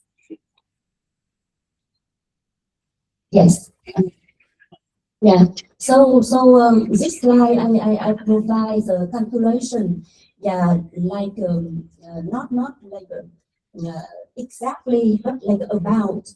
So diverting 1 ton of organic waste from landfill can avoid approximately 0.5 to 1 tons of carbon equivalent emission. And for recycling 1 ton of plastic waste can avoid about 1.5 to 3 tons of carbon equivalent emission. So waste diversion can translate into measurable climate mitigation outcomes. And this slide, like also like a comparison, the initiative, composting, like avoid waste go to landfill. For composting, lower carbon equivalent emission by 50%. And for composting is the process of to reduce carbon. And the landfilling, we all know that higher carbon equivalent emission and use anaerobic decomposition. So I move to challenge and opportunity for carbon market in the waste sector. So we know that many existing carbon credit methodology available, but for large waste facilities, landfill method capture, and industrial recycling system, so very big scale, so a large proportion of waste emission in developing regions occur outside of this very big system. So how we transfer to new framework to recognize mitigation from small scale waste diversion, behavior change program, and community circular economy initiative is also one message I would like to share with you. And for sure that a lot of requirement for carbon finance, so to attract carbon finance, so reliable waste data, baseline study, robust monitoring, reporting, so a lot of requirement. So like to bridge the gap between community project development and investor confidence, we have to it's a lot of requirements. So just a slide for the information that we get from Article 6 of the Paris Agreement, that community-based waste initiative may be relevant to this mechanism because they can generate measurable mitigation outcome, support sustainable development goals, and provide opportunity for corporate climate finance. So and this slide is like how to say the scalability, opportunity. If we can scalable, the community project, in more and more, like for example, school or communities, we will get significant mitigation impact. So move to the key lessons. Behavior change is very important. So but very, how to say, like a long term and a lot of effort. Circular economy solution must create local benefits. So for sure that our project, for many years, we find out that benefit for local communities is very important for the long-term sustainable project.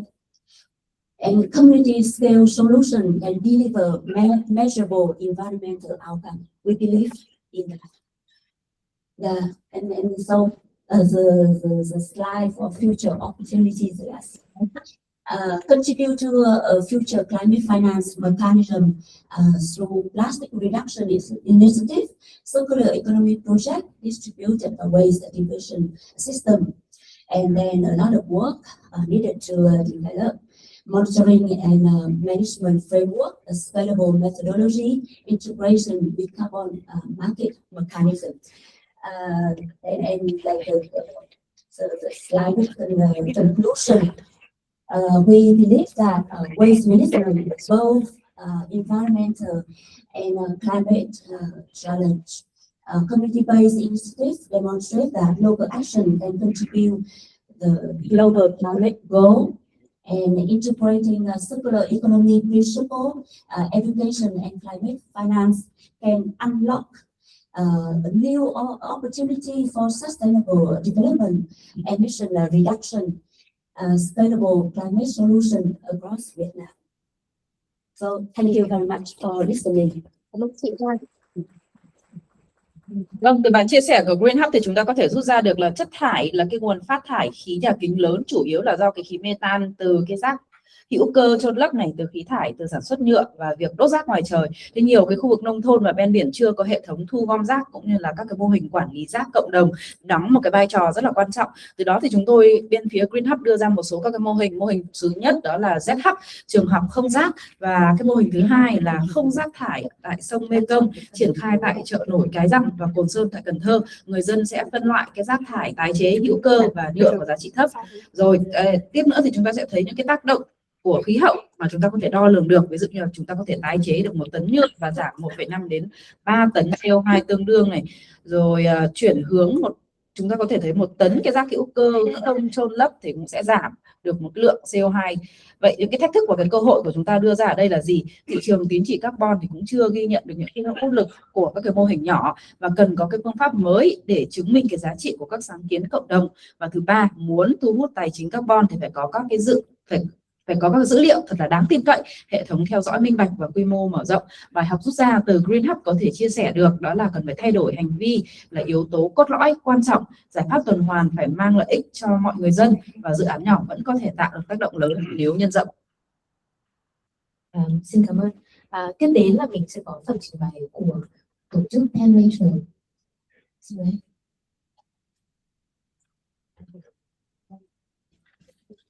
Xin chào mọi người. Bài trình bày cuối cùng tôi sẽ khoảng trong vòng 10 phút. Cũng chỉ chia sẻ một số cái góc nhìn của chúng tôi từ một cách một tổ chức hoạt động trong lĩnh vực bảo tồn thiên nhiên, từ những hoạt động ở tại hiện trường, hoạt động với bảo tồn, hoạt động với phục hồi sinh thái. Thì chúng tôi đã làm tư duy như thế nào bởi vì vấn đề là khía cạnh cái câu chuyện là chính trị carbon. Thì Penn Rachel là một tổ chức cũng đã hoạt động hơn 20 năm trong lĩnh vực bảo tồn thiên nhiên, và chúng tôi làm việc về ở khía cạnh bảo tồn thiên nhiên, phục hồi sinh thái, cũng như là về các cái sinh kế bền vững. Hiện nay chúng tôi có 2 địa bàn hoạt động chính ở Tây Bắc và Tây Nguyên, với 2 văn phòng hiện trường đóng tại Sơn La và Pleiku, Gia Lai. Thì các hoạt động hiện tại của chúng tôi là về bảo tồn và phục hồi hệ sinh thái và đa dạng sinh học, hợp tác với các cái cộng đồng, chính phủ, chính quyền cũng như các cái khu vực doanh nghiệp, như là tìm kiếm các cái sáng kiến bền vững về mặt tài chính cho hoạt động bảo tồn thiên nhiên. Trải qua thì có thể thì không hoạt động. Một trong những cái địa bàn mà chúng tôi hoạt động khá lâu đó là địa bàn Tây Bắc. Hiện nay chúng tôi có một cái văn phòng tại xã Vân Hồ của tỉnh Sơn La. Ở đây thì chúng tôi làm việc các tổ chức các hoạt động về bảo tồn thiên nhiên, phục hồi sinh thái. Trong đó thì hoạt động phục hồi sinh thái chúng tôi thực hiện thông qua đó là hợp tác với các doanh nghiệp Việt Nam và gây quỹ từ cộng đồng. Hoạt động này thì 100% nguồn tài chính là từ Việt Nam, chúng tôi không phụ thuộc vào các tài trợ nước ngoài trong hoạt động này.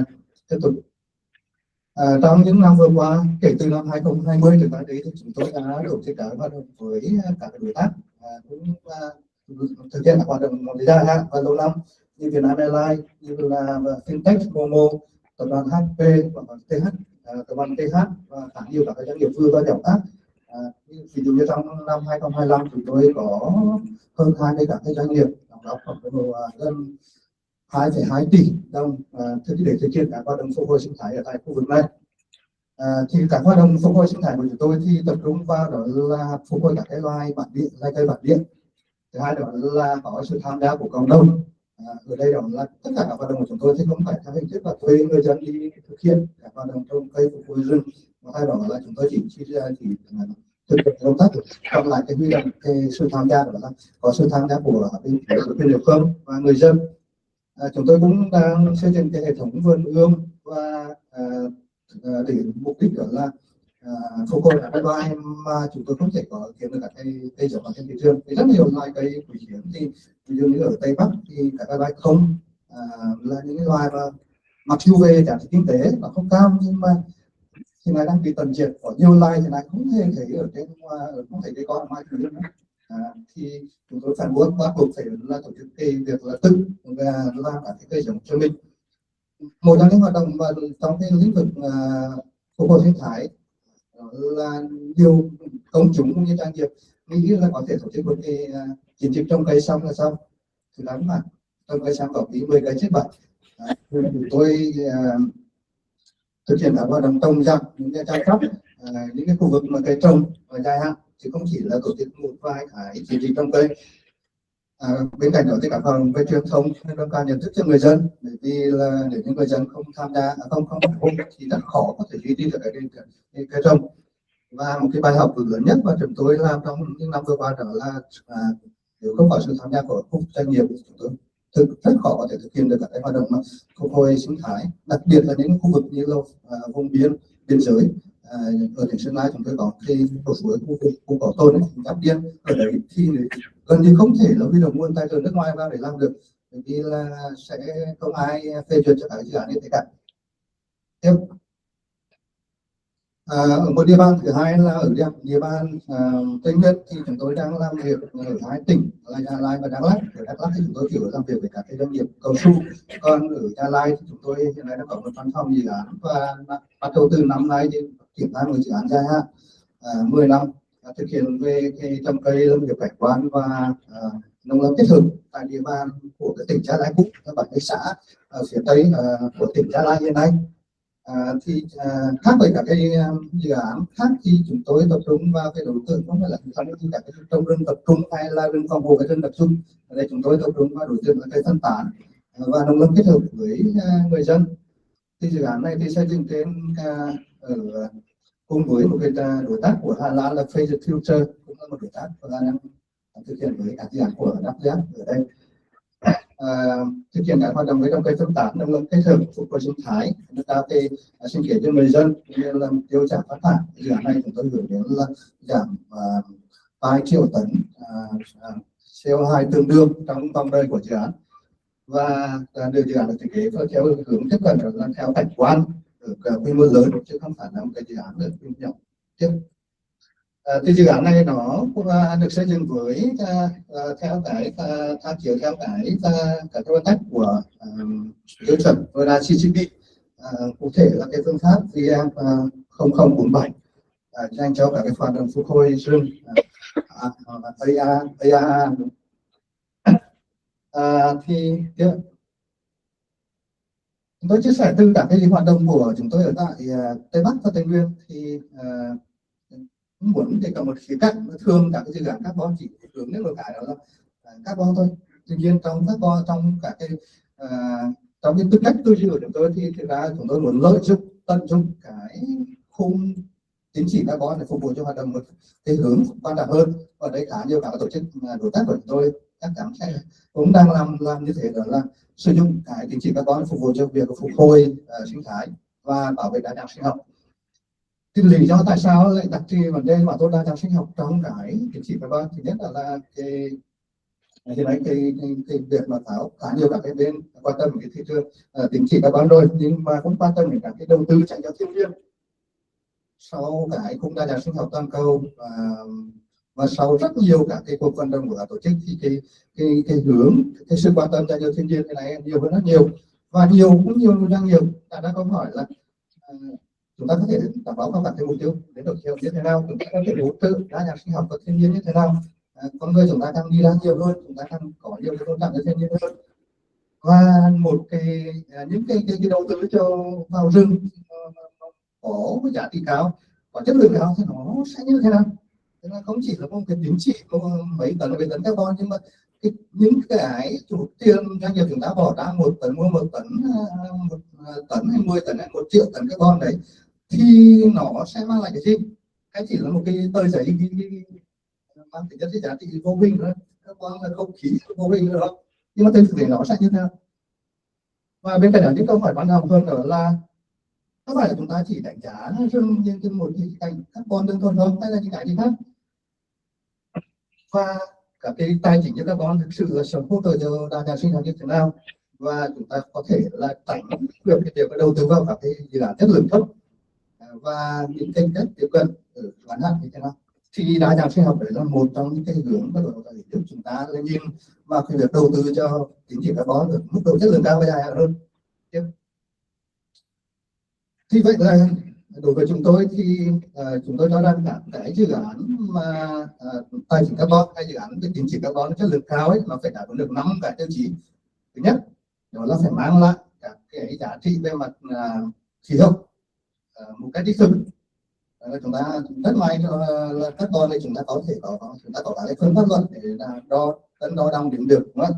Như các cái hệ thống tiêu chuẩn. Hai đó là có cái phải mang lại cái lợi ích về đa dạng sinh học. Ví dụ là các cái dự án này tập trung vào việc là phục hồi các cái loài, phục hồi hoặc là trồng thêm các cái loài cây bản địa, là đảm bảo gia tăng cái chất lượng hệ sinh thái cũng như phục hồi hệ sinh thái. Cái thứ ba đó là phải có sự tham gia của cộng đồng. Ở đây thì lúc này chúng ta đã có nghe cả một số doanh nghiệp đề cập việc đó là cái việc tham luận, cái việc chia sẻ đấy là cái việc tham gia cộng đồng và đảm bảo cái việc là cộng đồng phải nhận được cái lợi ích tương xứng. Thì nói cho cùng đó là người dân là người mà giữ những cái chỗ rừng đấy bản thân các cái khu bỏ các cái ban quản lý rừng ấy thì cũng sau đó khi nhận tiền từ nhà nước hay nhận tiền từ các cái chi trả dịch vụ môi trường rừng hay cái tiền gì carbon ấy thì cuối cùng vẫn phải là trả về cho người dân là những người mà tham gia các cái công tác quản lý bảo vệ rừng ở tại đấy. Một cái yếu tố thứ tư là phải có hệ thống giám sát, đánh giá giám sát là chất lượng cao và đảm bảo là minh bạch, là về mặt là giám sát báo cáo cũng như là thẩm tra các cái kết quả. Và cuối cùng đó là sẽ có các cái cam kết dài hạn, là thay vì chỉ tư duy đó là đóng góp khoảng 10 triệu, 20 triệu, 50 triệu, 100 triệu, vài tỷ thực hiện các cái hoạt động và các chiến dịch trồng cây chẳng hạn mà mang chỉ là một cái là PR hay là ESG hay còn hãy nhìn dài hạn hơn, thì như vậy mới đảm bảo là cái đầu tư của chúng ta vào cái tín chỉ carbon nó thực sự là chất lượng cao. Tiếp như vậy chúng ta có những hướng đi nào thì chúng tôi cho đang có 3 cái hướng đi đối với các cái đầu tư cho tín chỉ carbon. Thứ nhất là đi theo hướng carbon plus, carbon cộng cộng đó. Tức là thay vì chỉ nhìn vào việc là tín chỉ carbon thì nhìn vào thêm đó là phải có cả cái tiêu chí về đa dạng sinh học, phải có phục hồi các cái loài cây bản địa, các loài bản địa, cũng như phải nhìn vào cái chất lượng hệ sinh thái, sức khỏe hệ sinh thái, nhưng nhìn vào cái việc là đảm bảo cái lợi ích của người dân, của cộng đồng, có cơ chế chia sẻ lợi ích. Đấy là khía cạnh mà rất nhiều các cái dự án quốc tế hiện nay bị chỉ trích và thậm chí là thất bại cái việc chia sẻ lợi ích. Vì chúng ta nhìn vào những cái scandal cách đây khoảng 2-3 năm đối với Vera chẳng hạn. Vera là một trong những cái bên mà gọi là cung cấp tín chỉ hàng đầu, đúng không? Họ bị tai tiếng rất nhiều bởi vì họ cấp tín chỉ rất nhiều dự án mà cuối cùng lấy đích thực ấy đi về phía những nhà đầu tư. Còn những cái bên cộng đồng và những người mà giữ rừng ấy thì gần như là được hưởng lợi rất ít. Tuy nhiên ở Việt Nam, tôi tin rằng là Việt Nam chúng ta có hệ thống để đảm bảo cái lợi ích khá tốt. Chúng ta nhìn vào cái câu chuyện về trong cái chi trả môi trường rừng hạn, chúng ta tin rằng là bên phía nhà nước có cái bàn tay can thiệp để đảm bảo cái lợi ích này. Và như vậy thay vì chỉ nhìn vào một cái đo lường, cái công cụ đo lường, đơn vị đo lường là tấn, là tín chỉ carbon, hãy nhìn vào những cái khía cạnh khác để đảm bảo là cái đầu tư của chúng ta cho carbon và đầu tư chất lượng cao. Cái hướng thứ hai đó là nhìn vào cái việc đầu tư cho đa giá trị thay vì chỉ một giá trị đó là carbon. Nên thực ra một cái cảnh quan, một cái hệ sinh thái thì nó có rất nhiều giá trị, không chỉ là mỗi carbon thôi, còn có là giá trị về nguồn nước, giá trị về cái sinh kế cho cộng đồng, hoặc là giá trị về đa dạng sinh học. Nhưng cái đầu tư của chúng ta đầu tư cho đa giá trị thay vì là chỉ riêng cho tín chỉ carbon. Chúng ta chắc là cũng nghe khá nhiều về gọi là chi trả dịch vụ môi trường rừng, có hình thức khác là rừng. Những doanh nghiệp nào mà sử dụng các cái dịch vụ rừng của rừng thì phải chi trả nước, rồi thì là thủy điện, đúng không? Bây giờ chúng ta thêm cái tín chỉ carbon, sau này có thể thêm là cái phần về tín chỉ đa dạng sinh học chẳng hạn. Tiếp hai phần thứ ba nữa là nhìn vào cái việc đầu tư ở cái rộng hơn, đó là cảnh quan. Thay vì là dự án theo từng dự án, ở đây có một số, chúng tôi đã thấy một số cái ví dụ đó là các nhà đầu tư cho cả một cái khu vực nào đấy mang tính cam kết dài hạn, mà không chỉ nhìn vào mỗi cái việc là dự án chỉ đưa ra để sản xuất ra tín chỉ carbon, và đầu tư vào một cảnh quan đấy và đi để cái cuối cùng là phục hồi hay bảo tồn này cảnh quan về mặt dài hạn. Tiếp và cũng xin chia sẻ đó là 4 cái bài học chúng tôi nhìn nhận là thứ nhất là rừng không chỉ là carbon, còn nhiều thứ khác nữa. Thứ hai, chúng ta phải nhìn theo chiều hướng là tín chỉ carbon hay carbon để mục đích đó là hỗ trợ cái việc là bảo tồn hệ sinh thái, bảo tồn đa dạng sinh học, chứ không phải ngược lại. Bây giờ chúng ta sẽ gặp đâu đấy những bài học đó là các nhà đầu tư chỉ nhìn vào cái mỗi nhà đầu tư carbon đúng không? Nhưng thực ra chúng ta cái mục đích cuối cùng của cái hệ thống tín chỉ carbon và cái cơ chế tài chính carbon được đưa ra được xây dựng lên đấy, mục đích cuối cùng đó là để đấu tranh lại cái câu chuyện là biến đổi khí hậu và phục hồi thiên nhiên, và chúng ta phải mang lại phải quay trở lại được cái bản chất thực sự của nó là như thế, chứ không phải là đây không chúng ta đưa ra cả công cụ kinh tế để bảo tồn thiên nhiên, chứ không phải là cả công cụ kinh tế để làm tôn kinh tế tôn gì này, nó khác hoàn toàn với cả cái thị trường kinh tế thuần túy nữa. Thứ ba đó là cái việc tham gia cộng đồng, những quyền lợi của cộng đồng là yếu tố rất là quan trọng. Thứ tư đó là cái chất lượng cả về số lượng, đảm bảo cái chất lượng của cái tín chỉ carbon, của cái đầu tư tài chính carbon. Quan trọng hơn nữa là cái số lượng bao nhiêu.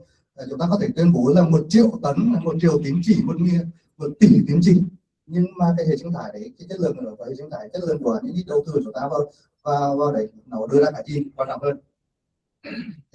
Và câu hỏi cuối cùng thì xin được kết luận với cái bài thành đó là thì nói chúng ta có thể xây dựng được một cái cách tiếp cận và về thị trường carbon, thị trường cũng như tài chính carbon và tài chính đa dạng sẽ học như thế nào mà đảm bảo là mang lại đấy dương cho thiên nhiên và đảm bảo cái lợi của cộng đồng. Tôi không có câu trả lời mà đấy thì một cái câu hỏi để kết cho bài này. Xin cảm ơn. Good summary of the Pan Nature's presentations with Pan Nature's. With more than 20 years experience with the natures and communities in Vietnam, they promote the biodiversity conservations, nature-based solutions, community engagement, and collaborative partnership. They have projects in the Northwest regions of Vietnam, in the Highland centers of Vietnam, for example, in Gia Lai, where they partner with the Face of the Future. They have presented that the leafless forests are more than just carbon. Carbon to support the conservations and so on. So that is a summary. Thank you for listening. Phần tiếp theo thì mình sẽ có thời gian cho một vài câu hỏi trước khi đến với cái phần lunch break ạ. Các anh chị nào trong hội trường có câu hỏi cho Phan cái phần trình bày vừa mới đây không ạ?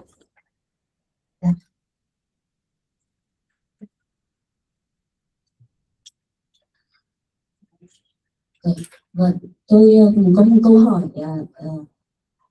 hỏi thêm từ Women for Macro. Thì tôi hiểu là trong bài chia sẻ của chị thì chị cũng nói một cái thách thức là cái tính bền vững, đúng không ạ? Vâng, thì tôi cũng muốn hỏi vậy thì cho đến thời điểm này, vâng, thì các chị em phụ nữ, vâng, tại khu vực vừa chia sẻ đấy có duy trì được các cái hoạt động để bảo vệ hệ sinh thái rừng không ạ? Hay là vẫn đang gặp cái thách thức là khi mà có các cái nguồn tiền, đúng không? Đấy, hay có dự án thì mới tham gia vào cái hoạt động này ạ. So I have a question for the woman from Mango. I understand that you mentioned about the challenge sustainability of the project. So I want to ask the question that whether the women in the project area, whether they have the sustainability or they just depend on the funding of the projects. Em cảm ơn chị có một câu hỏi là để sợ là khi mà bên tin tức văn khoa thì đây cũng phải là dự án duy nhất của khách hàng thì cho đến nay thì dự án mới chưa làm. Là cái trên cơ đây cái dự án mà bọn mình cũng đã có một số các cái cam kết định và họ có đóng góp những cam kết quay trở lại. Rồi họ cũng tự là đóng góp cái đất để mà có thể xây dựng cái khu vực của họ hiện cái câu chuyện là nếu trong người mà lấy những cây con nó về thì lợi ngay trước mắt là không phải chống thời gian như vậy. Đấy chính là cái câu chuyện mà ngay từ đầu mình chia sẻ trên quá trình này, mình không có nói là họ học với các anh để làm, và họ hiện nay cũng đã hiểu những câu chuyện đó để làm của mình, và bọn mình có điều chỉnh. Khi mà đưa ra thì bọn mình có cái cách khung và sẽ làm ABC. Bọn mình làm rất nhiều khu vực chung, nhưng ra khu vực chung thì nữ Việt Nam là anh vẫn tốt hơn, cái khu vực là đồng bằng sông Cửu Long họ nhẹ nhàng hơn. Thế là khi mà mình xuống tiếp cận thì có cái cách khác. Hiện nay bọn mình đang rất là làm về niềm tin, và hiện nay họ đã có cái câu chuyện là lấy các cái ngắn để làm cái dài, và họ nhìn thấy cái lợi ích. Và thường bọn mình giống như là lúc nãy cái sản phẩm trà thì bọn mình đã có những cái kiểm định để họ được thấy ra thị trường, để họ sẽ hiểu rằng là mọi thứ làm nó phải có quá trình và nó phải được ghi nhận một cái tiêu chuẩn, chứ không phải cứ làm xong rồi tôi sử dụng mình nghĩ xong mình không kiểm soát. Họ hiểu là tất cả thứ làm phải có tiêu chuẩn, và tiêu chuẩn thì phải được học, và họ cũng hiểu rằng là ngoài cái sự nỗ lực của họ, sự hỗ trợ của cơ quan quản lý nhà nước, phải có sự hỗ trợ của các cái co-op dịch vụ, phải có sự hỗ trợ của các cái đơn vị như luật sư đây chẳng hạn, là đơn vị hỗ trợ họ để phát triển đô thị sẽ như thế nào, thì tập cái tiêu ra sao. Thế thì cái đấy là cái mà bọn mình rất là tin tưởng và có thể làm được. Thì cái mà mong muốn ở đây ấy, của team ấy, là trong cái chia sẻ này là mình có nhiều hơn chúng ta cái platform để sau này là họ vẫn có thể chuyển thông tin lên trên đó, cái platform hơn, và mình có thể hỗ trợ họ được một dự án khác, chứ không phải cần xuống là hands on cầm tay, chỉ vì có những lúc cây có thể chết, có lúc có thể đụng cái khác thì họ vẫn có thể đây gọi gì ấy. Thank you so much for the question. Your question is actually our question as well. The project hasn't finished. It's going to finish in November. And the people in the project have some certain income and they contribute back to the project. For example, they can contribute the land and they can, what we are doing is a change from the short-term vision to the long-term vision, such as for the herbal tea. You have to go through the certifications or with the standards, and they understand that with the standards, you need to learn, need to have the help of the local authorities and the cooperative. So we believe that we can do this. So switching from the short-term to the longer-term vision. Thank you. Any other questions? Okay, if not, then I would like to invite everyone to be on the stage so we can have a group photo before the lunch break. Thank you. Nhiều mọi người lên trên mình chụp hình kỷ niệm trước khi mình có ăn trưa. Tất cả mọi người là đều đã được phát cái vé ăn trưa từ khách sạn rồi. Mọi người lát đến cái phòng và thông tin ở trên đấy để có thể dùng trưa.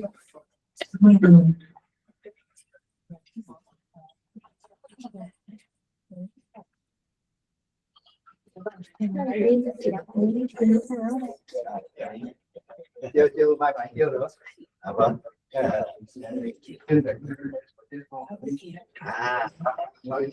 Chính cái lắm. Nhiều mọi người lên ở cái trên này ở đây mấy đâu mà đi lên phía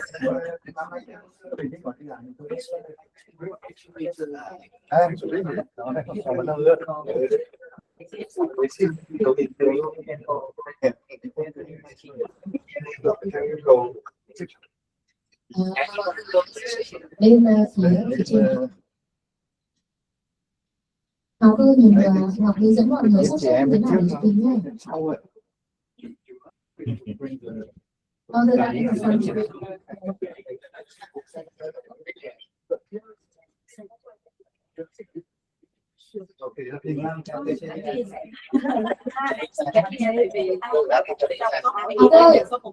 Ngọc hỗ trợ lên hướng dẫn mọi người được cái của chúng ta.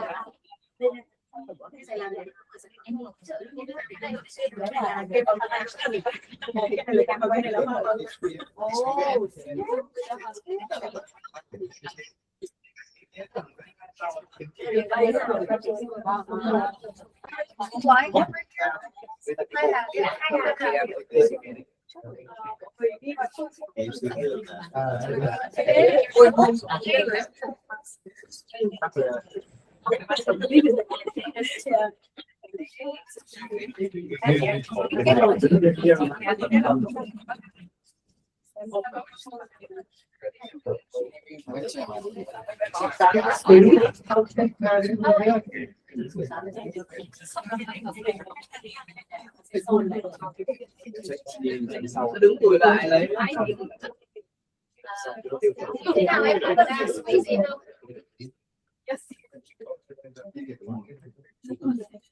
Ok, chưa có đủ mọi người chưa? Có đây nhé.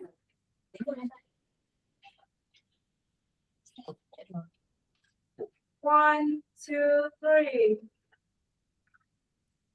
1, 2, 3.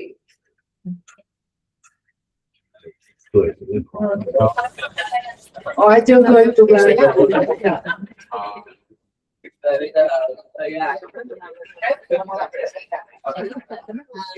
Mọi người di chuyển đến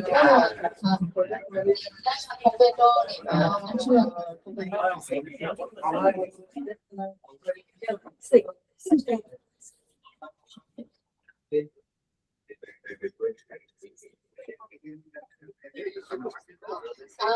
And then lunch will be until around 1:15. Then we'll start with the afternoon session.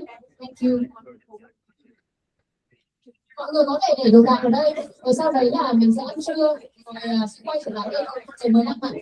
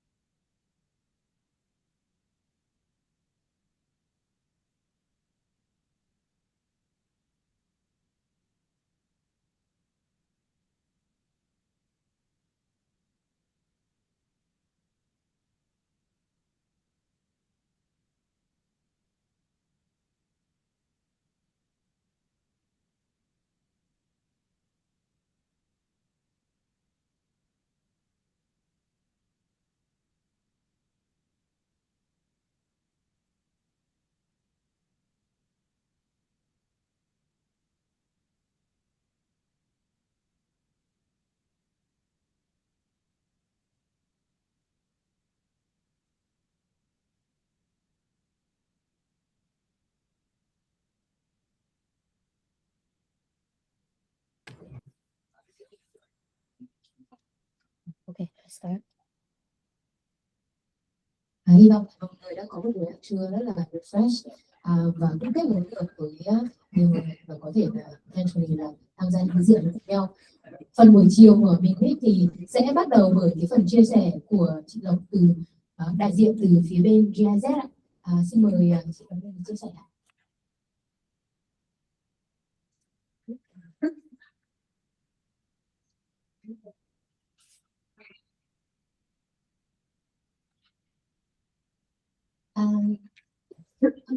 Evening. Oh no. Afternoon.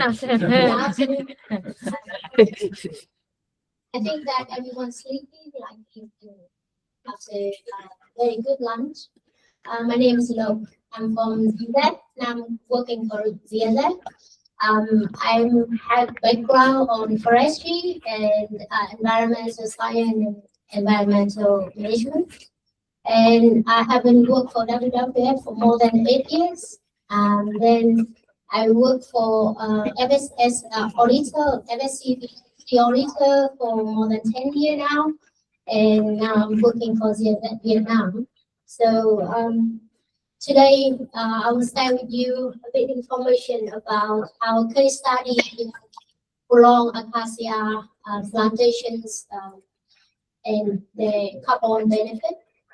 And of course, the second purpose I'm joining the workshop is to learn from you, also to connect with you, the investor, the project developer, so that we can connect with our future projects, forest projects.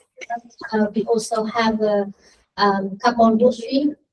So that's the second purpose, and I hope that if you're not reaching me, my contact is here, then I will reach you after when we define some shared common goal. And today I will go through 4 parts. First, I will introduce a bit briefly about ZZ and forest projects, including carbon stream under forestry and biodiversity projects in Vietnam. And the very general, the method, IFM methods. I know Ms. Phương here, many people here already expert in carbon accounting method, and I will not provide more detail on that one. And then I will provide some information about the case study we done in acacia plantation for prolonging using IFM method. And then some share personal experience, discussion on opportunity and challenge. As you know from my background, I work as forest management auditor, so I have a lot of opportunity working with forest companies and smallholder throughout Vietnam. So that bringing the opportunity and challenge in the forest sector in Vietnam for the carbon projects. And so for ZZ, who is ZZ? We are a company fully owned by Federal Republic of Germany, and we support German government in achieving their objective in field of international cooperation for sustainable development. And we operate about 120 countries with 22,000 of staff. And we have projects based on specific commission of the German government. And we cooperate with the main donor is BMZ, and we cooperate with partner in partner country, with associations, research institute, NGOs, and especially the government or ministry of the partner country. And some figure about ZZ Vietnam, we are working in Vietnam for 35 years. We have now have more than 12 running bilateral technical cooperations programs and projects. We have finished, for the last 35 years, we have finished 60 successful projects in different fields like energy, environment, forest, and river delta management in 30 provinces in Vietnam. In the map, you can see where GIZ Vietnam is working in different provinces. And in Vietnam, we have about 280 staff members, including national expert and national staff. And this is showing why we work on forestry and biodiversity. So forestry and biodiversity is a cluster of projects under GIZ Vietnam. So we work in a variety of areas, but forest and biodiversity is one of the field. We work on forest because of the critical for climate resilience and biodiversity and essential ecosystem services like the soil and water and key for local livelihood and overall sustainable development. So that's the common goal that GIZ worldwide also follows or pursues. The German and Vietnam technical cooperation projects focus, among other topics, on sustainable forest management, forest landscape restoration, rehabilitate of degraded area, and embed deforestation-free supply chain. So those areas, of course, cross-section or cross subjects that we also working on gender equalities and human well-being as well, integrated into those projects. And for current year, we focus on three projects. The Scale Up Sustainable Forest Management and Certification just finished last year.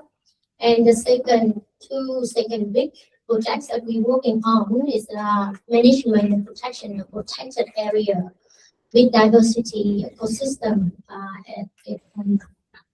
this year to 2030, and forest support program funded by EU from this year also and 2030. And the key work area of GIZ project in common is technical study and analysis, so that we can well inform the policy maker and relevant stakeholder on the trend of the topic that we are working on, enhance the technical capacity of relevant stakeholder, and facilitate the sustainable product supply chain in developing with the communities, and climate change mitigation and adaptation, conservation and restorations of forest and sustainable forest management. Those are key working areas that forestry and biodiversity projects working on. So our approach in carbon mainstream is a focus on benefit analysis of safe forest carbon projects, promoting high integrity forest carbon projects.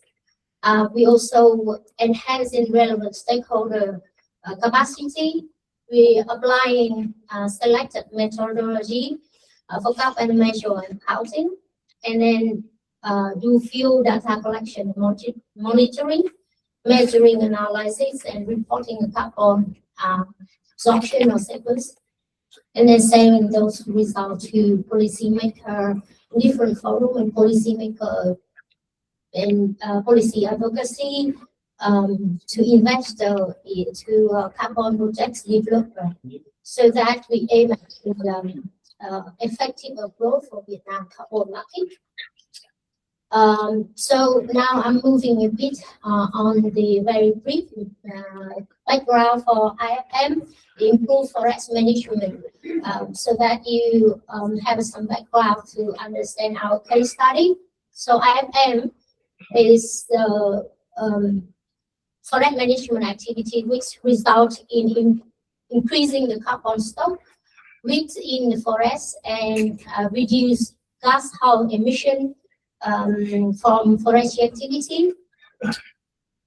When compared to the business as usual forest activity, and improved forest management have categorized in three group type of activity: better harvesting, protections, and growing. For example, better harvesting is reducing backlog tax, and protection like riparian zone, buffer zone, corridor, and grow like extension of rotation and seeding statement thinning.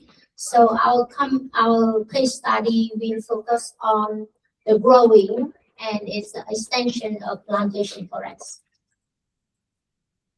So here is a carbon and moisture equations, and it's the most simple one, and we're using this one for our case study. In general, salt cutting is you measure the above ground biomass, below biomass, with specific tree species shape form rotation, with root rotations, and the total biomass is total biomass is from above plus with below ground biomass, and then convert from ton of CO2 equivalents per hectare. So the slide you coming see is the list of different IFM methodology with verified carbon standard. Is like a Vera one.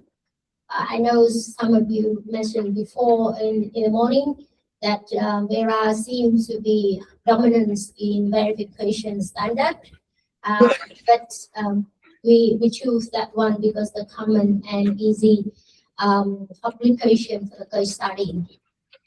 So here's some of example for the IFM methodology. VM3 for extension of rotations, and that's the one we applied in our case study. The conversion VM5 conversion of low to high productivity forest, 10 for conversion of log to protected forest, and so on and so forth.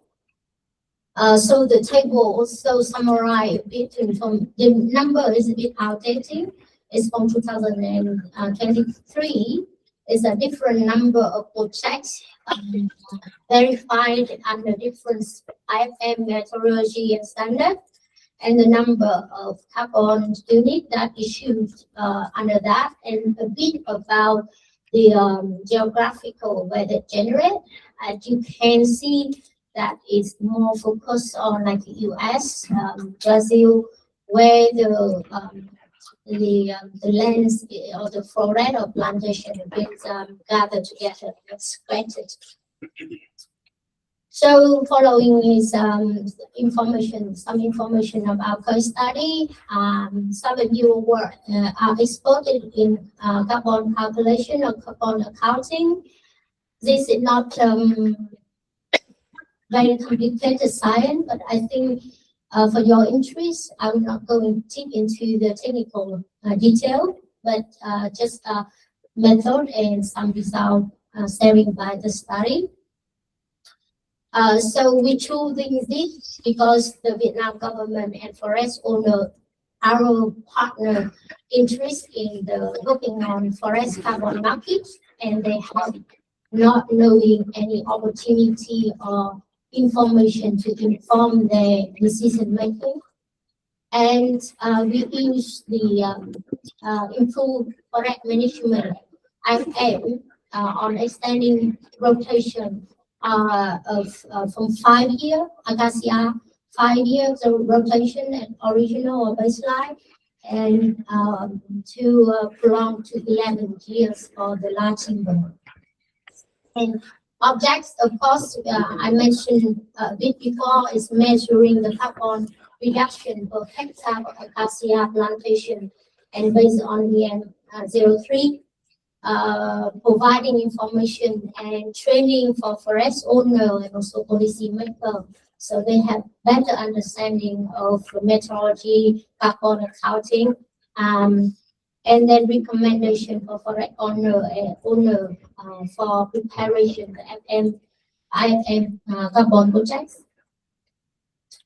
And you can see the brief here is the baseline for the is under, and then we extend the rotation, the carbon benefits in the arrow up high.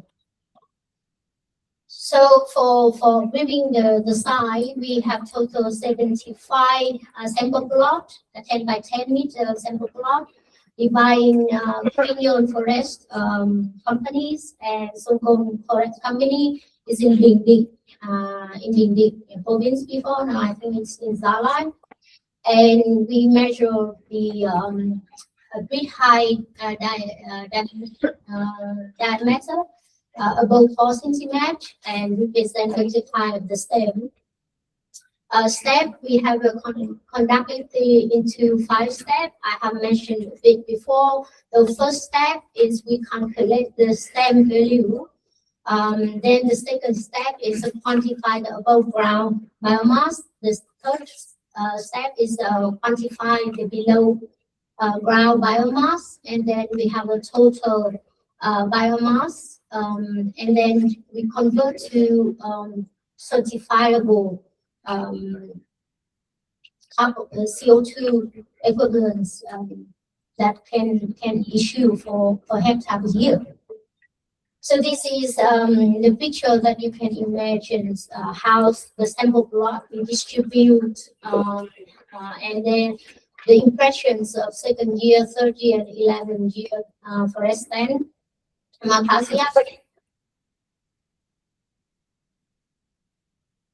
And brief, the table is a measure of mean high densities, mid high diameter, and of the stand from 8.2 to 8.11. And the chart in green color, you see the above ground biomass. The brown, light brown is the below biomass, and then it's distributed for years and company or location of the sample. From the chart, you can see the significant carbon sequence or mitigation potential when we prolonging the rotation of acacia from 5 or 6 years to 11 years. The carbon performance is depend on the proper management and can be optimized. It's like, for example, high quality seedling, low density, early and proper thinning, and risk management. Risk management including like site design, fire, wind control. So the result is for the 11th year, the carbon absorption is 221 tons of carbon per hectare, compared with 5 years, and it's 78 something ton of carbon per hectare. The projects mining the uncertainty 50% according to MVM3, minor uncertainty 50%, linkage risk 5%, non-permanent 50%. The minimum of project duration is 20 years, and the certificate carbon benefit is at 4.2 tons of CO2 per hectare per year. If you want to dig in this figure, you can get the question and answer later. So the study concludes that the carbon project following IFM method is appropriate with Vietnam policy like NDC 2002, Vietnam Forest Development Strategy 2001 to 2030, and Forest Law 2015. IFM project prolonging rotation from 5 to 11 years can absorb additional 4.2 tons of CO2 per hectare per year. And IFM is the potential measure for offset emission in the domestic carbon market.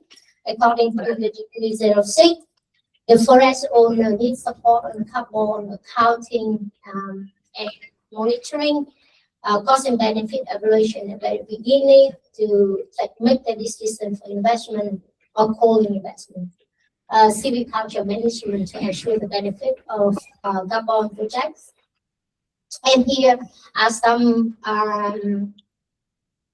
policy, law, and regulations that related to forest carbon, where you might have studied very deeply in this subject before you invest in Vietnam or working in Vietnam. This topic already, so I just named them. Environment protection law is core legal foundation for greenhouse emission mitigation, carbon market development, climate change response, and is basic for other legal documents that need to sit on greenhouse emission and zone ozone layer protection is basic for degree 1.9 on adjustment of degree 0.6 and the degree 29 on forest for domestic carbon market and for coming degree on forest carbon. So if you ask, then I would say potential or not. It looked quite potential actually. So Vietnam have 14.8 million of hectare forest land, and for plantation it take account for 4.7 million hectare plantation. Together with prolonging the rotation or applying forest management, as a case study we studied before, 4.2 tons of CO2 per year, then it can generate about 20 million of tons of carbon CO2 per year. If you know the prime market, you can multiply with the benefit it could bring in this field. For potential, this is my own analysis. So it's high demand and interest from stakeholder. Vietnam is developing, you see the policy and according to the trend, according to the need of stakeholder. So that is the advantage. And from the population, then 4.7 million of hectare plantation, it can bring in 20 million tons of carbon a year. And large demands and high quality timber set for import, so that it avoid the dependence of processing industry, timber processing industry in only imported timber. So this also bringing the opportunity for prolonging the plantation in Vietnam. And the need, of course, you will see that the need for the private sector investment in this area. I will not sharing much on the experience of role of the community and the people in terms of protect carbon like the red in forest protection and carbon signal, because we have a lot of experience in red class in Vietnam. But for planted forest like IMFM, I analyze some challenges. So the challenge is a high cost for developing and verifying the forest product, forest design document, and land investment in implementing the improved forest management practice. It's complex of IFM project itself. The lack of specialized knowledge on MRB, IFM, and greenhouse auditing. Benefit sharing mechanism is not so clear, of course, and for IFM also, because we have not have any projects that issue and credit in Vietnam before that topic. For IFM, specific. And benefit, the cost and benefit. So our study also given the recommendations that for cost and benefit of project for IFM in a plantation, then you have at least 5,000 hectares. I mean, yeah, bringing 21,000 carbon ton of CO2 equivalent per year. And the complexity of Vietnam plantation context, smallholder, small area, their commitment prolonging or implementation improvement management. That's also one of the issue. And although we have large area, but it's scattered and located in smallholder and experience in forest planting and the need of the wood processing industry in Vietnam. Maybe in the next slide, I will just a bit further. So forest owner in Vietnam, they have a sound, especially in plantation, and not invest by the government or the state. The forest owner have a sound design on harvesting cycle. This leads into very short rotations. Even though policy that encourage the plan of large timber forest and have some project piloting this type of plantation, but it's not scale up in large area. There are no clear regulation in forest planting, harvesting cycle, or environment environment requirement of plantation and harvesting the plantation. The tax and fee in the wood chip and pallet industry is very negligible, as you can see. Price of wood chip and pallet raw material is continuously increasing this year. And for smallholder perspective, short rotation means low investment, low risk, quick return, and simple technical requirement, low traceability requirement. So that's the smallholder where the most plantation holder is perspective. And ineffective or no financial support mechanism for prolonging rotation. You are working in investment field, so you know that there are some policy for the farmer to loan money, but the loan rate, the procedure, administration procedure, exactly is not easy for smallholder to get hold of that money for investment for prolonging rotation. So this is end of my presentations and share this some reference for the talk. And if you want to download more information about our projection, you can get the information from here or the beginning of the slide. Thank you very much for listening. And if you have questions, maybe I have to give the organizer for direct whether we have. Yeah, we do that. With that in the next section. Thank you. Vâng, xin cảm ơn quý vị anh chị đã lắng nghe bài chia sẻ từ GIZ. GIZ đã hoạt động tại Việt Nam suốt 25 năm qua trong cái lĩnh vực phát triển bền vững. Chương trình lâm nghiệp của GIZ phối hợp với Bộ Nông nghiệp và Phát triển Nông thôn tập trung vào nâng cao chất lượng rừng và sử dụng rừng để hỗ trợ các mục tiêu khí hậu của Việt Nam thông qua thị trường carbon. Cái ý tưởng chính ở đây đó là IFM, tức là cải thiện quản lý rừng trồng. Thay vì khai thác rừng trồng sau tầm khoảng 5 năm, răm gỗ sẽ có giá trị rất là thấp, thì IFM sẽ đề xuất cái chu trình khai thác nó sẽ lên đến tầm khoảng 10 đến 15 năm. Khi mà cái chu trình dài hơn thì sẽ mang lại hai cái lợi ích lớn. Thứ nhất đó là cây lưu trữ được nhiều carbon hơn, từ đó tạo ra thêm các cái tín chỉ carbon. Thứ hai là cây lớn hơn thì cho ra gỗ xẻ có giá trị cao hơn. Và rừng trồng keo là cái ví dụ điển hình, vì cái diện tích keo tại Việt Nam rất là lớn, đến hàng triệu hecta. Kéo dài chu kỳ khai thác từ keo sẽ giúp chúng ta có thể tăng được lượng lưu trữ carbon trên hecta. Thế thì chúng ta sẽ tới cái phương pháp này cũng có thể xác minh với các cái tiêu chuẩn quốc tế như là Verified Carbon Standard hay là Gold Standard, tức là cái tiêu chuẩn vàng. Tuy nhiên thì vẫn có một số các cái rào cản chính, ví dụ như là các cái nông hộ cần tiền nhanh nên vẫn ưu tiên cái chu kỳ khai thác là 5 năm này. Giá răm gỗ và viên nén đang tăng khiến cái chu kỳ khai thác nó sẽ ngắn hơn, nó sẽ hấp dẫn hơn, và chưa có cái đủ chính sách hỗ trợ cũng như các quy định rõ ràng về nguồn vốn xanh cũng như là lãi suất thì chưa đủ thấp. Xin cảm ơn. Tiếp theo thì chúng ta sẽ có phần trình bày của chị Hà từ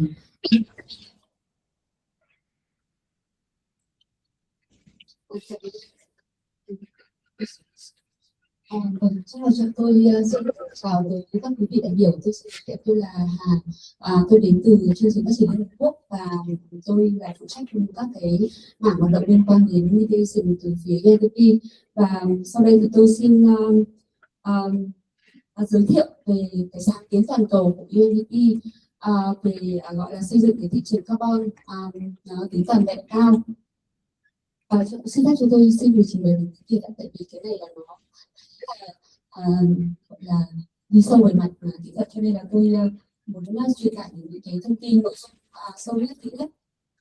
Vâng, thế thì xin giới thiệu một chút về cái sáng kiến lần đầu tiên được giới thiệu tại chương trình COP29 tại Baku vào năm 2024, và với mục tiêu là nó đưa ra được những cái nguyên tắc và những cái hướng dẫn cụ thể cho các bên tham gia, cho các quốc gia trong việc gọi là xây dựng cái thị trường carbon bền vững nhất, thị trường gọi là thị trường carbon hiệu quả.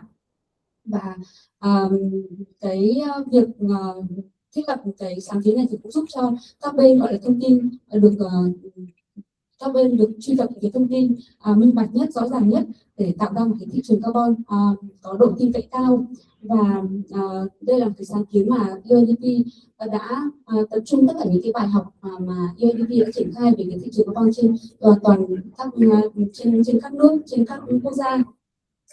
Thế thì để mà tạo ra được một cái thị trường carbon có độ tin cậy cao và có tính toàn vẹn thì nó phụ thuộc rất nhiều vào cái phía phía gọi là phía cầu, và phía cầu này nó phải đảm bảo được cái độ tin cậy, và phía đầu cung thì nó phải tạo ra được cái sự ổn định về mặt cung cũng như là cái chất lượng tín chỉ phải đạt được cái tiêu chuẩn cao. Chính vì vậy mà UNDP đã nỗ lực làm việc với tất cả các bên, các cái sáng kiến toàn cầu trong cái việc là xây dựng cái hướng dẫn, cái nguyên tắc để mà thiết lập được những cái phương pháp rồi các tính toán để làm sao cái tín chỉ carbon nó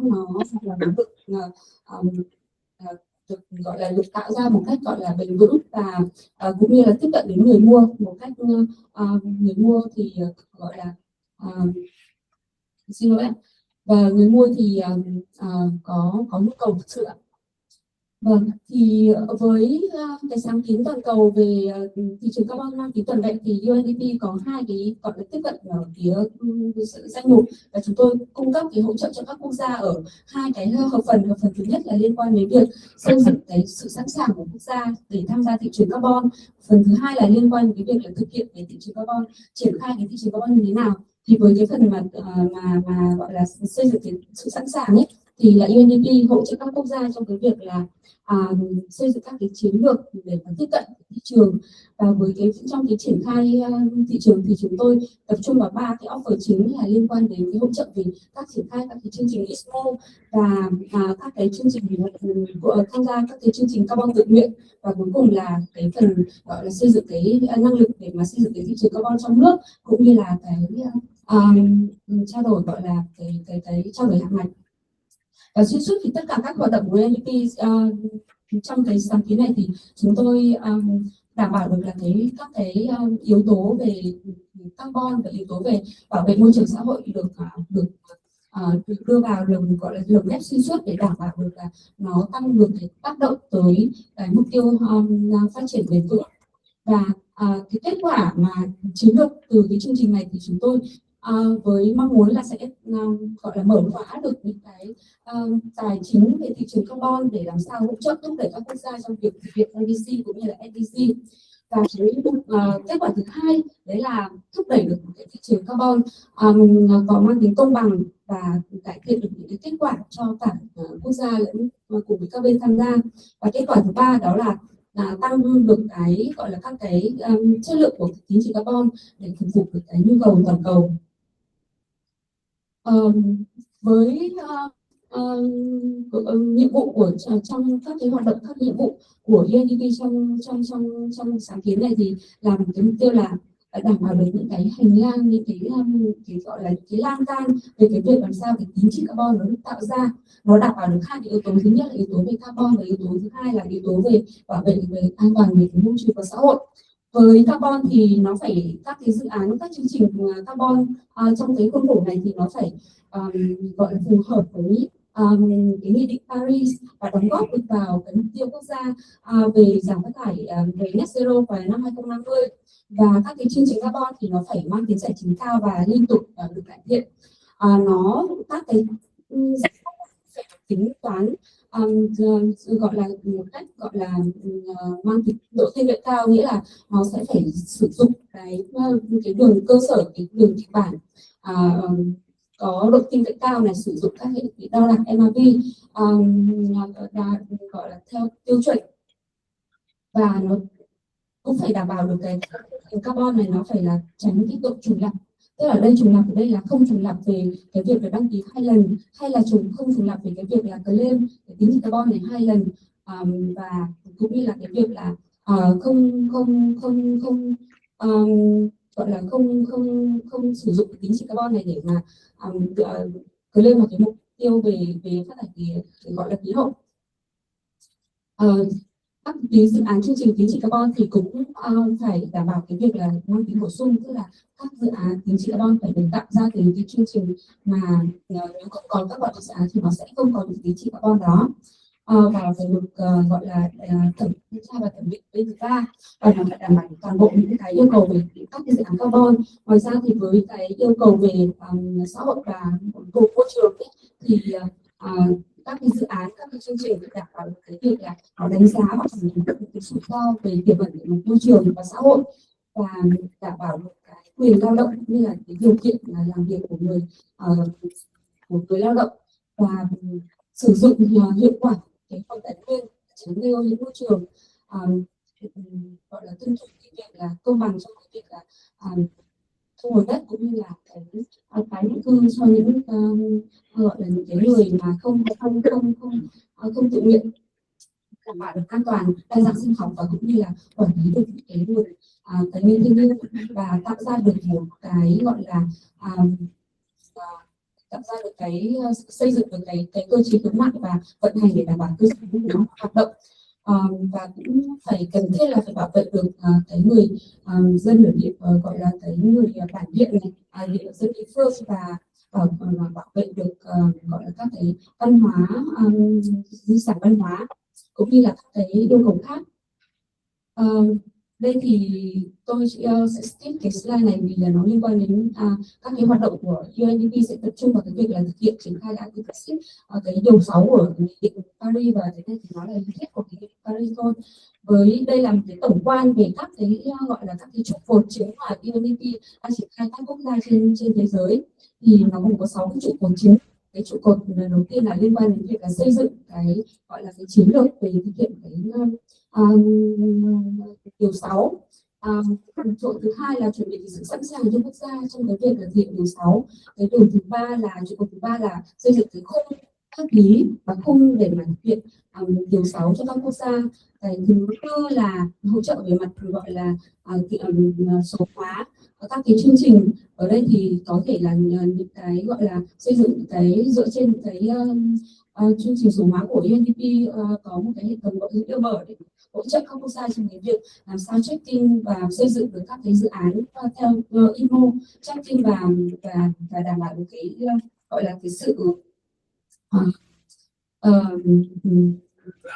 đảm bảo được các cái dự án có trong cái chương trình IMO. Và có hai cái nhiệm vụ mà rất là quan trọng, đấy là một cái quy trình thực hiện các cái chương trình IMO mà UNDP đã thực hiện trên toàn cầu, cũng như là xây dựng các cái dự án pipeline của trong IMO. Và cũng chia sẻ một chút xíu là hiện nay ở trên thế giới thì với những cái trụ cột như thế này, những pillar như này, thì UNDP đã hỗ trợ cho các quốc gia như là Malaysia, Indonesia, và nó liên quan đến việc là thực hiện các cái xây dựng các cái dự án carbon theo của quốc gia, và gọi là đối với một số quốc gia thì chúng tôi có một cái hệ thống gọi là dữ liệu mở để mà giúp cho các quốc gia xây dựng cái hệ thống đăng ký quốc gia, và từ đó thì xây dựng cái làm nền tảng cơ sở cho cái xây dựng thị trường carbon. Với Việt Nam thì chúng tôi có tập trung vào những cái hoạt động và hỗ trợ Việt Nam trong thời gian vừa qua.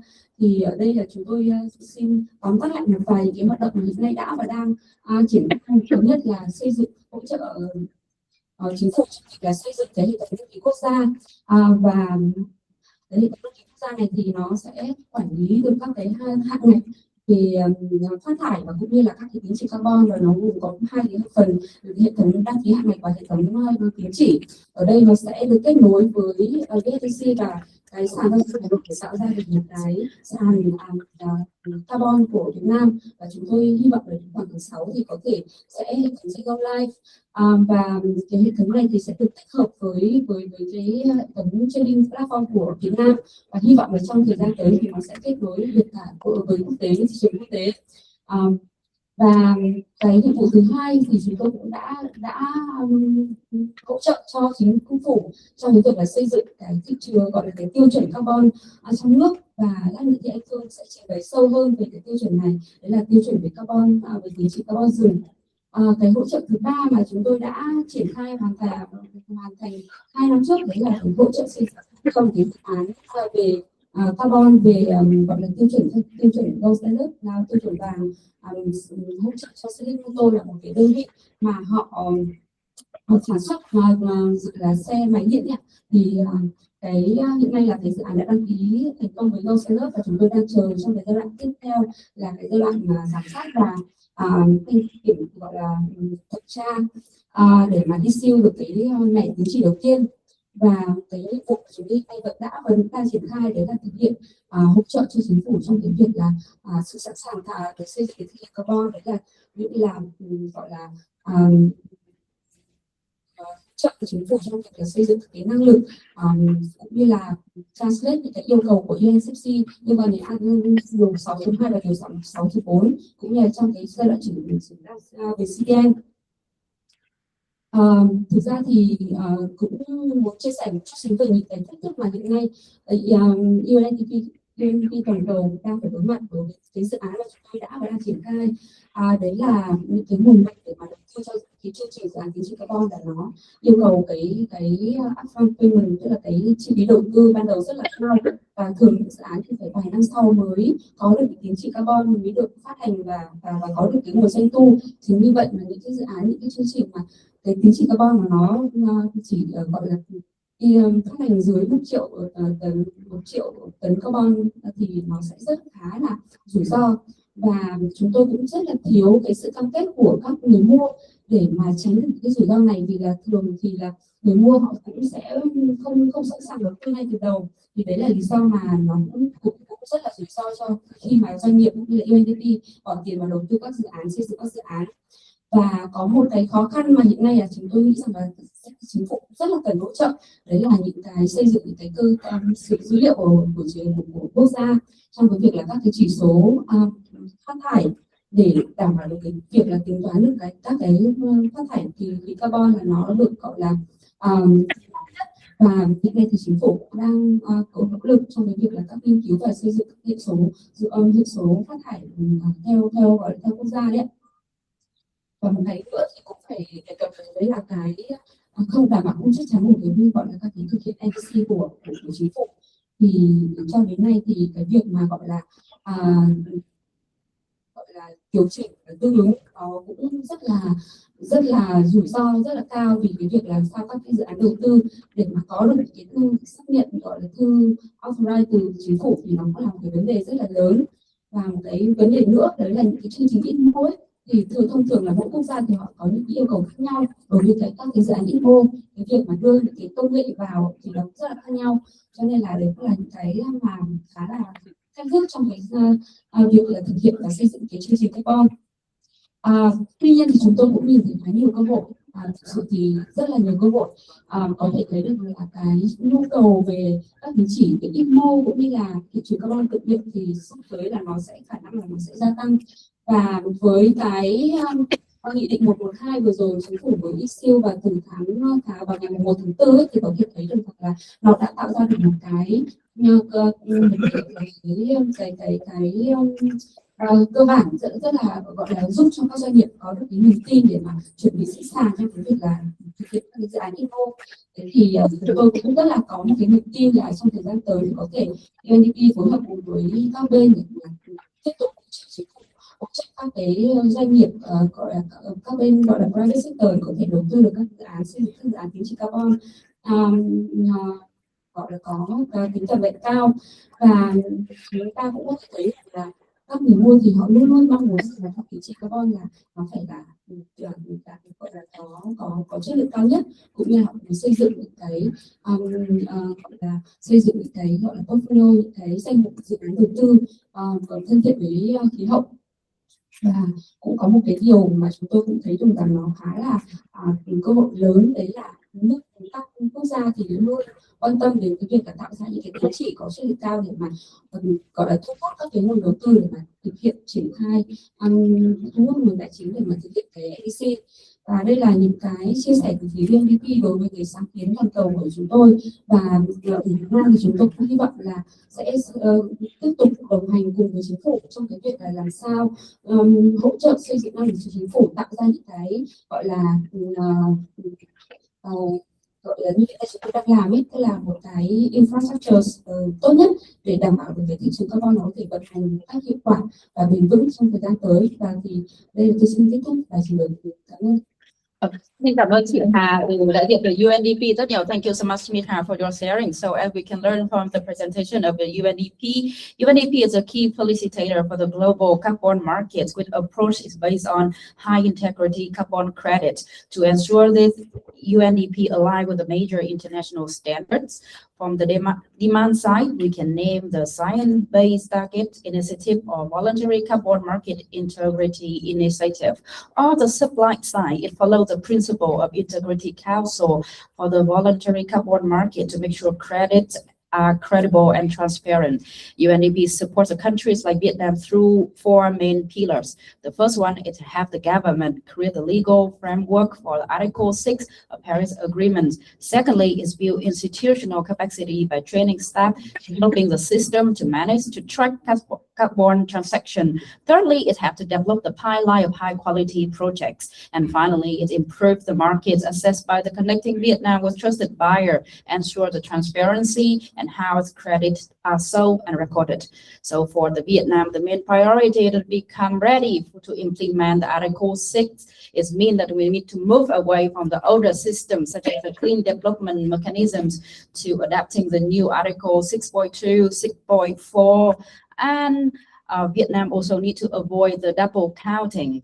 However, we can see that some of the barrier remains. For example, the carbon project need 2 years before it generate the first credit. So that's why we need to have the upfront investment.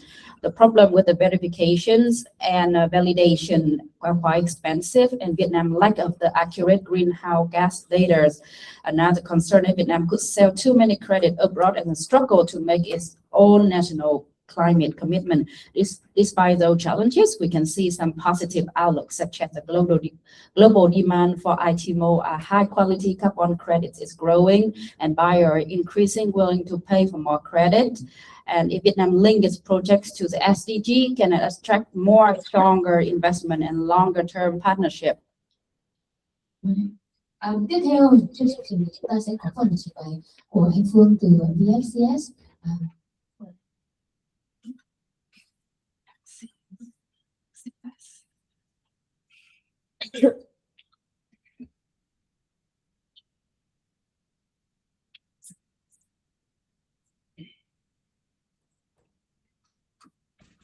This is also working.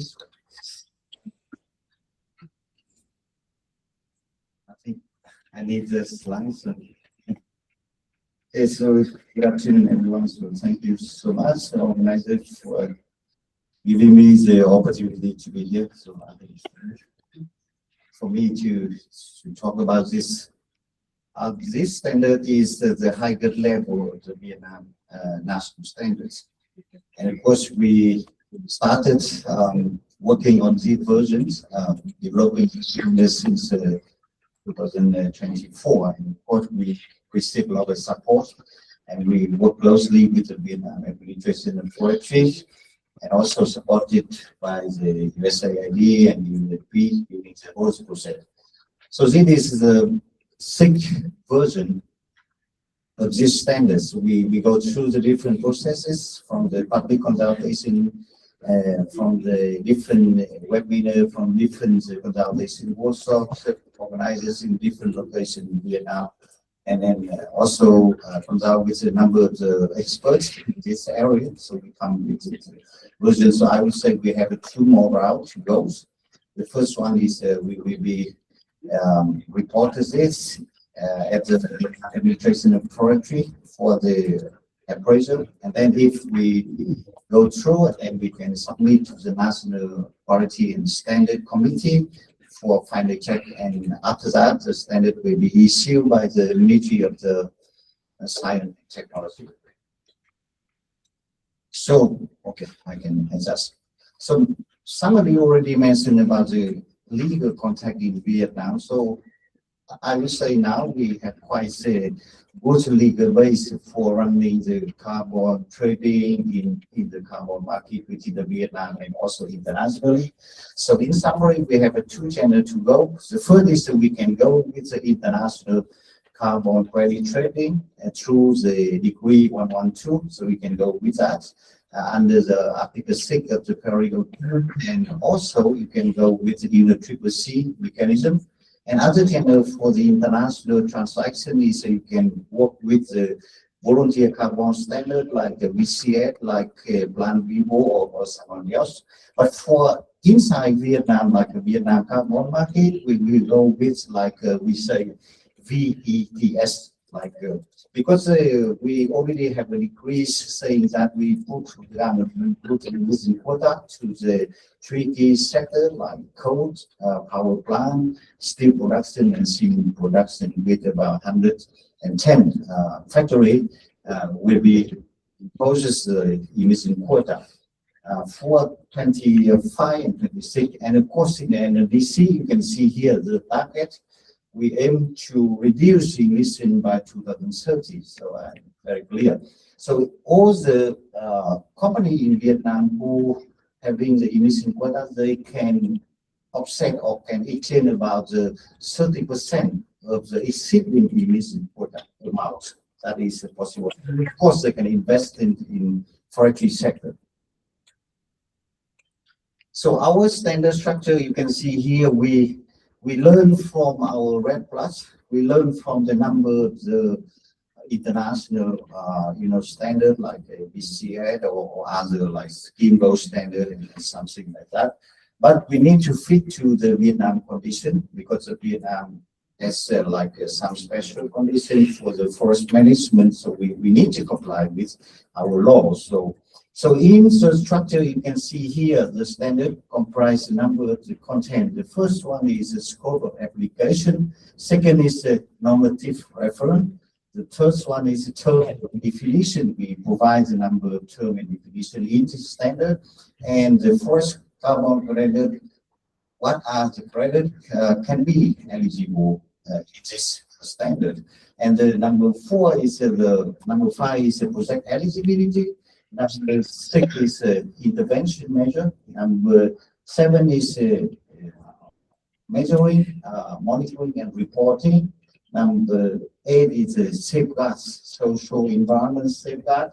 And number 9 is project implementation management. And the last one is validation and verification process or requirement. So we focus any project that can implement one of the 5 GHG mitigation measures mentioned here can be accepted, like a RED Plus, like a rotation or regeneration of the natural vegetation. And the third type is the improved poor natural forest. And number 4 is improved plantation. And number 5 is agro-factory practice. So that is our key GHG mitigation. This is all fully aligned with our strategy on the GHG mitigation in the agriculture and forestry sector, and also aligned with our NDC. So generally, you can separate those mitigation measures into the big group. 2 groups. The first is focusing on the emission reduction, like a RED Plus or any kind of the improved, plantation management, because you can reduce emission from the deforestation, forest degradation, or fertilizer consumption or burning biomass or something like that. And the other type is like increasing of the carbon removal by the increased sequestration, by the afforestation or generation, or even you can increase the carbon sequestration rate from the plantation. So if your credit is generated from the eligible project in forestry sector and land use sector is okay. That is the first condition. Second is all the project need to comply with the regulation on the project development and registration, and you have to stick to the standard you apply to the project for the carbon accounting. So that is the second. The third one is you have also to align with the IPCC guideline of the national GHG inventory. So that is a methodology, and also the credit need to be validated and verified by the third independent party. We can say in short is a BBB. And the number 5 is all the credit need to be recognized and issued by authorized organization.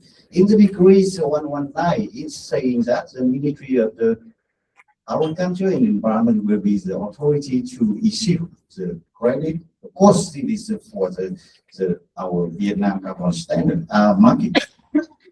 So this is, of course, in our standard, we have a number of requirements for the project. Eligibility, including the legal issue, including the biophysical condition. So, for example, for the red blood, you can see here, if you look at the rental requirement, so all the project developer or the investor need to show the legal title on land and the forest for the managing and for the implementing the project. Second is they need to comply with the law on the forest management and land use management and environment protection. For example, our law, this land is designated for the forestry. You are not allowed to convert it to the agriculture, for example. All this land is designated for the protection forest.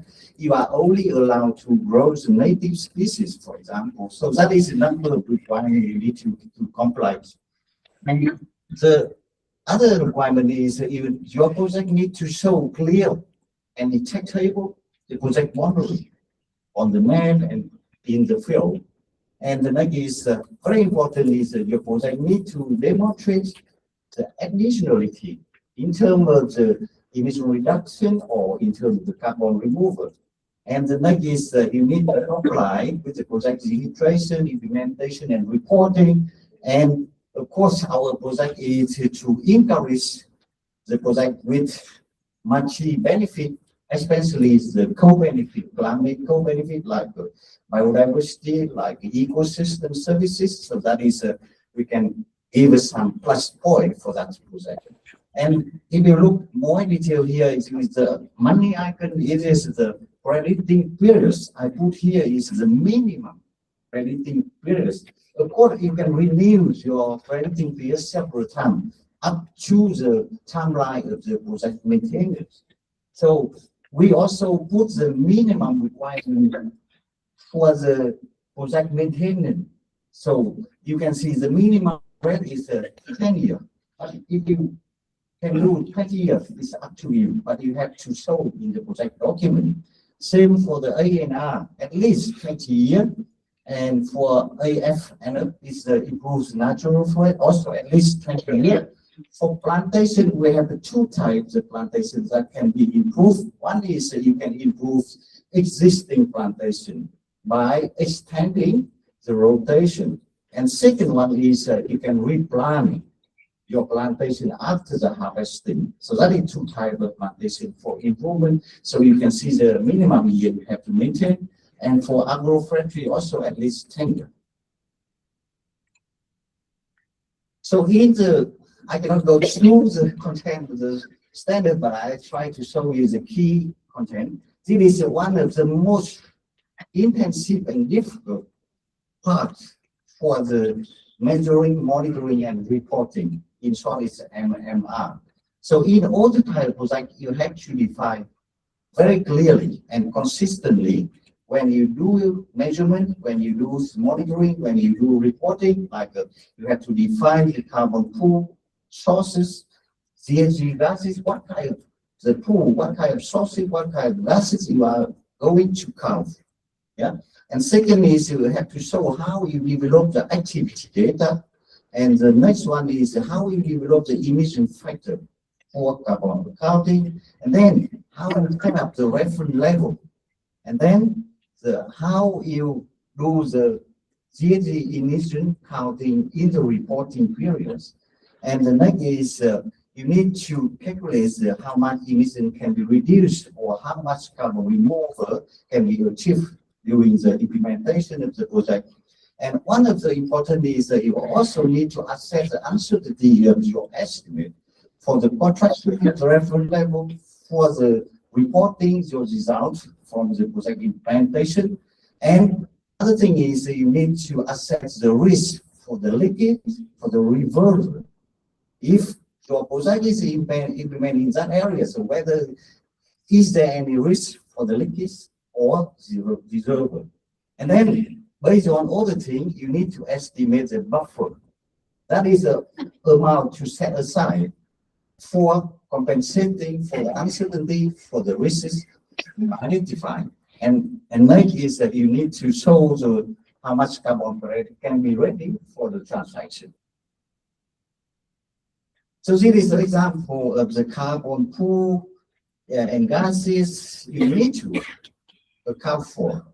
For example, in the factory, the two pool like above ground biomass or below ground biomass always mandatory. You have to count all this.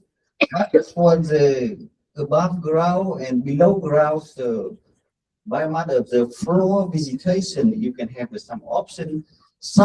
In some cases you can omit this, but some cases you are not you don't need to do the measurement, but some cases you need like optional. Optional means you need to justify whether this pool is significant to the total amount. In our standard, if it's count for less than 5% of total emission you counted, and then you can omit it. Otherwise, you have to include this pool as well. And some other pool like dead wood, litter, soil organic carbon, also depending on the cases or depending on the type of the project. For example, if project working on the peatland, of course, that is a very, very high carbon density in the soil. You need to count also soil carbon as well. And the CO2, you can see as a gas, you can see CO2 always mandatory, CA4 from the fossil use, and also CO2 also coming from your burning biomass, also you need to count. So number of things you need to count here. So in all the project document, you have to show clearly.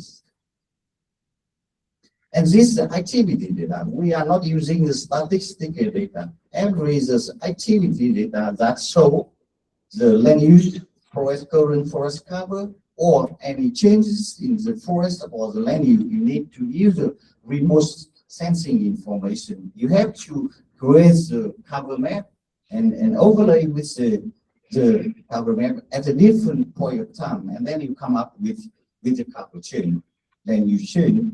And this is very important that you need to stratify your forest or land use into the more, the uniform or even strata or stratum, so that you can have a selectively uniform the biomass stock or carbon stock, so that you can detect that.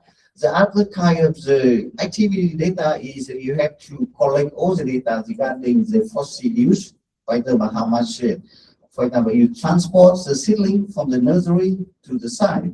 So how much fossil, like a petrol, like a diesel, you use it to transport the seedling to the site for planting the tree. Fertilizer as well. You also need to transfer the fertilizer from the selling places to the site, and then you also have to count the how much emission coming from the fossil using the different transportation mean, burning biomass, or even the harvesting the timber during the project implementation. You also need to count how much the carbon losses or removed from the logging activity. Some for the development of the the emissions factor in we already developed our own, like the national allometric equation for the above ground biomass estimation for whole the forest in Vietnam. So you can use that equation and use that to measure like a deviate or maybe tree height, or maybe you can also use as a parameter like a wood, basic wood density, and use this equation for estimating the biomass, of course. And then you can also use some kind of root to shoot radio from the IPCC guideline, or if you have your own, you can use it. We accept all the data or information published on journal publication, and if you can show all the evidence and can be traded to that kind of the sources of information, and then it can be accepted. And then other emission factor you can take from the IPCC guideline, or the Ministry of Agriculture and Environment also publishes emission factor for the country, for example, for the petrol, for the diesel, for the fertilizer, but they are mainly derived from the IPCC guideline, which has, the force value. So this is the reference level you can see here for red blocks. So we take the average emission during the 5-year period, the start of the project, not 10 years. So that's take the 5 years. So you calculate how much the emission for the 5 years, and then you can divide by 5, and you take the annual emission per area, per all the project area. For the AR, so if you're doing the afforestation on the non-forest land, we assume that the baseline is 0. It's in the simple case. You can use it like a promotion and and in other case, if your area to be afforested, but having like a vegetation that have the potential for growing up, so you need to estimate how much carbon removal from this vegetation growing, so we can estimate that as baseline. So in the case that you are not implementing the project. Yeah. So same for the AFM, that means improves natural forest, and the same for the improves plantation. So we also apply the same. So more of this we use the both, that as mean business as usual. Gives us to estimate the emission carbon removal in the scenario of the very business as usual. So that is your reference level. Uncertainty, we set up the number of things here already clearly. How much is you need to deduct? For example, for the uncertainty, when we know the uncertainty analysis at the confidence of the 90%, and of course, when we assess the uncertainty, we encourage or prioritize to use a Monte Carlo metric. That means you need to run or stimulate your results for at least 10,000 times, so that you can have a stable uncertainty, and you can take that value. That is, we call it in the IPCC guidelines, that is the tier 3 approach, that is the high need level, to prove the accuracy of our estimate. So we can see here we divided into the different uncertainty level, and depending, so if your results under the different type of the or level of the uncertainty, you have to deduct for that. For example, less than 10%, 0% deduction. But if your uncertainty is over 10%, you have to reserve 20% of your additionality. Yeah, so that is not for transaction. For the risk, you also need to identify the risk, and also you need to conduct the risk like a risk. If your project is implemented in this area, but it is the main driver causing the deforestation in neighboring areas. So that is the leakage or the displacement. So you need to assess all that kind of thing. So we just divide the risks into the 3 levels: low, moderate, and the high. And you have to map the, the buffer accordingly. So together with 2 kinds of the uncertainty and risk, you have to have total percentage of the deduction you need to put aside. So for social and environment safeguard, I think this is more important. It's different with the normal factory development. So we always need to ask the forest carbon project need to comply with those regulations. For example, your project need to align with the forestry development plan in the province or in the locality, or it contribute to the national forestry development strategy, for example. So like a number of requirements here you need to follow. Second is for the the consultation, you need to have effective or full consultation with the local community in the area where the project will be implemented or something like that. You need to have a very transparent and repeatable beneficiary mechanism if you work with the local community, if they are engaged in the project. And number three is you need to have the risk mitigation measure. Of course, when you implementation of the project, you see there is a number of the risks, and you have to develop your own plan to mitigate, to minimize all the risks that may occur during the project implementation. And number four is about the complaint and the conflict resolution. You always need that mechanism, because Vietnam has a very clear the policy about the solving the complaint and the conflict. Maybe it's related to land use or land title, or maybe other issue. For example, your project makes a new rules in that area, it also may create a conflict with local people. Or when you transport the timber across the community, it causes a lot of the problem with the environment, something like that. You maybe have some conflict, so that is a need to solve completely all the complaint and the conflict. And this is also important about the you have to develop your own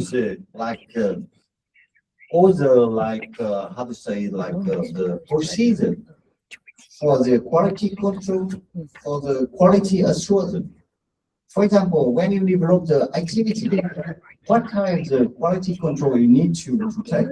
Similarly, you also need to have a procedure for the emission factor development and other things. Like you do the mapping, you also need the the quality control, quality assurance. So you see the step here. All the steps you implement the project, you always ask for the controlling the quality and assuring the quality. And of course, you also need to monitor the emission and social and environment safeguard. You have a number of the indicators, you have to follow that, you have to monitor that. And then you also, all the document you have to document and manage this in the effective way. Whenever the third party comes, you can show the document and you need to show the evidence. I think lastly, so this is a validation and verification requirement. We have a number of the ISO standards regarding the GT inventory, regarding the a verification. So for the third party validation and verification, we will apply the ISO 14065 and 40066. 65 is about for the organization requirement, about the management system. But 66 is about the competence of the auditor, assessor.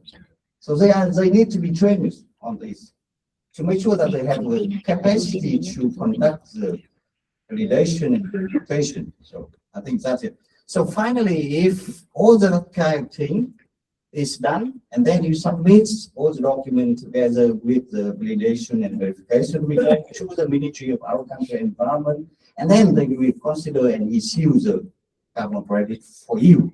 And of course, we also have the carbon level, where if you are verified, okay, you can use our level on the paper that's on your project that your project are verified, something like that. So I think that is very brief, but I don't want to go into the too technical. But if you have any questions, so I'm happy to answer you.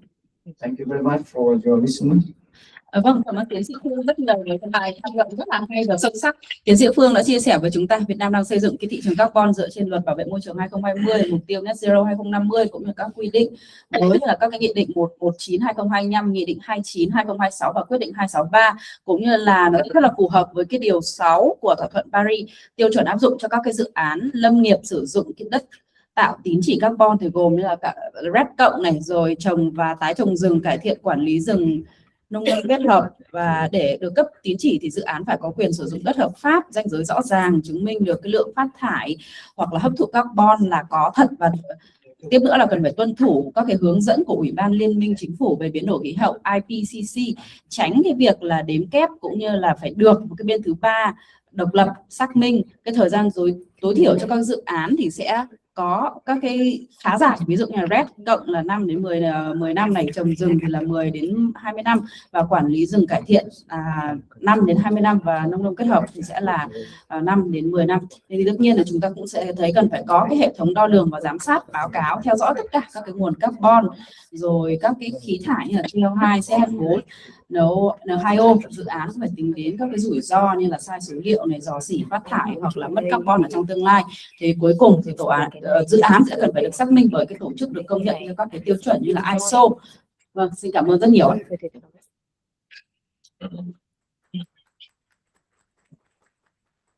Tiếp theo thì chúng ta sẽ có cái phần Q&A sau khi mà GIZ, UNDP và VFCS đã chia sẻ thì mọi người có thể đặt câu hỏi.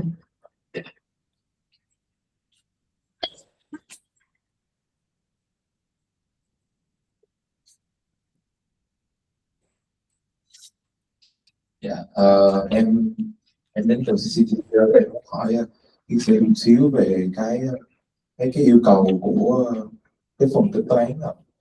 Thì hồi nãy em có coi thì theo như em được biết thì khi mà mình làm một cái dự án nó sẽ có hai cái phase, là phase thứ nhất là validation và phase thứ hai là verification.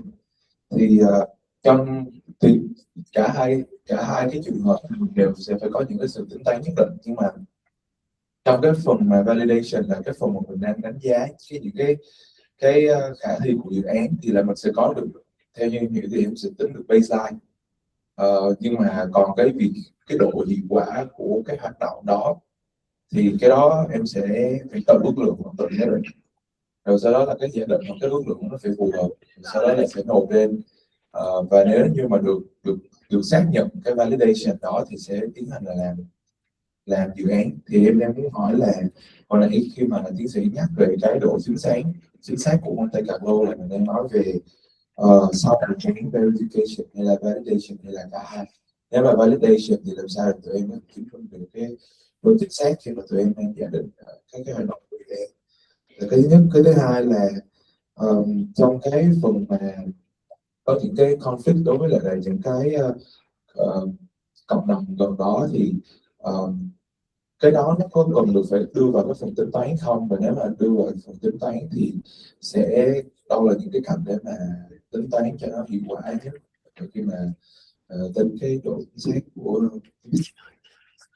So I have two questions for you. The first question is related to the calculation. I understand that we have validation and also verifications. And when we do calculating, it means that we need to have the validation to see the feasibilities of the projects. And from that, I can calculate the baseline, the effectiveness of the projects, and then I submit it. And if the validation is approved, and you mentioned about the after the validation or verification, or after both of that. And the second question is related to the conflict. For example, if we have the conflict with the nearby communities, we need to include that when we do the calculations. So the floor is all yours. Just to add in, like, we have two phases, right? Validation first and then verification. So during the validation, there's going to be certain assumptions of the design document, and we have to assume that we're gonna achieve that level of efficiency, for example, then would be counted to the expected amount of carbon credits that we're gonna get, and how can we quantify the accuracy of that? Are we still MTD to calculate with the multi-category functions, or it just apply only for the verification phase? Vâng, cảm ơn anh. Tôi sẽ cố gắng trả lời.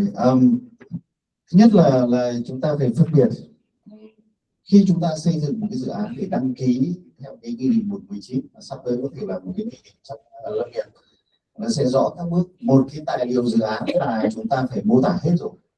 Chúng ta phải xác định là cái mức tham chiếu của chúng ta là bao nhiêu, rủi ro là như nào, phương pháp của chúng ta quản lý là thế nào, thì cái rủi ro đó là trong tài liệu dự án là anh đã phải đưa hết rồi. Và khi đó là chúng ta làm thủ tục đăng ký là mang tính chất là đăng ký thủ tục hành chính, và các cơ quan có thẩm quyền của bộ là xem cái tính khả thi của dự án này là cho phép dự án thực hiện hay không. Và khi dự án thực hiện rồi thì lúc đấy anh chuyển sang giai đoạn là thực hiện dự án. Và khi đã thực hiện dự án thì ví dụ như trong tài liệu dự án của anh nêu là tôi sẽ báo cáo kết quả theo chu kỳ là 2 năm một lần hay là 4 năm một lần, thì cái kết quả đấy người ta mới cần đến cái bên thứ ba để đi xác định kết quả của anh báo cáo có đúng hay không. Anh nói là trong 2 năm vừa rồi là tôi giảm được 1 triệu tấn, tôi tăng thêm được khoảng 500 tấn, là tổng cộng là tôi có 1,5 triệu tín chỉ carbon, và tôi trừ hết các cái rủi ro các thứ ABG, tôi còn được từ này. Thì cái bên mà VBB đó thì là người ta sẽ đi thẩm định cái kết quả đó và xác minh kết quả đó. Thẩm định và xác minh là hai cái quá trình đi liền nhau. Và tất cả các cái tổ chức VB khi họ được công nhận hoạt động tại Việt Nam là họ đều phải có cái quy trình là được bên thứ ba nữa công nhận cái quy trình đi thẩm định và xác minh. Thông thường thẩm định là quá trình sẽ là rà soát hồ sơ tất cả về mặt viết lách của anh, đánh giá của anh từ công thức, từ phương trình, từ kết quả đấy xem có đúng hay không. Đấy là một cái bước thẩm định. Bước thứ hai verify là người ta nhìn thấy là anh nói là cái rừng này là nó ở vị trí ABC, nhưng mà người ta nghi ngờ, người ta cái bên đi thẩm định xác minh đó người ta nghi ngờ cái chỗ ranh giới này không đúng, bởi vì người ta dùng cái thông tin viết thám thì bắt đầu người ta có thể ra hiện trường là xác minh lại cái khu vực đấy có đúng hay không. Thứ hai là anh bảo là không có mâu thuẫn gì cả, nhưng mà người ta cũng nghe một số các nguồn tin là cái dự án này tạo ra rất nhiều mâu thuẫn, và người ta có thể đến tận nơi để người ta có thể xác minh với cộng đồng. Đấy là cách người ta xác minh. Còn cách nữa là xác minh là anh đo, anh bảo cái rừng này của tôi là được, mỗi một lần đo này tôi đo cái này là khoảng độ 100 tấn trên 1 hectare, nhưng người ta với kinh nghiệm người ta bảo rừng này không được, chỉ khoảng 80 thôi. Thì người ta sẽ quay ra tại hiện trường, người ta sẽ lập ô, người ta đo lại, tính lại theo phương pháp của anh xem có đúng hay không, đối chiếu. Đấy gọi là quá trình thẩm định và xác minh. Đấy như vậy là nói tóm lại là tất cả những cái gì mà anh nói ở đây là cái bên thẩm định xác minh là bên VB là người ta chỉ thực hiện sau khi chủ dự án đó đã báo cáo kết quả, báo cáo kết quả về giảm phát thải và lượng hấp thụ tăng thêm bao nhiêu thì lúc đấy người ta mới vào. Chứ còn trong quá trình xây dựng dự án là hoàn toàn do anh. Và kể cả bây giờ rất nhiều thứ khi người ta đi validate, người ta xem tài liệu, phương pháp của anh mô tả ở trong phần xây dựng mức tham chiếu là A, nhưng mà sang phần tính toán mà đi đo đạc thực tế trong cái giai đoạn thực hiện dự án ông lại làm một phương pháp B, tức là cái đấy là bao giờ người ta nói là thiếu nhất quán, là chắc chắn là fail. Vì trong tất cả dự án carbon là có 3 mấy điều kiện: một, thông tin dự án là phải đều; thứ hai là minh bạch; thứ ba là chính xác; và thứ tư nữa là nhất quán. Tất cả cái đấy là họ sẽ xuyên suốt trong suốt quá trình thẩm định và xác minh. Well, so to answer your questions, first you need to understand that you need to have the project documentation. It needs to follow the decree 119, and the products need to describe the risk and all of your calculation, the effectiveness, and from that you can use that products with all of the calculations for the registration, the feasibilities of the project, and if approved, then you can carry out the project.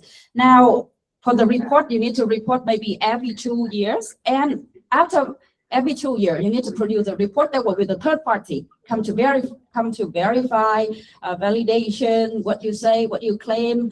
And now I explain a little bit about the validation. It means that they will check all of the documentation on your formula, is it correct or not? And for the verification, what they're going to do is, for example, they what you claim in the report, that you claim that this is the total area is this, but actually in reality, maybe they can see it from the satellite image. That is not the actual areas. Or you say that this one is going to be 100 ton per hectare, but they say this can't be 100 ton, this can be only 80, then they will do the verifications from the third party. So with the process when you're preparing, it's all up to you. But after, if you have the report maybe every 2 years, you need to have the third party opinions for both the validations and verifications.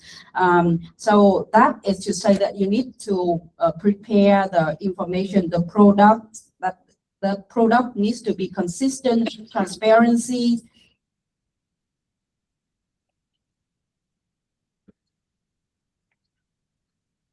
Vâng, lại là vậy, luật sư Long từ Ghi Nhận. Tôi có một câu hỏi đó là được biết anh Phương thì khi xây dựng cái tiêu chuẩn TCVN này thì cũng đã có tham khảo các cái tiêu chuẩn của quốc tế. Thế thì tôi muốn hỏi và Phương làm rõ là có cái sự chênh lệch đáng kể nào giữa cái tiêu chuẩn carbon rừng của Việt Nam so với các cái tiêu chuẩn cũng như của pháp luật của dự án chính carbon rừng quốc tế hay không? Nếu mà có thì nó có phải là một cái sự bất tiện hay là một cái sự làm gia tăng cái chi phí cho đơn vị phát triển dự án khi mà họ muốn đáp ứng được đồng thời cả hai tiêu chuẩn ở trong nước và quốc tế không?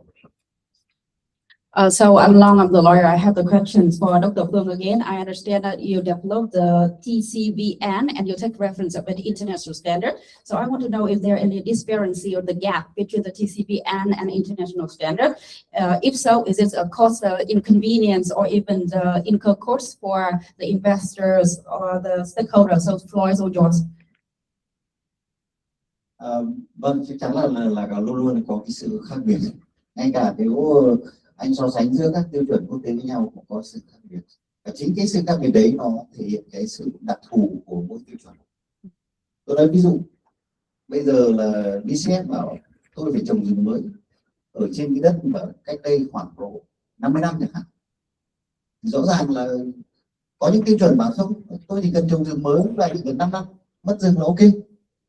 Thì đấy là những cái sự khác biệt. Còn về cách tiếp cận chung ấy thì nó sẽ là giống nhau, vì tất cả các mục ở đây là nó tuân thủ theo cái IPCC về vấn đề kiểm kê khí nhà kính thôi, cũng có thể bỏ qua bước nào cả.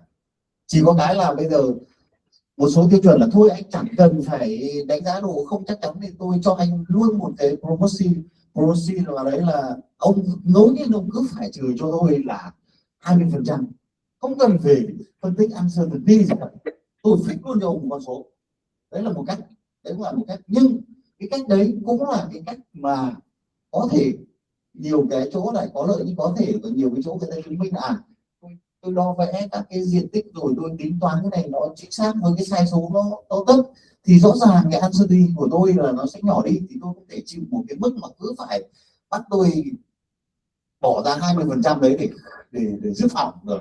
Đấy là những cái mà rõ ràng là rất khó. Và cái thứ hai, cái khác biệt của Việt Nam là gì? Là chính là các cái quy định chính sách hiện nay về trồng rừng, quản lý rừng.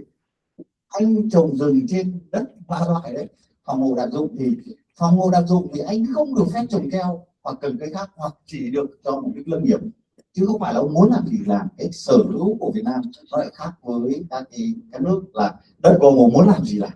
Còn ở đây của tôi đã là đất này là đất là lâm nghiệp, là ông cứ phải dùng cho lâm nghiệp. Với rừng phòng hộ đặc dụng chỉ được dùng cây bản địa. Đấy. Rồi các cái biện pháp mà ông can thiệp vào cái rừng đó là nó có quy định hết rồi, chúng ta không thể phá vỡ được cái đấy được. Chúng ta không thể, TCVN là một tiêu chuẩn là cao nhất nhưng nó không phải là QCVN là bắt buộc, giống như là trong an toàn thực phẩm rồi thức ăn vân vân, nhưng TCVN vẫn là một tiêu chuẩn tương đối. Anh có thể áp dụng hoặc anh không áp dụng. Đấy là như vậy, nhưng mà nó là tiêu chuẩn cao nhất rồi. Thì đấy thì tôi nói là mấy cái điểm khác biệt lớn đấy, đặc biệt là đối với rừng Việt Nam. Ví dụ như là bảo là cải thiện quản lý rừng nghèo, rừng tự nhiên nghèo, thì cái đối tượng nào được áp dụng cái biện pháp đó thì luật pháp Việt Nam đã quy định rồi, chúng ta cũng không thể thay đổi được. Đấy thì những cái đấy là cái bắt buộc chúng ta phải theo, và cái đấy cũng là cái khác biệt. Thế còn một số các tiêu chuẩn khác thì tôi nói thật là người ta cũng viết thì cũng chung thôi, cũng không chi tiết được đâu. Thế thì những cái đấy, nhưng mà cái quan trọng nhất là người ta vẫn bắt đo đếm rồi cái thời gian mà phải tham chiếu là bao nhiêu năm. Thì nói chung là rất là khác nhau. Ví dụ như tiêu chuẩn Trung Quốc nó bảo tôi trồng rừng mới, đất mà không có rừng các thời điểm mà bắt đầu thực hiện dự án chỉ gần 3 năm là người ta đã coi là trồng rừng mới rồi. Đấy là của Trung Quốc còn nhẹ như thế. Thì cái của chúng ta mục đích xây dựng tiêu chuẩn này đó là hỗ trợ cho Việt Nam thực hiện được cái cam kết mà Việt Nam đã cam kết với quốc tế về vấn đề trong cái NDC, thì chúng ta sẽ khuyến khích là thực hiện hành cái quản lý rừng nó tốt hơn, hoặc là quản lý sử dụng đất nó tốt hơn, chúng ta giảm hạn. Đấy là cái mục tiêu cao nhất. So in the summary, in order to answer the questions, that's there's a disparity even with the international standard. That is a unique about each international standard. However, that they pretty much have the same approaches, that they all view the VNCC, the greenhouse gas inventories. And of course, as it has also need to close to the context of Vietnam. For example, in Vietnam, that we have the regulations on the special use forest or degraded forest, and all of them. And DCBN is on the voluntary basis and is the highest standards, and it's also built in order to support the net zero commitment of Vietnam. So that hope that to answer your question, and this is just a summary. Xin kính thưa mọi người, thì hôm nay phút cuối thì Cục Lâm nghiệp và Kiểm lâm thì tham gia. Thì phần tiếp theo sẽ là phần trình bày từ đại diện phía nhà đầu tư, đó là chị Phương từ quỹ Vina Capital. Xin mời chị ạ.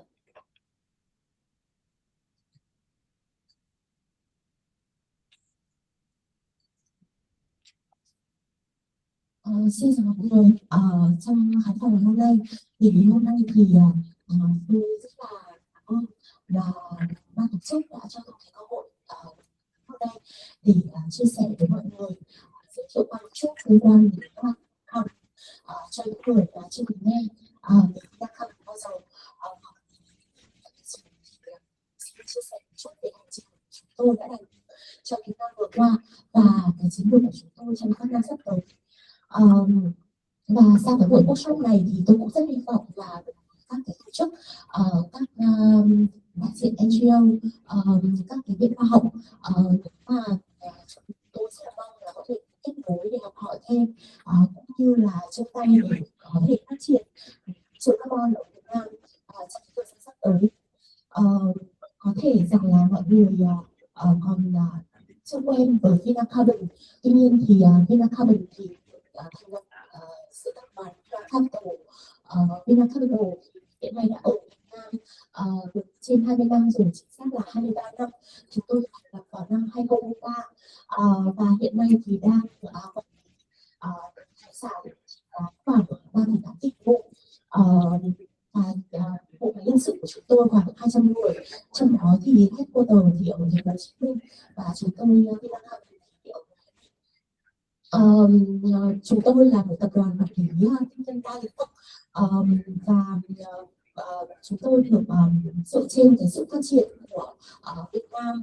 Ví dụ như là chúng tôi đầu tư vào rất nhiều cái mảng khác nhau, từ các cái lĩnh vực như là chăm sóc sức khỏe, các cái doanh nghiệp tư nhân, các cái sản xuất về thủy sản, hay là về các cái đầu tư mạo hiểm và năng lượng. Ví dụ như là trong cái lĩnh vực tư nhân chẳng hạn, thì có lẽ là rất là ở đây thì cũng có lẽ là biết về tập đoàn Kido là Kido thì đã sản xuất bánh kẹo hoặc là ăn cường trong cái lĩnh vực chế biến gỗ. Trong hai trong số rất là nhiều những cái của chúng tôi trong lĩnh vực private equity, hay là như trong lĩnh vực bất động sản thì chúng tôi có hợp tác với rất nhiều những cái công ty, những cái tổ chức bất động sản cao cấp ở trên thế giới, ví dụ như Logis hay Hội Anna, là chúng tôi cũng đang đầu tư với Hội Anna về một cái resort ở trong Nam Hội An. Có lẽ rất là nhiều anh chị biết, hoặc là ở trong lĩnh vực năng lượng thì chúng tôi cũng đang kết hợp với GS Energy, là một cái tổ chức ở trong là một cái tổ chức ở Hàn Quốc để phát triển về dự án LNG ở An, hay là hay là hợp tác với các đối tác để phát triển các cái dự án điện gió ở Đắk Lắk. Thì các bạn cũng đã thấy rằng là Vina Capital thì đầu tư rất là nhiều lĩnh vực, và vào năm 2023 nhận thấy CEO của chúng tôi nhận thấy cái sự phát triển của Việt Nam cũng như là cái sự đòi hỏi ngày càng cao của các cái đối tác về lĩnh vực giảm phát thải, thì chúng tôi đó là lý do mà Vina Carbon ra đời vào năm 2023. Vina Carbon ra đời với cái mục tiêu là đầu tư vào các cái lĩnh vực mà chuyển đổi xanh, đầu tư vào các công ty và có khả năng giảm phát thải cũng như là có khả năng tạo được giá trị carbon. Chúng tôi rất là tin tưởng rằng là cái chiến lược này của chúng tôi thì đang đi đúng hướng, do chúng tôi nhận thấy rằng là hiện nay thì ngày càng có các công ty, đặc biệt là các công ty ở nước ngoài thì ngày càng đòi hỏi cao về cái tính cam kết giảm phát thải tại Việt Nam khi mà họ đầu tư tại Việt Nam, cũng như là những cái nhà đầu tư liên quan đến các cái mảng tác động thì cũng rất quan tâm đến những cái cơ hội đầu tư trong cái lĩnh vực giảm phát thải. Ngoài ra thì với cái động lực là chính phủ Việt Nam thì ngày càng quan tâm đến cái lĩnh vực giảm phát thải, và hiện nay thì đã có rất là nhiều gọi là framework để có thể hỗ trợ cũng như là sử dụng đổi xanh này. Ví dụ như là có rất là nhiều những chính sách như vừa đây thì là nghị định 2 hoặc là cái gọi là chiến lược là net zero trước năm 2050. Bên cạnh đó thì kết hợp với cái network của chúng tôi với các nhà đầu tư ở trên thế giới cũng như là hiểu biết về địa phương, thì chúng tôi rất là tin tưởng rằng là cái chiến lược đầu tư vào các cái dự án chuyển đổi xanh của chúng tôi là đang đi đúng hướng.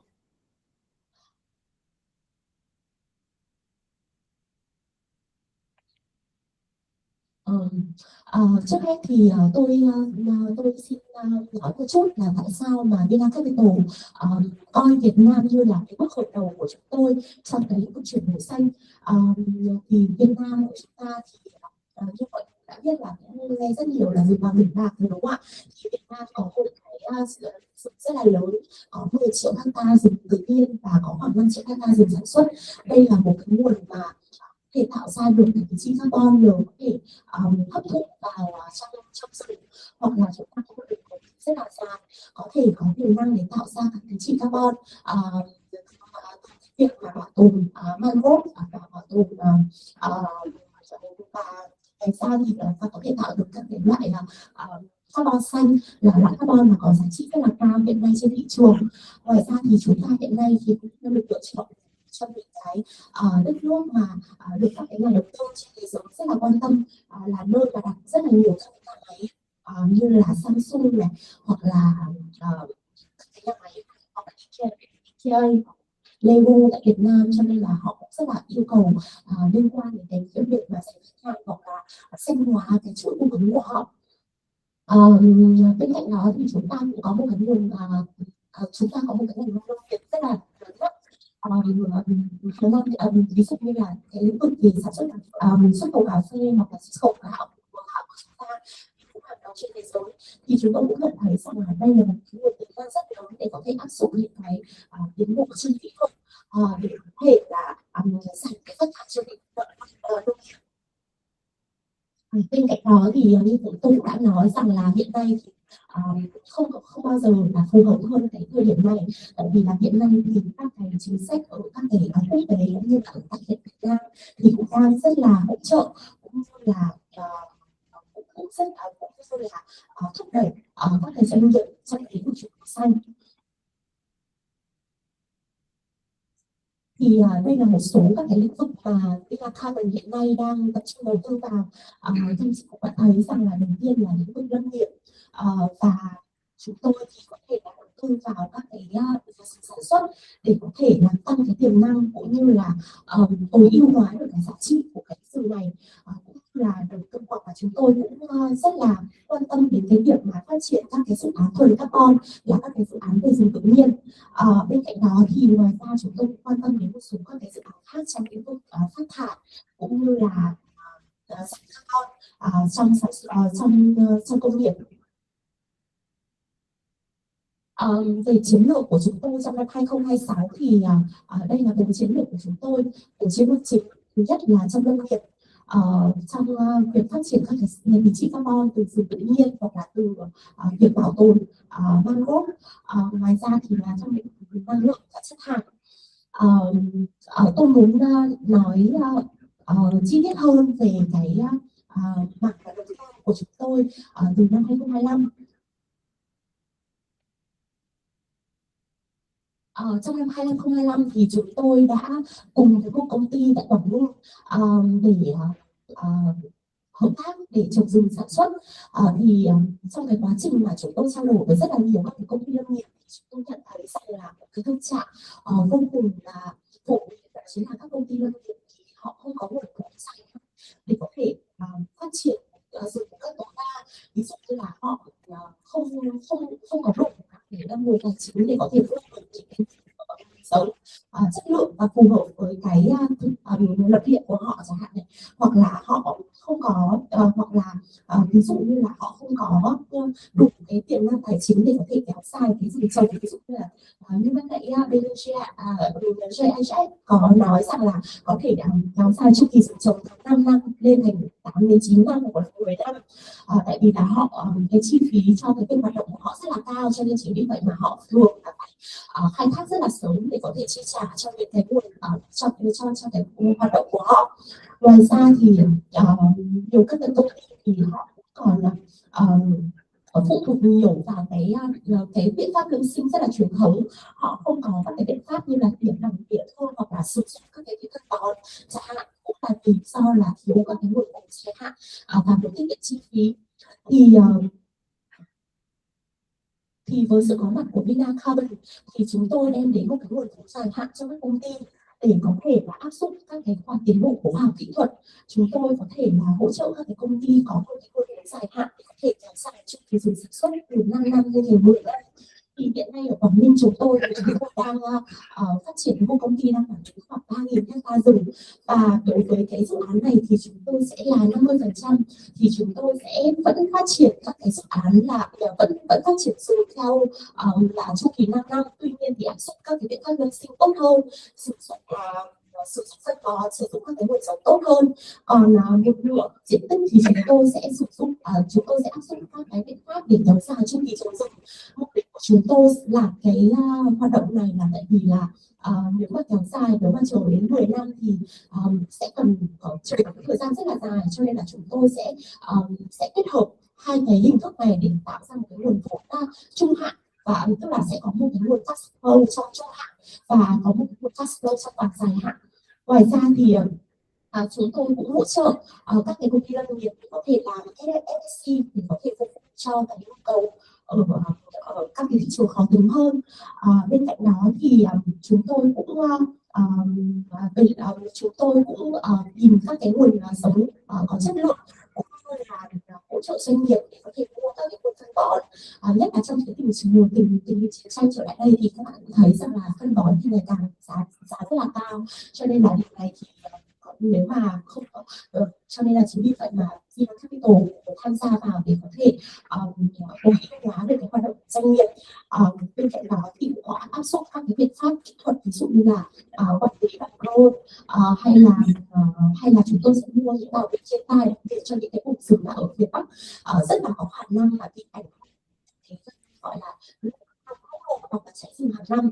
Thì đó là những cái mà doanh nghiệp có thể được lợi khi mà Vina Capital cùng tham gia vào. Thì về lâu về dài thì cái việc mà kéo dài chu kỳ trồng rừng chỉ là một trong những cái chiến lược của chúng tôi thôi, mà chúng tôi cũng rất là muốn là phát triển một cái dự án tuần hoàn, một cái dự án tuần hoàn, nghĩa là ở trong đấy thì cái việc mà trồng rừng và kéo dài chu kỳ rừng để có thể đáp ứng được những cái thị trường xuất khẩu khó tính hơn thì chỉ là một trong những thành phần. Bên cạnh đó thì chúng tôi cũng sẽ khi mà cái scale, cái quy mô của các cái rừng mà chúng tôi tham gia đủ lớn thì chúng tôi cũng có thể phát triển những cái nhà máy chế biến gỗ.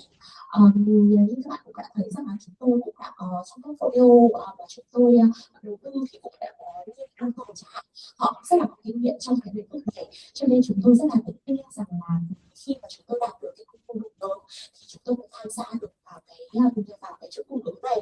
Bên cạnh đó thì Chúng tôi cũng muốn tham gia vào cái thị trường carbon giống như là lúc nãy khi mà kéo dài cái chu kỳ sử dụng thì cũng có thể tạo ra được cái carbon credit giống như theo cái methodology phương pháp luận của VM 0003. Bên cạnh đó thì có một cái mà chúng tôi cũng khá là tâm đắc, đó là dự án thang sinh học. Như các bạn nào cũng có hỏi thì hiện nay thì chúng tôi đang xin tài trợ thang sinh học, nghĩa là có thể thấy rằng là thang sinh học thì có rất nhiều những cái nghiên cứu trong cái lĩnh vực nông nghiệp rồi. Tuy nhiên thì cái lĩnh vực thì khá là nhiều. Thì hàng năm thì chúng tôi áp dụng cái biện pháp là các biện pháp lâm sinh để diệt cành thưa, thì lúc đó thì có rất là nhiều những cái phụ phẩm lâm trên rừng và không được sử dụng. Chính vì vậy là như vậy thì ngoài cái việc làm cho lãng phí thì thậm chí còn gây ra cái tác động là có thể tăng cái nguy cơ cháy rừng nữa. Thì cái dự án than sinh học của chúng tôi rất là muốn là thu gom những cái phụ phẩm nông nghiệp đó vào một nơi, và sau đó thì chúng tôi sẽ mua một cái dây chuyền để sản xuất than sinh học, và sau đó thì sản xuất than sinh học. Hiện nay thì có rất là nhiều cái tiêu chuẩn để có thể tạo ra được tín chỉ carbon từ than sinh học, ví dụ như là Vera chẳng hạn, thì không nhớ đây là một cái và ECU hoặc là liên quan đến trong những cái liên lạc để đăng ký tín chỉ carbon chất lượng cao, quy mô rất là lớn, thì than sinh học cũng là một trong những cái platform mà họ và rất nhiều các cái công ty trên thế giới đã tham gia. Bên cạnh đó thì với cái khả năng phát triển cái trong lĩnh vực du lịch của chúng tôi có một cái quỹ là Vina Living chuyên phát triển trong lĩnh vực bất động sản và du lịch, thì chúng tôi rất là hy vọng là chúng tôi có thể phát triển cái du lịch sinh thái, cái sự tán rừng sau này khi mà phát triển của chúng tôi. Thì cái mô hình mà chúng tôi kết hợp với các cái công ty lâm nghiệp thì cũng rất là linh hoạt, tùy thuộc vào cái mong muốn của công ty lâm nghiệp, cái hình thức của công ty lâm nghiệp. Ví dụ như đối với các công ty các công ty nhà nước thì chúng tôi có thể, hoặc là đối với các cái cộng đồng dân cư thì chúng tôi có thể phát triển dưới hình thức PCC là hợp tác kinh doanh, và sau đó thì ăn chia theo lợi nhuận.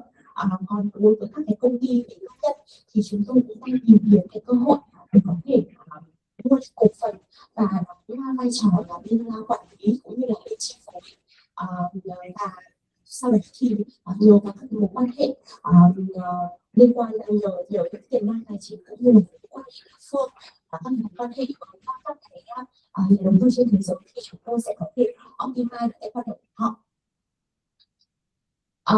Bên cạnh đó thì một cái lĩnh vực mà chúng tôi cũng đang rất là mong chờ có cái sức tức là có cái của Việt Nam thì ngày càng trở nên hoàn thiện hơn, đó chính là trong lĩnh vực về phát triển các cái dự án carbon trong cái sự tự nhiên.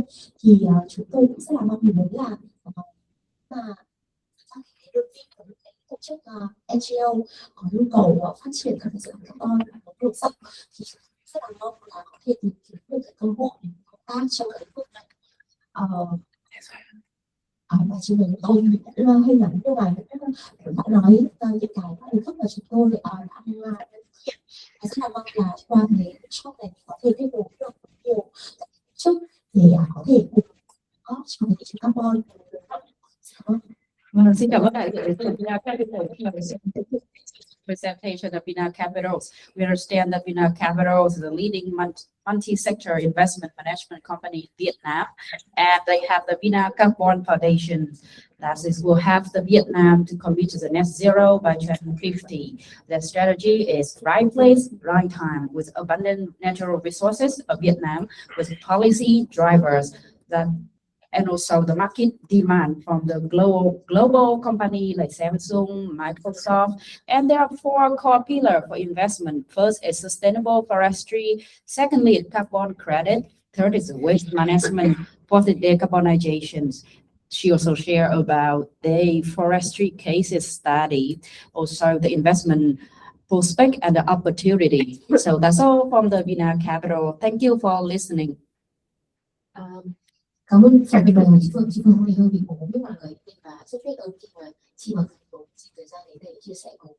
Và mình tiếp theo mình sẽ có một cái tea break trước khi mình đến với cái phần cuối cùng, đó là phần panel và có sự chia sẻ của một số đặc biệt.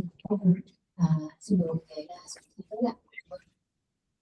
10 minutes tea break before the final session, panel session.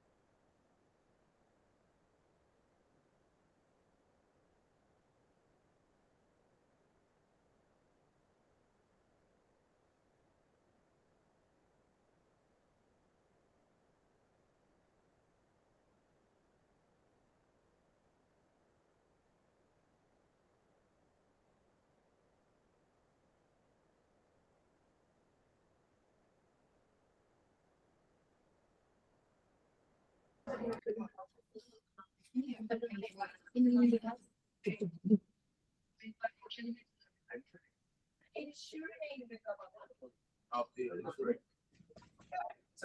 Flo, can you hear us?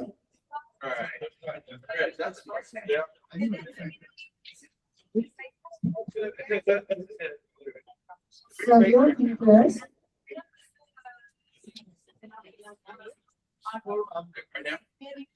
Flavio, you're on mute.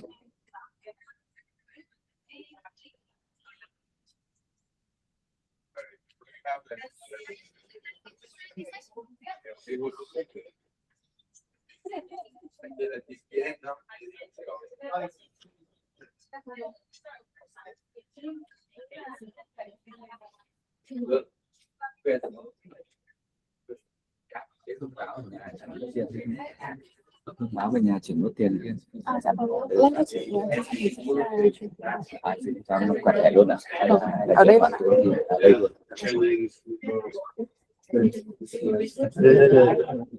That's the point of this. Yeah. He joined, Hi, Flavio, can you hear us?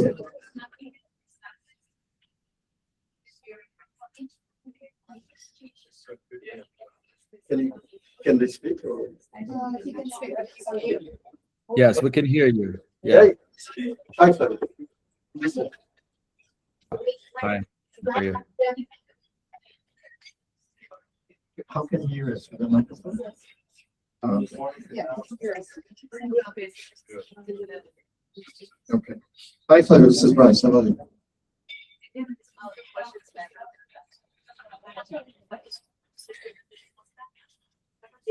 Hi, everyone.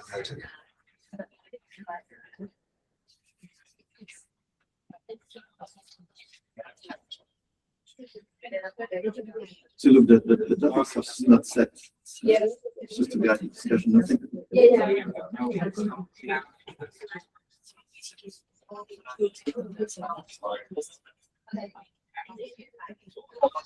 From Aquila. So, few online. Tại vì có một anh online nên là anh ấy sẽ nói. Của anh là Nó cứ được. nghe thì em có anh nói là em lại nói là Hi, Flavio. Can you say something? We're taking. Yes. Hi, everyone. Can you hear me? Nói để. I'm here. Can you hear me? Yes, we can hear you well. Okay.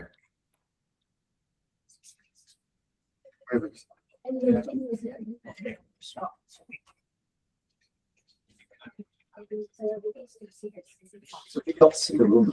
Nobody can see it. No, because, Okay. So there's a couple of people here, but just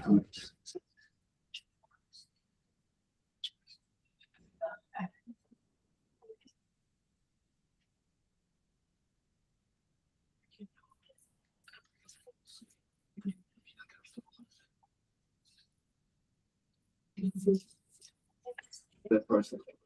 So,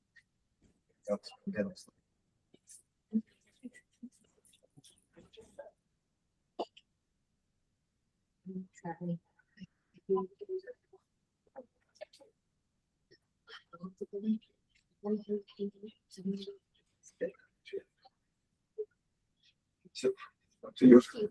Thank you.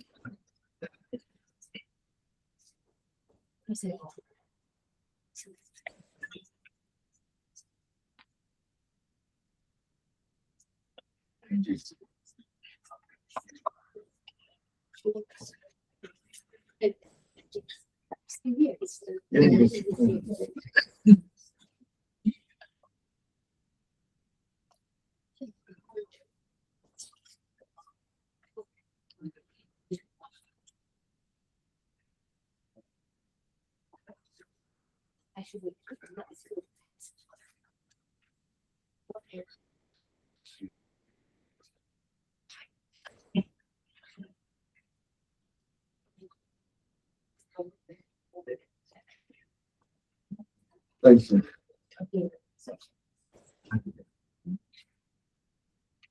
Thank you. How are you?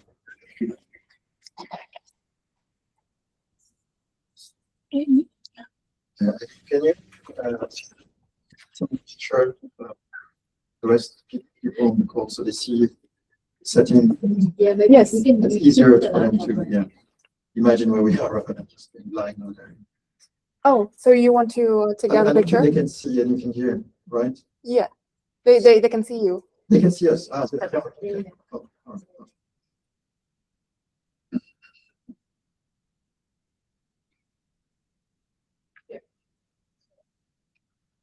Sure stuff. All right.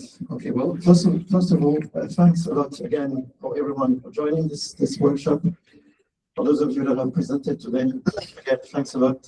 All of these presentations were very interesting and right in point regards to the topics that we wanted to discuss today. So we wanted to have an open session at the end of this workshop. First of all, to discuss three broad topics, discussing what was said today and see how we can sort of reach a consensus in regards to next steps, thinking about the future, and for all of us here also, I would say, our participants in this panel, to really be able to give their own perspective, because we're all coming from different sort of expertise in this market. We've got an investor, we've got a product developer, an NGO that has a lot of experience running projects across the planet with various sources of funding, a carbon advisory firm, Aquila and ourselves as well, more on the product financing side, and you more on, I guess, the IoT and the technical side, and you're free to correct. And of course, from the government as well, in terms of next steps. You've given us a great presentation about how you see certifying standards for payment structures for the forestry carbon projects in the future in Vietnam, and I think we really looking forward to a perspective. So just to give a very brief sort of view on what was said today, from my perspective, I think the sort of 3 or 4 broad topics that were discussed, I think, and some in terms of challenges, in terms of what we can consider to be potential next steps and where to go forward. I think, first of all, it was about considering the monitoring and reporting and verification processes. There were some questions about that earlier on, especially for the new standards that Vietnam is implementing for forestry projects. How do we automate this? How do we make it more efficient and reduce cost? I guess this is also one thing that was discussed by the UN earlier on around allowing for cost and financing to scale up. I think one of the other aspects was around demand, and we talked about looking at Corsia. That was us in the morning. There was some discussion about the emerging domestic market in Vietnam as well. International credits and how they can sort of be connected going forward. And I would say that the last topic really is about sort of transition challenge, the transition around issues that to some extent the market has been facing globally, with demands going more towards quality and integrity and new governance mechanisms emerging, and especially in Vietnam. I think it was really clear that you're looking at ISO as your source of truth to some extent, quality and integrity again, and I think that's very important. So I would really start with those topics, and I sort of drafted some questions to start the discussion with, and to kind of ask these participants today and you guys to give your ideas and advice and views on specific things. But I will start with, first of all, introducing our CEO and founder, Aither Aquila, CFO because I'm thinking about finance. So CEO Flavio Gazzanin is on the call, and I will give you the floor quickly, Flavio, to introduce yourself, and I will give you the opportunity to sort of take this chance to also give your take about different topics that I discussed right now, regards to Aither impacts views. I did introduce that in the morning, but I think it would be good to hear them again. Before you do so, I had written down very quick questions to individual organizations, just for you to think about before we go to you.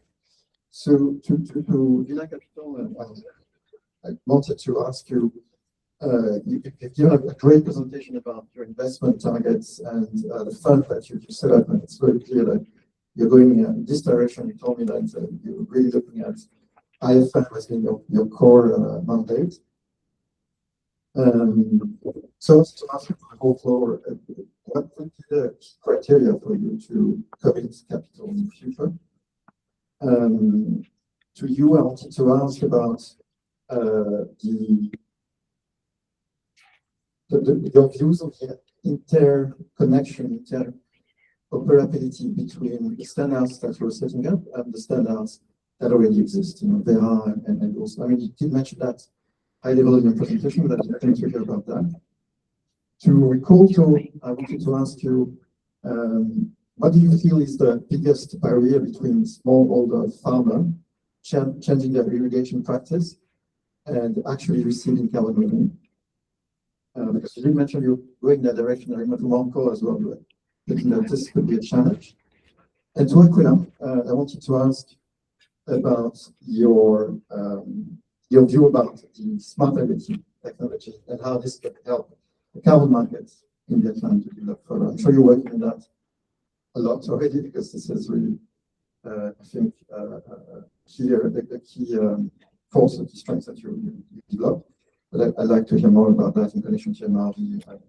But again, I'd like to give Flavio a thought, first of all. And to Flavio, my key question was, Aither Impact is looking at Southeast Asia as a key investment area, as a key priority.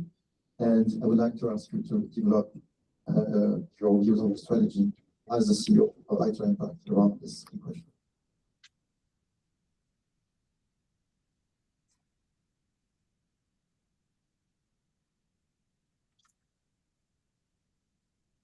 So Flavio, I will give you the floor. I start. Can you hear me now? I'm not on mute. Can you hear me? Hello? Sorry for the sound. Yes, so I'm gonna repeat again. Can you hear me? We cannot hear you. Yes, I'm not on mute, so it's something else. No, he's not on mute. He's not on mute, no.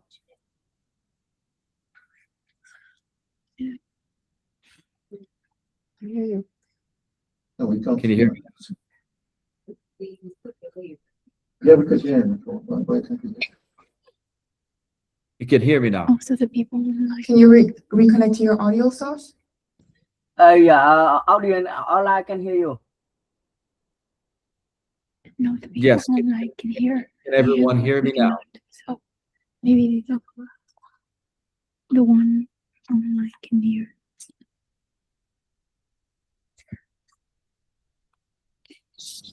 Yeah. And I guess. Đang nghe từ cái này.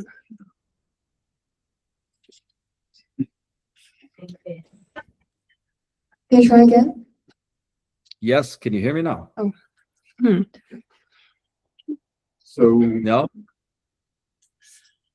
If you can, do you want to try and reconnect, Roger? Disconnect from the call and reconnect. Does that work? I've had this issue with Google Calls before, and sometimes it doesn't. My microphone doesn't work. So I just use the laptop. You guys have seen this. So in the meantime, I will continue. I will sort of continue the introduction. So before we go to you, yeah, I think I was talking to Oli before this workshop. We were discussing what could be the next steps, and I had the impression from you, especially, that we want to have some level of a variety of investment. So if you invest in a carbon project, is the sound working now? Flavio? Yes, can you hear me now? No, we cannot hear you. If you're using a microphone, I would. Okay. Oh, Yeah, so I don't know what's happening, but the I'm not on mute, so But he did you should reconnect. you should be able to hear me. Did you test the sound? Yeah. There's like a sound. Yeah, test yeah, feature. that's something to me. Oh, but the sound of the Google Meet still works.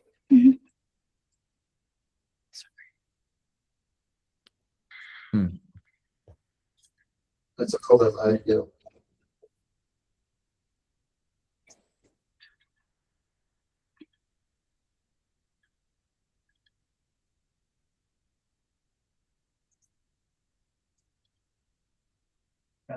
No. He's trying another. Maybe. Can we switch? But now it's muted.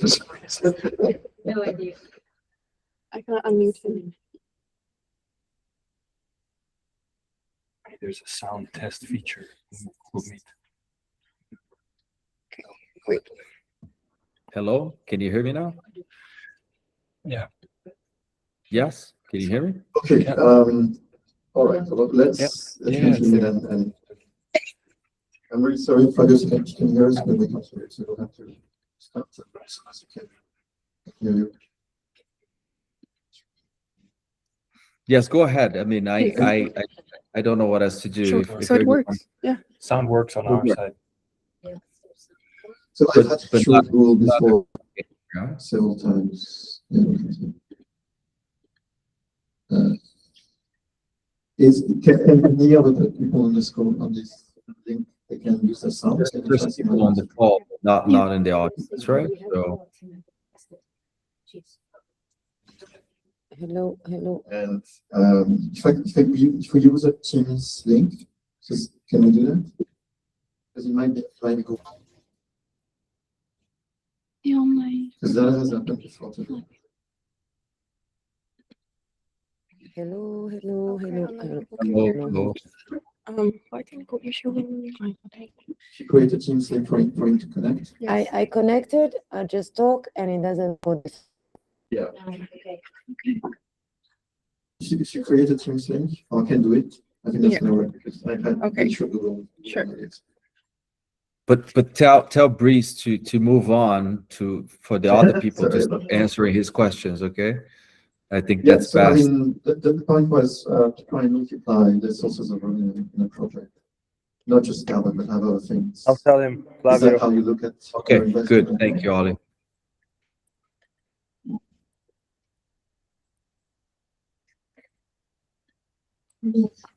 How I can look for this kind of service. When we determine that project, it's about this kind of project cannot be to any or complete levels, because as you guys know, we are the investor, so all of the books have to experience a lot of step from the reasons. So the previous step is also the initial step first, and another step is the new reasons. So first of all, this type of have to fit our strategy. For example, if like the network solutions or waste management or something like this.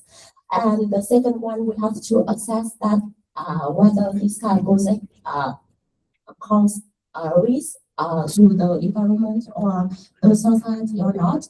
And the first one, we want to know that the scale, the potentials for scaling up of this kind of project, because we don't want to invest in the project measures and in that small scale, because we want to scale up, for example, several years after several years. So so such kind of project, we think that it can be sustainable and can bring the long-term benefits to communities and environment.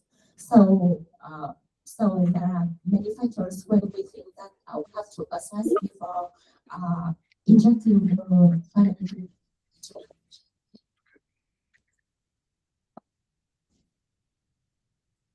As the link works, yes, or shall we go to? Okay.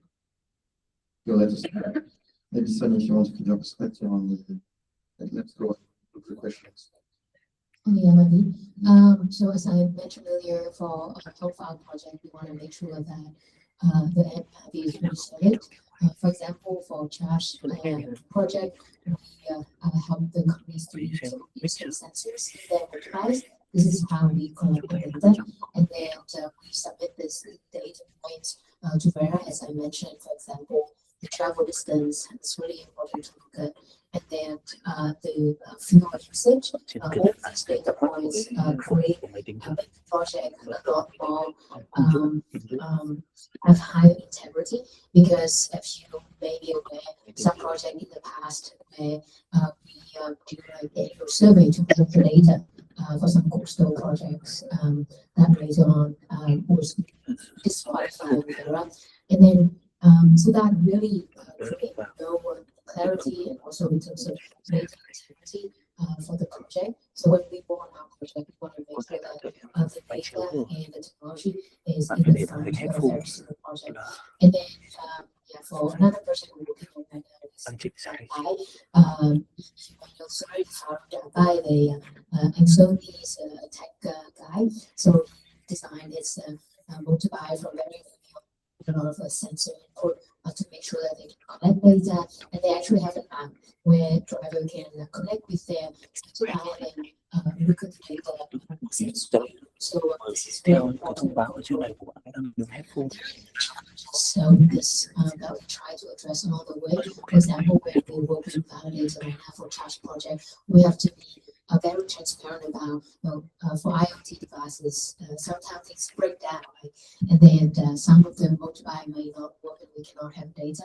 And we need to come up with solutions so we can have the alternative data points. For example, when the charge project, not all of the motorbike that we have will have IoT working properly.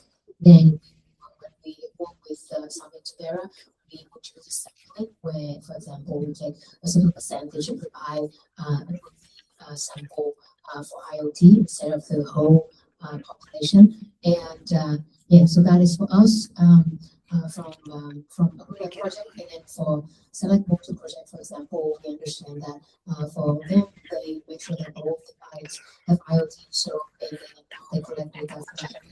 So for using MRV data, it's really critical, higher in terms of integrity for the project, but at the same time, just to highlight the challenges that we need to address, and we need to be very transparent when we work with the validators and also the Jack stream. Yeah, so that is my take on that. I want to ask you as well about your take on the financing from a fund's perspective. Okay, thank you. So from Ricoto's perspective, then when we try to deploy our project, I think our biggest challenge lies in the farmer themselves. As you know, most of the farmers, especially rice farmers in Vietnam, they are quite old, like 50, 60, 70, sometimes in the 80s. And so that's why it's not easy for them to get to the new technology, to get to digital thing. And also it's also not easy for them to change their practice, because they have been doing like that 20, 30 years already. So that is a question. And also here we are talking about farmers. They rely mostly on the regulation or the income. So you cannot just come to them and say, okay, just change your practice, and 3-4 years you will get some money from carbon credit. No one will follow you like that.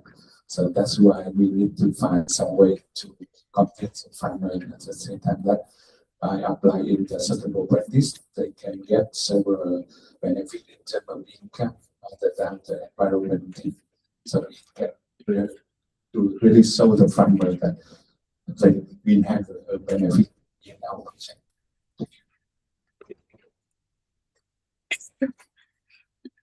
So I would like to make sure the questions that is asking is about the connection between our standard and other. Yes. Is that okay? Okay, I think in our context as a global organization, and Vietnam is very deeply integrated with the growers. So I think the key factor influencing now is about the quality of the product or the management system, and within the using the certification or any standard is more about the market driven. That is the key factor. For us, like when we developed our national standard, we have been reviewing the number of the other standard like BCF, like gold standard, like plant control. So I think this standard is also advantage and disadvantage. But in Vietnam, our policy is very clearly that we want to improve the quality of the product and the management system by setting the number of the national standards. So we have 1,000 standard for the different sector. So I think that is okay. And then of course, if we have more standard, I think it's good that each standard have that means we have a high competition between the standards. So you can have also alternative choice to select a different standard to go with or something like that. So normally when you apply any standards, if you maybe for example, the overseas organization or company want to use DCBN, or if we now want to use other international standard, we often conduct like a web assessment to see how different between the different standards for the option for the selection. So each standard its own objective. For example, so for Vietnam, it's for sure for early to use standard to propose the emission reduction for every sector and then other sector like to meet our targets on the emission reduction commission to the sea. So that is the key thing that we think, but we are very confident that our standard is meeting of course the IPCCs regarding the DG inventories. That is the key thing that all the standards comply with, but each commission. I think before you like a client want to apply any standard, you have to find where is the market and what is the market. That is the key thing. That is very clear. So going back to the amount point, I was wondering to what extent a more transparent, more liquid amount process might facilitate liquid in the sense it might easier to implement, less costly, easy to deploy. To what extent that might facilitate not only for access to funding potentially, but also in certification on your end and benefit sharing for farmers. It's a question for all four of you. I'm sorry. So maybe you want to start setting on that perspective, thinking about. So it's about, especially around smart technologies, I guess, or blockchain-based and other systems. Some of the standards are trying to implement this. Vera is working towards that. So what are your thoughts about making sure, how, in terms of that technology, facilitating access to funding, in terms of ease of implementation and cost, in terms of facilitating benefit shares for partners or beneficiaries in general? So some of those going back to that and tracing that money basically, and in terms of certification, if it's easier from a certifier standpoint to have that technology in place. So if you understand. The implementation of like a model. Yeah. So in terms of implementation, it's a lot easier to scale when we have the digital MRD technology. I just take it as an example again. With the Rewatch project, we managed to scale project and also try to scale within the next many years. Thanks to MRD, because we can connect each device with the sensors, and then we collect data, and then from the data we understand in terms of Yeah, they can join. fuel, how much is being used. I can send you the And link here. also the distance, and from there we can calculate the credits with exact number. So that in terms of scalability, transparency, I think I talked to a lot of buyers for Cash Project, talked to buyers who understand their preference, and they share that with high integrity project, they're looking for a project with digital MIV because they can see more transparent numbers and transparent numbers data. This is how it helps them make decision. Just to reference more, talking to our buyers, and from most projects that you know that it's like between $5 to $7. For Cash Project, we've been talking to a lot of buyers who are willing to pay more than $10 per credit. Now, this is thanks to the digital MIV that we're implementing. So scale, and then price of credit. I highlight the price of credit very importantly because at the end of the day, as I mentioned in my presentation, at a for-profit organization, and our client is, we want to make sure that we develop a project that can be sellable, because we know there's a lot of projects there, register, get credits issue, cannot sell.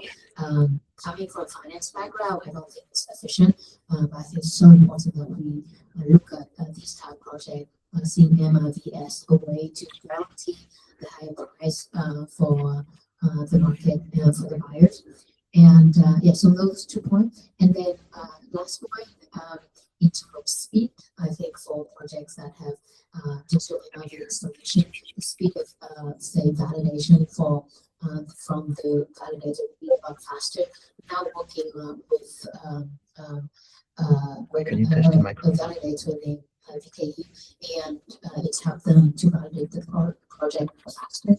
Because when they set this data point, they can see it online on the system for the client. So you can dashboard, you see all the lines, you see all the numbers. Again, back to transparency, and then they can see that this is actually a lot faster for them to see the number and verify the number. So those are the main factors that I think is very important. I'm curious to know about your side, because you mentioned that you work with a carbon family for MIV. Can you share with us more about that? So I also agree with you that I think we also think that the domain is the way to go in the near future, because like I said, for a very control project now, we have a 4,000 hectare currently. Let's say one farmer had 1 hectare, that means 4,000 plots. I mean, we need to install 4,000 panel packs, and we need to monitor it by 2 times per season. That means if you want to put at least 8,000 times, we need to monitor the panel for each season 3 months. And it will take a lot of time and resource. So with the MIV, we can just apply for such one. We are working with the carbon fund to use satellite technology. So we hope that in the near future, the road station here, so now we are trying to do the manual one and the satellite, and then we use the data to verify with road standard. So I said it's a easier connection for us. And we use like now only 4,000, but if we are talking about more than 2 million hectares, then the way is impossible. In terms of, So I can hear you. in terms of manual process and the digital MIV process, can you give us an idea in terms of speed and also accuracy and in general cost? How does that impact? We can just connect that computer. Now we are in the first data process, and we are doing say about that in terms of cost and efficiency, the MIV digital MIV is way more better than the manual one, because in application to monitor the water level, you only have a very short time to work for big driving event. 1 or 2 days. So and thousands of times you need to mobilize a lot of people to monitor the water level. But with digital satellite, you can just take one picture. You just need to inform that, okay, today or tomorrow we want to take a picture and like that. So it's really much more efficient. Thank you. And for the next question, I will have for Aither. It's also about MIB technology for forest-based projects. We learned sharing from CTA their devices that can help to measure or deploy the forest. And yeah, I'd like to hear your opinion and your view about applying digital MIB technology in forest-based projects. I think Vietnam has a long history of the forest inventory, national forest inventory. We started our national forest inventory since 1990, and we repeat that in every 5 years. And you can see that with the development of the technology, including the remote sensing, so we already use the remote sensing devices for the detecting the climate change, forest change. I would say the forest climate change detection is very, very challenging. Especially in the tropical area like Vietnam and other neighboring countries. So if you look at the natural forest, it's very, very dense and very complexity. So it's sometimes it's hard to detect all the chain, to detect the forest pipe or something like that. It's very, very challenging sometimes. But when we did the report for the same North Central Vietnam, and now is the South Central Vietnam, including the Central Highlands. So we use the remote sensing to analyze the climate change over the time periods, and then of course not only the remote sensing technology application, we also need to do the ground truthing. That is a very important process, and we can check whether how much accuracy from the image detection, interpretation, and the reality. So that is a very important point, so that we can adjust our method or something like that. So depending on the remote sensing image quality, it is also related to our design of the image or carbon interpretation. For example, the image with the high resolution is provide much better information than the normal one. And of course, when you do that, you have to include the cost of the buying the good quality is the remote sensing images. If you take the free the images, I think that provide you the low quality or low information. So when we do the most important in the FRP, we need to consider the cost effectiveness. Is very important because scale as well. But for the plantation, I think it's much easier for you to do that. But with the optical image like this, you just see the top of the forest. You cannot see inside the forest. But unless you use some new technology like the LiDAR or something like that, you can see inside the forest, where you can see the tree side or something like that, so that can save the label. But anyway, so I think the best advice for you should use between the remote application and ground truth.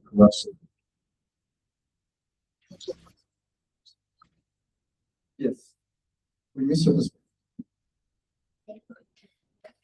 Obviously,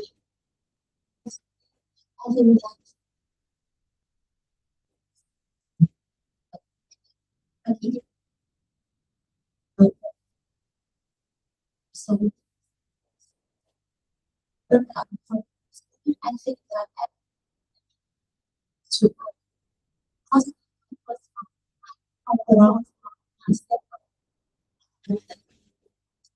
so and later become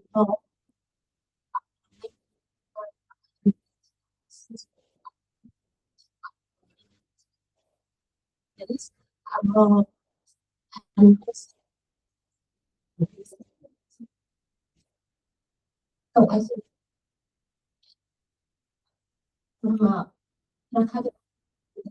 maybe quite costly.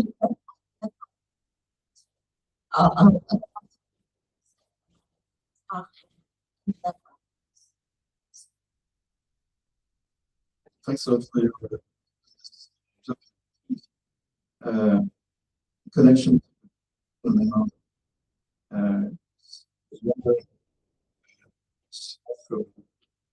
Give us tools on momentum. One,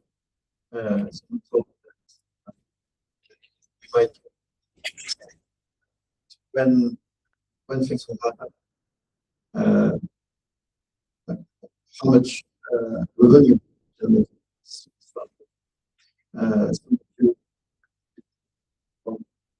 either with funds, funding. So I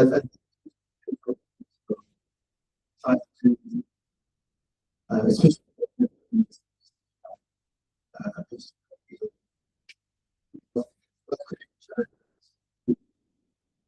from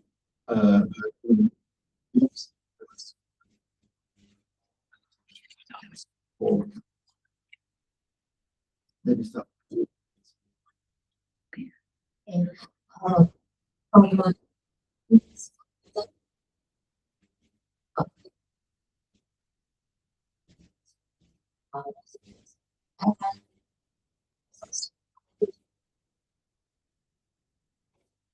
and I think that it's also about to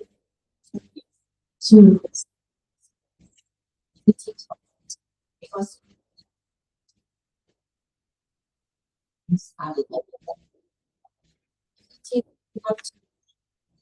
TikToks in our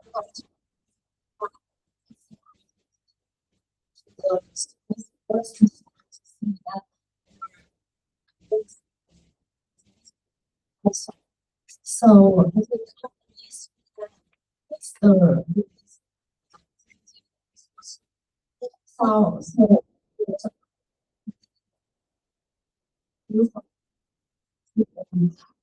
to the community I guess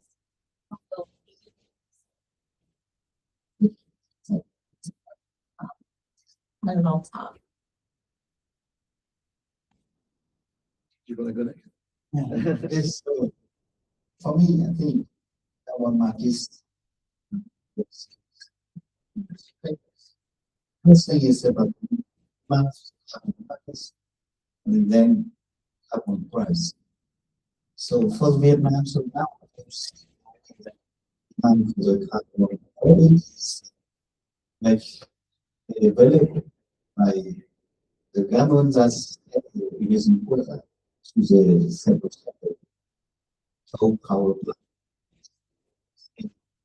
production factory. So that's the reason. Secondly, television support or has news for the carbon market. But of course, I from saying, but we can force how we impose the force of the news. And in Vietnam, 2 million but small only we have to fight. And of course, they are always, looking for the. So that's why they try to get here, 3 months ago. We say, okay, keep the force on this not benefit or something like that, but it doesn't make change. So I think that we need way to propose the engagement at the local form in the by providing some if the power going with so they support it. I don't think that with technical support, feeling free, because the number of things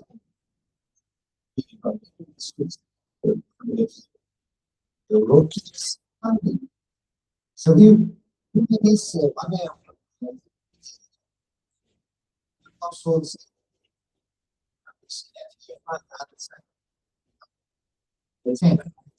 if you want to harvest the plantation and you find okay, we use the money from the fund and buy this plantation and keep it until the year 10 and to make all this area, project area, be managed in the our best way or something like that. So that is the kind of order I have seen in other locations in Vietnam. So that is the way. And of course, you need to have a very, very, I think, good benefit mechanism selling with them. For example, from year 6 to year 10, if they want to extend, okay, how much extra I should be earning from that. So that's why. So we can change the behavior of the forest.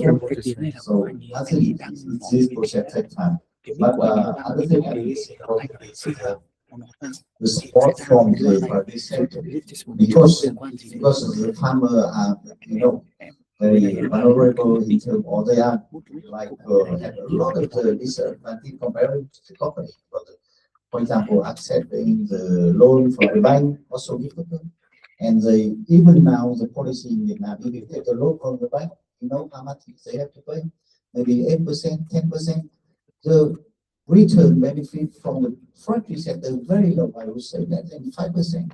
So how the farmer can go with that? So that is the kind of I always call for the support from the enterprise to support them in terms of capacity, in terms of the funding, in terms of investment, and how to manage it for them. Of course, the smaller can manage to undertake some activity. For example, tree measuring, I think it's very simple for them. It's easy. Yeah. So checking the area, very simple for them. But writing the project proposal or reporting, I think it's challenging for them. They need support.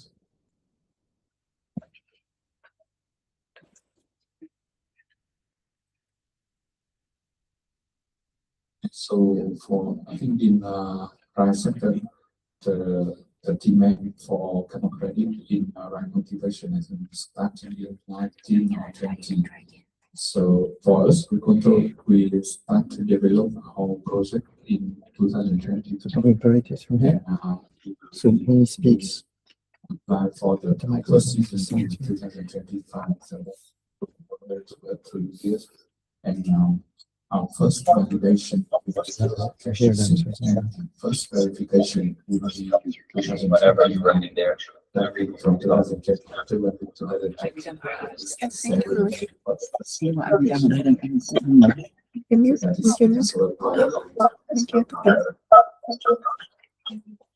We're having Flavio on. So we find a kind of a solution, sorry, where the microphone is going to allow him to speak through my laptop. So it's not great, but it's the only option.